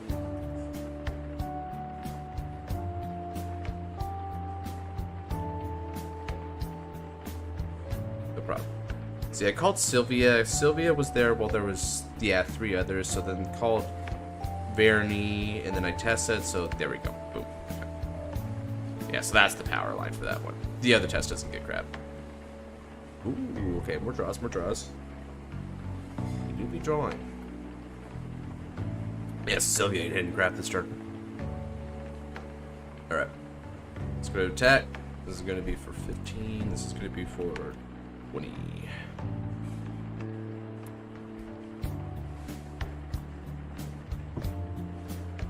Yeah. Ah, no heal. Okay. W. I can put him back though, so that's fine. It's one of the reasons why I'm making the Musketeer heals, because you kind of need the name. It's got the synergy. It's got a lot of synergy here. Okay, so I pushed him a lot of damage, but he's got a huge hand because of all the draw triggers he's running. So I wonder if he's like finally ready to commit, because I'm not slowing down. I don't hold back on the grade 2 game, Doug. Not usually, anyway. There's only a few times where I've ever been like passive about it. Vanquisher's one deck where I'm passive. I'm like, F it. Okay, fine. Take the first stride.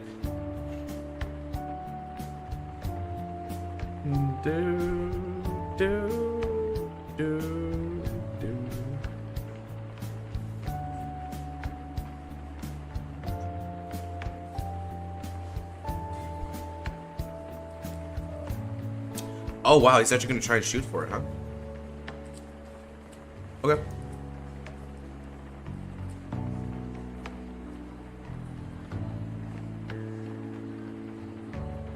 Guard it.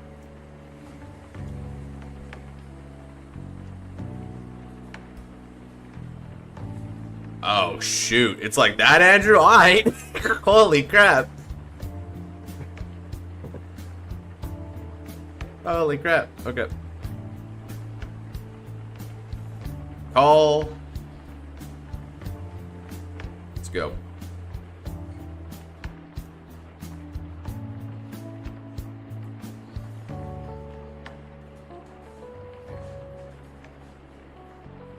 Here you go, 16k on the Vanguard. I'm simply gonna push.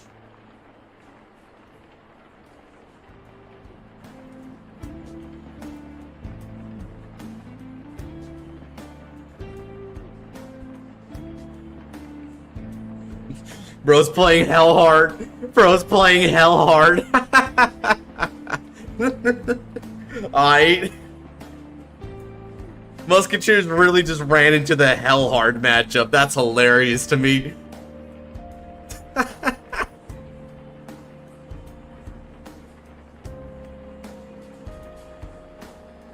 Damn, dog.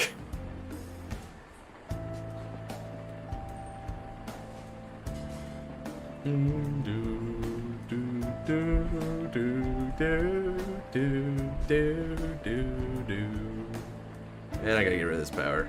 It's not like a all-time thing.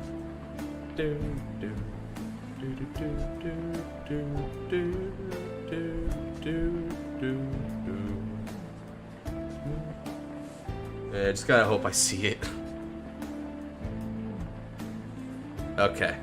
Alright. We have once again won the grade 2 game. Good stuff. Ah, but he is gonna Sea Breeze, it looks like. He is gonna Sea Breeze, but I am pushing it.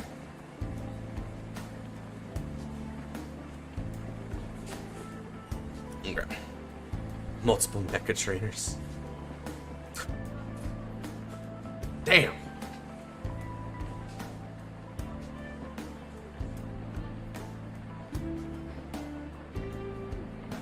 Dog's playing hell hard.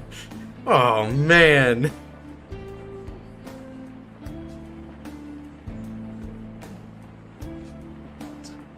Play 2 heal triggers, yeah. Alright. So Sea Breeze don't flip though.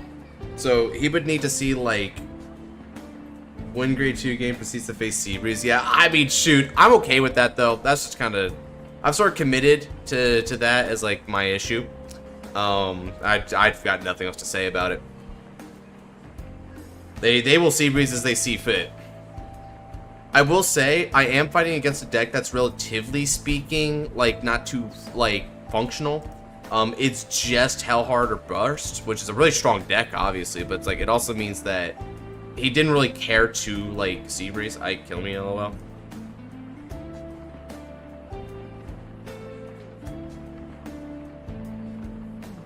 Hello. Hello. Josh, did you hear the news? No. Zenon's too sleepy. He can't make stream tonight. Let's play Survive. Is that actually true? No. Oh, okay. If you could tell me that with a straight face and say yes, I would have believed you and done it. What was that? If you had told me with a straight face yes, I would have believed you and done it.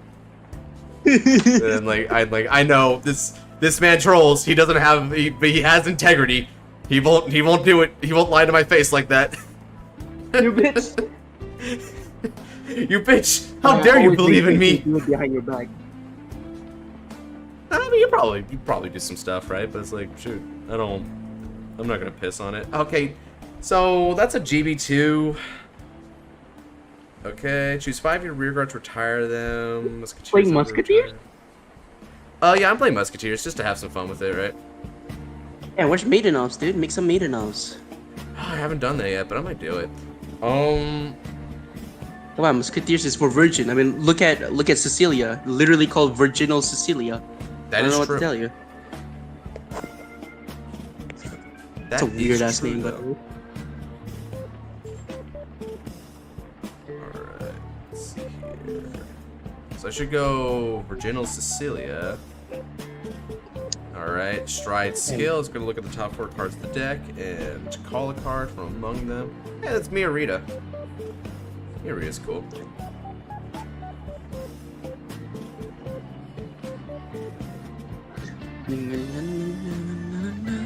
Huh? Alright. Looks like Eldris is over there trying out Zoo format. Given how he lost to Maelstrom, maybe Chaos isn't that bad. Oh yeah, I spent a lot of this stream explaining to people why Chaos is not that bad. I still hate it though. I still much prefer G-Nex though. Yeah. Link Joker is a sin. Joker is the sin. Alright, counterblast 1 and flip up a Virginal Cecilia. Gonna need 2. We're gonna need to retire some cards here. I feel like Verni's good on his own. So let's go ahead and retire those 2 and then look at the top 7.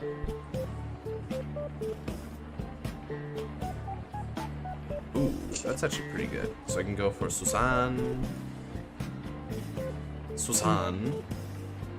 And I can call... Susan. No, Tucker. It's Shushan. Shushan. Thank you. Shushan. Have you seen Johnny English?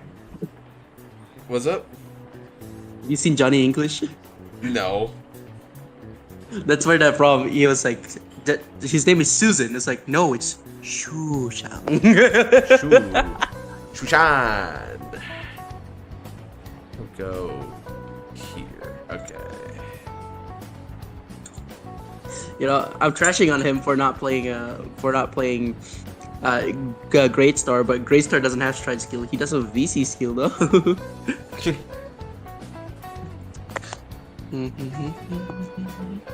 Alright, so those units are going to get 3,000 power, and then because of Lady Friend here, this is going to get an extra 6. Okay, so that means it's now 16 plus that. Boop, okay. Call. Let's see. So Verni gets 1k for each of your other units of Musketeer, and that plus the 4 means 9k, which is pretty good. I mean, this is pretty big board, and I got to countercharge too as well. That was the point of the soul charge, the soul blast too. Okay, so that's pretty good. Let me look at my math now. So I called 1, 2, and 3, right, and then I called before, so that's another one. So let's see here. We got 17. 17 plus 12 is 29. Oh, I'm so close to a magic number there. Hold on a second. I'm so close. I'm gonna bind this and bot deck a heal trigger. And give 2k over here to Tessa. I was so close to it. Hold on, I need to backseat. And by backseat, I mean inquire. What's up? What you want to... Oh, you're gonna inquire to the op? Yeah, I'm gonna inquire Andy. Andy. What do I even do for G-Guards in this deck? Let me check. Okay. Okay. That's not very good. My G-Guards are not very good. Okay. Is Devil Dumb in your deck? Should have some stand triggers, right? I think I can believe in the stand. I'm pretty sure I can believe in the stand. Alright. Let's do this. Swing support. This is going to be for... It's going to be 16 plus 12, which is 28k Vanguard. Surely he can defend me, right? Because he's got G-Guards. He's got G-Guards. It's Tiger.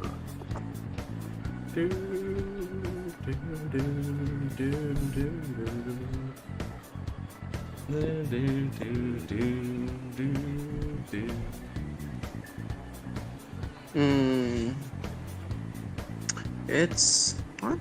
I mean, I get it, but KS may not be as bad, but I'd rather scoop than give the satisfaction of victory. Damn. I mean, I kind of get it, but damn.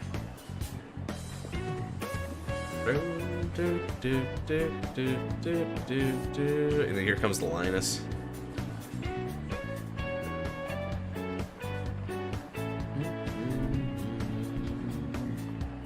Now, oh yeah, you have to deal with two Hellheart 8 Turbo, right? Yeah, it's the good way to play spikes, unfortunately. Mm. Yeah. Yeah, Bull Power Ag Race was good, but Hellheart was much better. I just think Bull Power is cool. Well, fair enough. Bull Power is cool. It's not revealing. Okay, there we go. Now we're flipping stuff up. The Rakton. Oh, that's a Gleam, actually. Rakton was the looking one. Big number. I got you. Alright. Damn. Oh. Looks like that one feminine Digimon. I forgot her name. The planned waifu. Angemon? Did I say Digimon? I meant Pokemon. Oh, never mind. I don't know what you mean then. That's not my realm, big bro. Planned waifu got looted on, like Lopunny. Starts with a G. Gardevoir? Gardevoir, thank you. Yes. See, you do know. I actually knew it. It's one of the few that I do know. It's impossible for you to not know, if I'm being honest. Critical trigger. Give all effects here. Stand trigger. Okay. Heal trigger. I don't heal. Damn, trigger. My ass just getting triggers today. Okay. Herm to Derm. Do I believe, because I know he has the second heal, do I believe he has the third heal necessary to get it going? I can't lie, I'm pretty sure he does. Let me just push it anyway, because I actually want this game to end at some point or another. So let's do this. This is going to be 420, so this is 36. This is 36k, 2 critical Vanguard. You don't? Ah, okay. In which case, alright, yeah, you have entered the struggle. Do.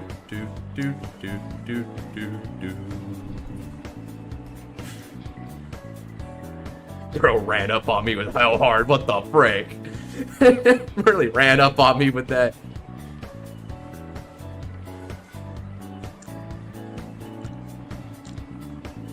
Okay, more. That actually puts you to 36 for my 36. Okay, there we go.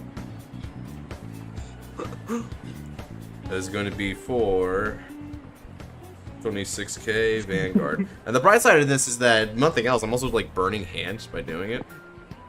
Oh yeah, you get David. Hey David.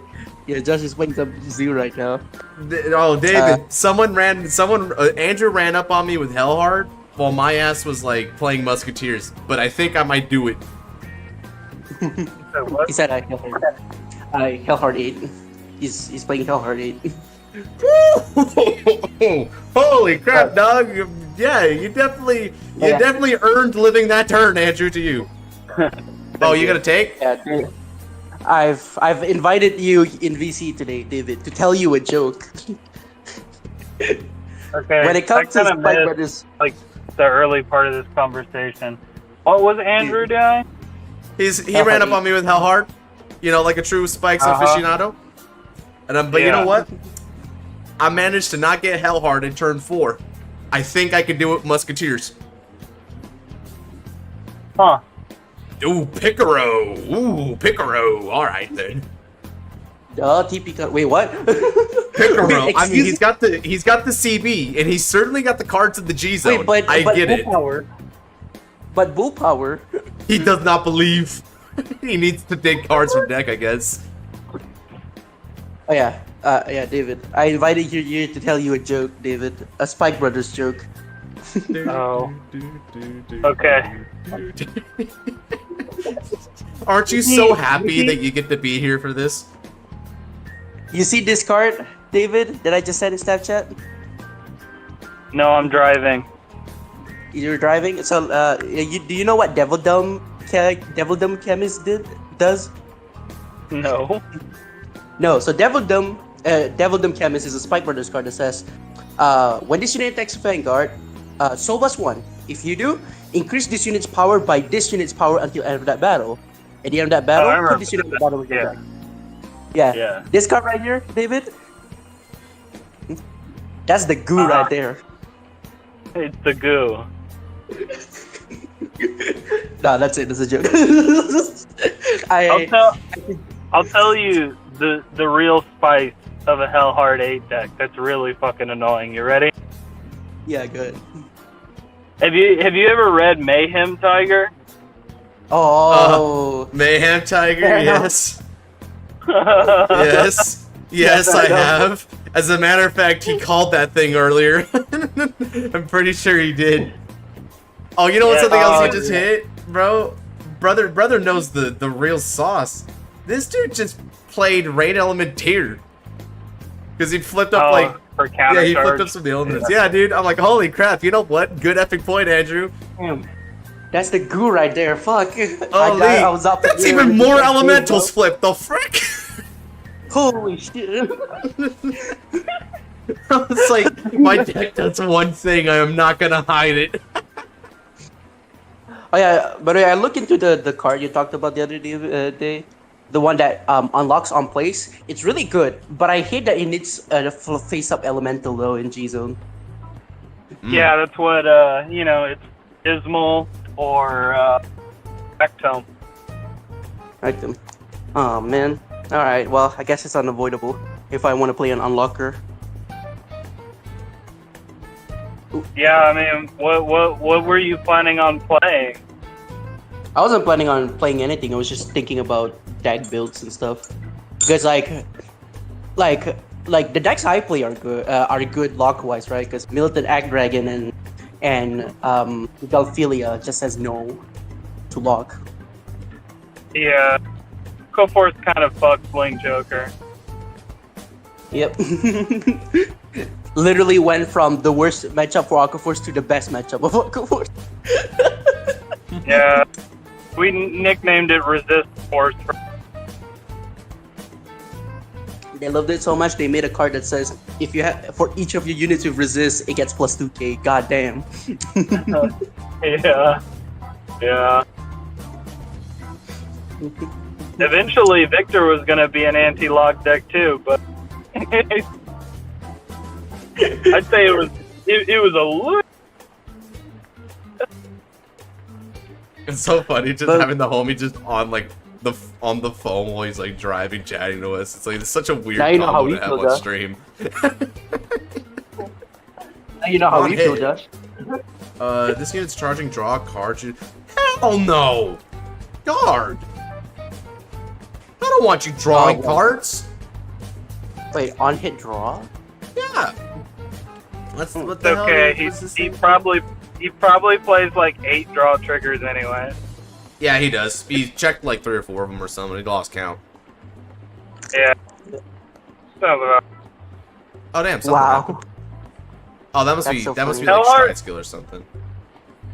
Hellheart's a stupid, boring deck where like you just play like 8 draw triggers, and then like you play 4 of that one crit that counter charges. But other than that, it's just how big can your hand get, and how fast can you reach DB8? And the moment you reach DB8, those decks just die. It's not interesting in any shape or. I fucking hate it. I will say though, he's at Why least people playing like actual like spike stuff because he couldn't reach the Hellheart. He's doing Picaro Rising Great Star stuff now. So I'm like, all right, I respect. I think Charge is legitimately very cool in this era. It just sucks that, a lot of people opted for the more broken finisher, Surely, the Western design philosophy: play what works. Because I really think Bull Power Agris is such a cool card. Damn. Engine cave. Alright, I gotta go. I'll talk to y'all later. Have a good one. Peace, brother. Wow, what a cool guy. I like him. We should go to his wedding.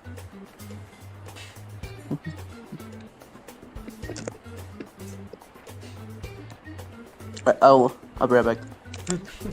All right. He's pushing. He's pushing, brother. He's still gonna push you. Holy crap! Damn, Andrew!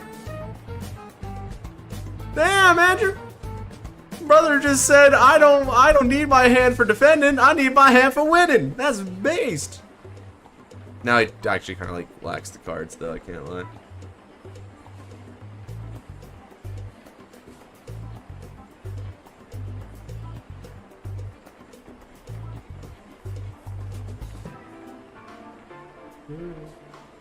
$16K Vanguard. I'd take this one. Because I read the tiger. I read the tiger. Do do do do do do do.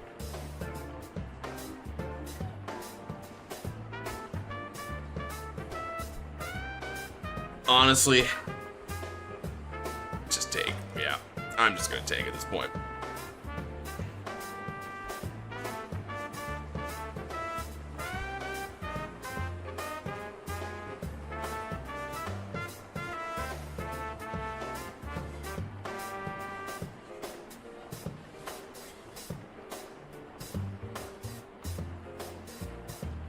Oh, 07. 07, Doug.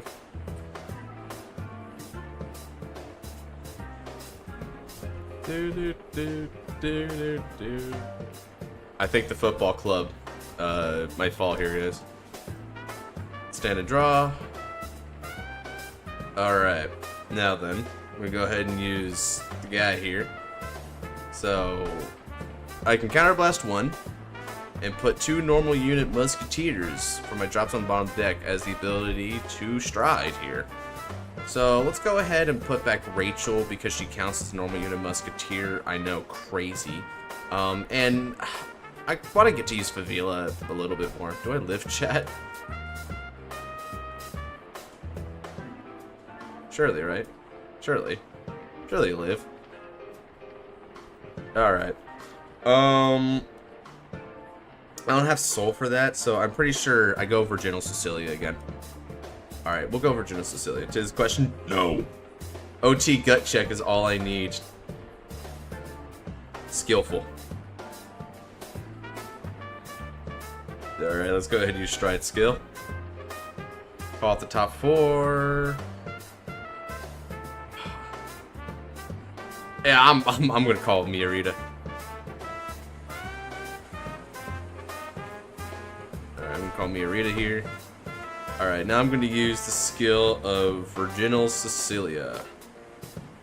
So this thing's gonna get 2k here real quick and then give pass over there. But now Virginal Cecilia is gonna go do the big nuke. Oh yeah, oh the big nuke. Okay, we're gonna bomb 4 and flip up another Cecilia. Let's see, there you are. Okay. I'm gonna go ahead and look at the top 7 cards of the deck, and I can call up the 4 Musketeers because I nuked 4 Musketeers. Okay, I call, and I call. Oh yeah, this is Carnival!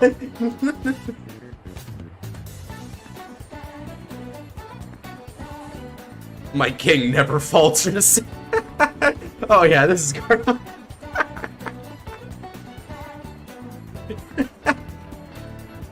I am just completely overkilling at this point.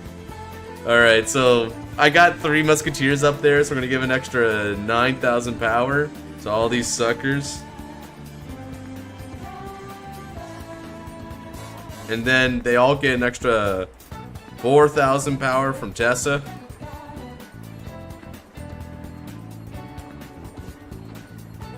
Yeah.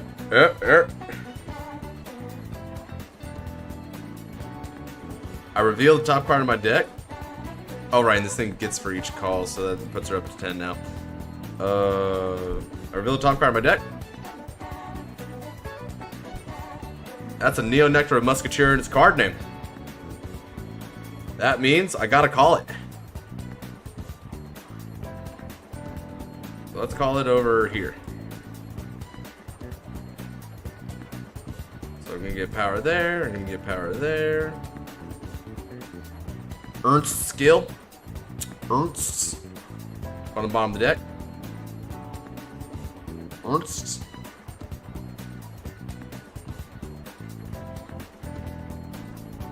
Go ahead and do that. Just in case it gets danger. Okay.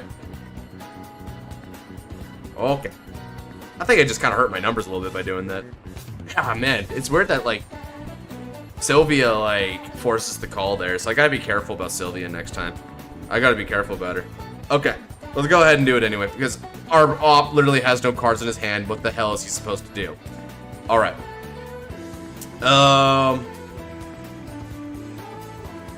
Attack. Guard this. This is a clean 31k Vanguard. If you can believe it, it is in fact a magic number. After literally all my chicanery, it is in fact a magic number. Do do do do. Checking soul. I would give you some of my soul, but I ran out last turn. Checking hand. Check damage, check damage. Yeah, I gotta take this one.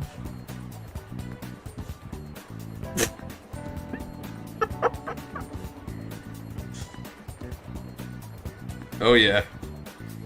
It's all coming together. It's all coming together. Charge!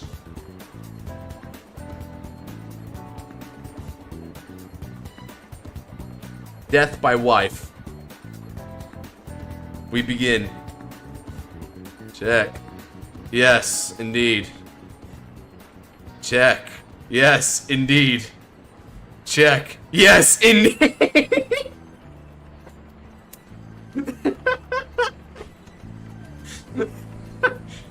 I'm not gonna lie, guys. That worked out. That game worked out. Oh man. Should I check my 5th heal?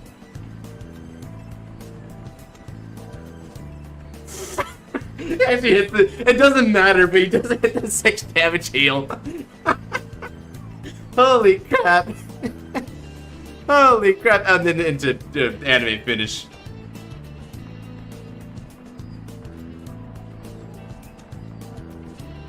That was whack and funny as frick. Oh man. I guess the deck compression surely works out this time around, eh guys? Holy. Holy. Yeah, I just took the risk of the bean searching in grade 2. 2 games with black ass decks, yeah. Yeah. Oh man, I don't even know which one to. I hate G assist. He simply hates it in his bones.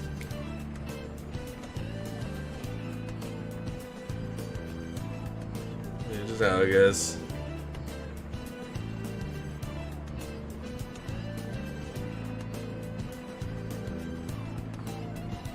Alright, now with that, we're gonna go ahead and call it a stream, guys. I gotta go ahead and start heading on over to a Digimon stream soon here. So if you guys do want to watch Beat Break as well as Digimon Tamers with us, then head on over to my Twitch, Godsman40. I'm gonna send a link to it also in the Digimon channel in our server there. Thank you to everyone who came on by to play, whether you just played, watched, even didn't even comment or whatever. That's all fine. The more the merrier anyway. So that said, if you guys do also like Zoo format and you want me to try and do another of these streams, I might have time to do another one. No promises though. So try and show some support for that, and I might be able to push another one out here. These are pretty fun to do, and exploring it is kind of interesting. I can't lie. Having all that said though, take care. God bless. Have a good night, y'all.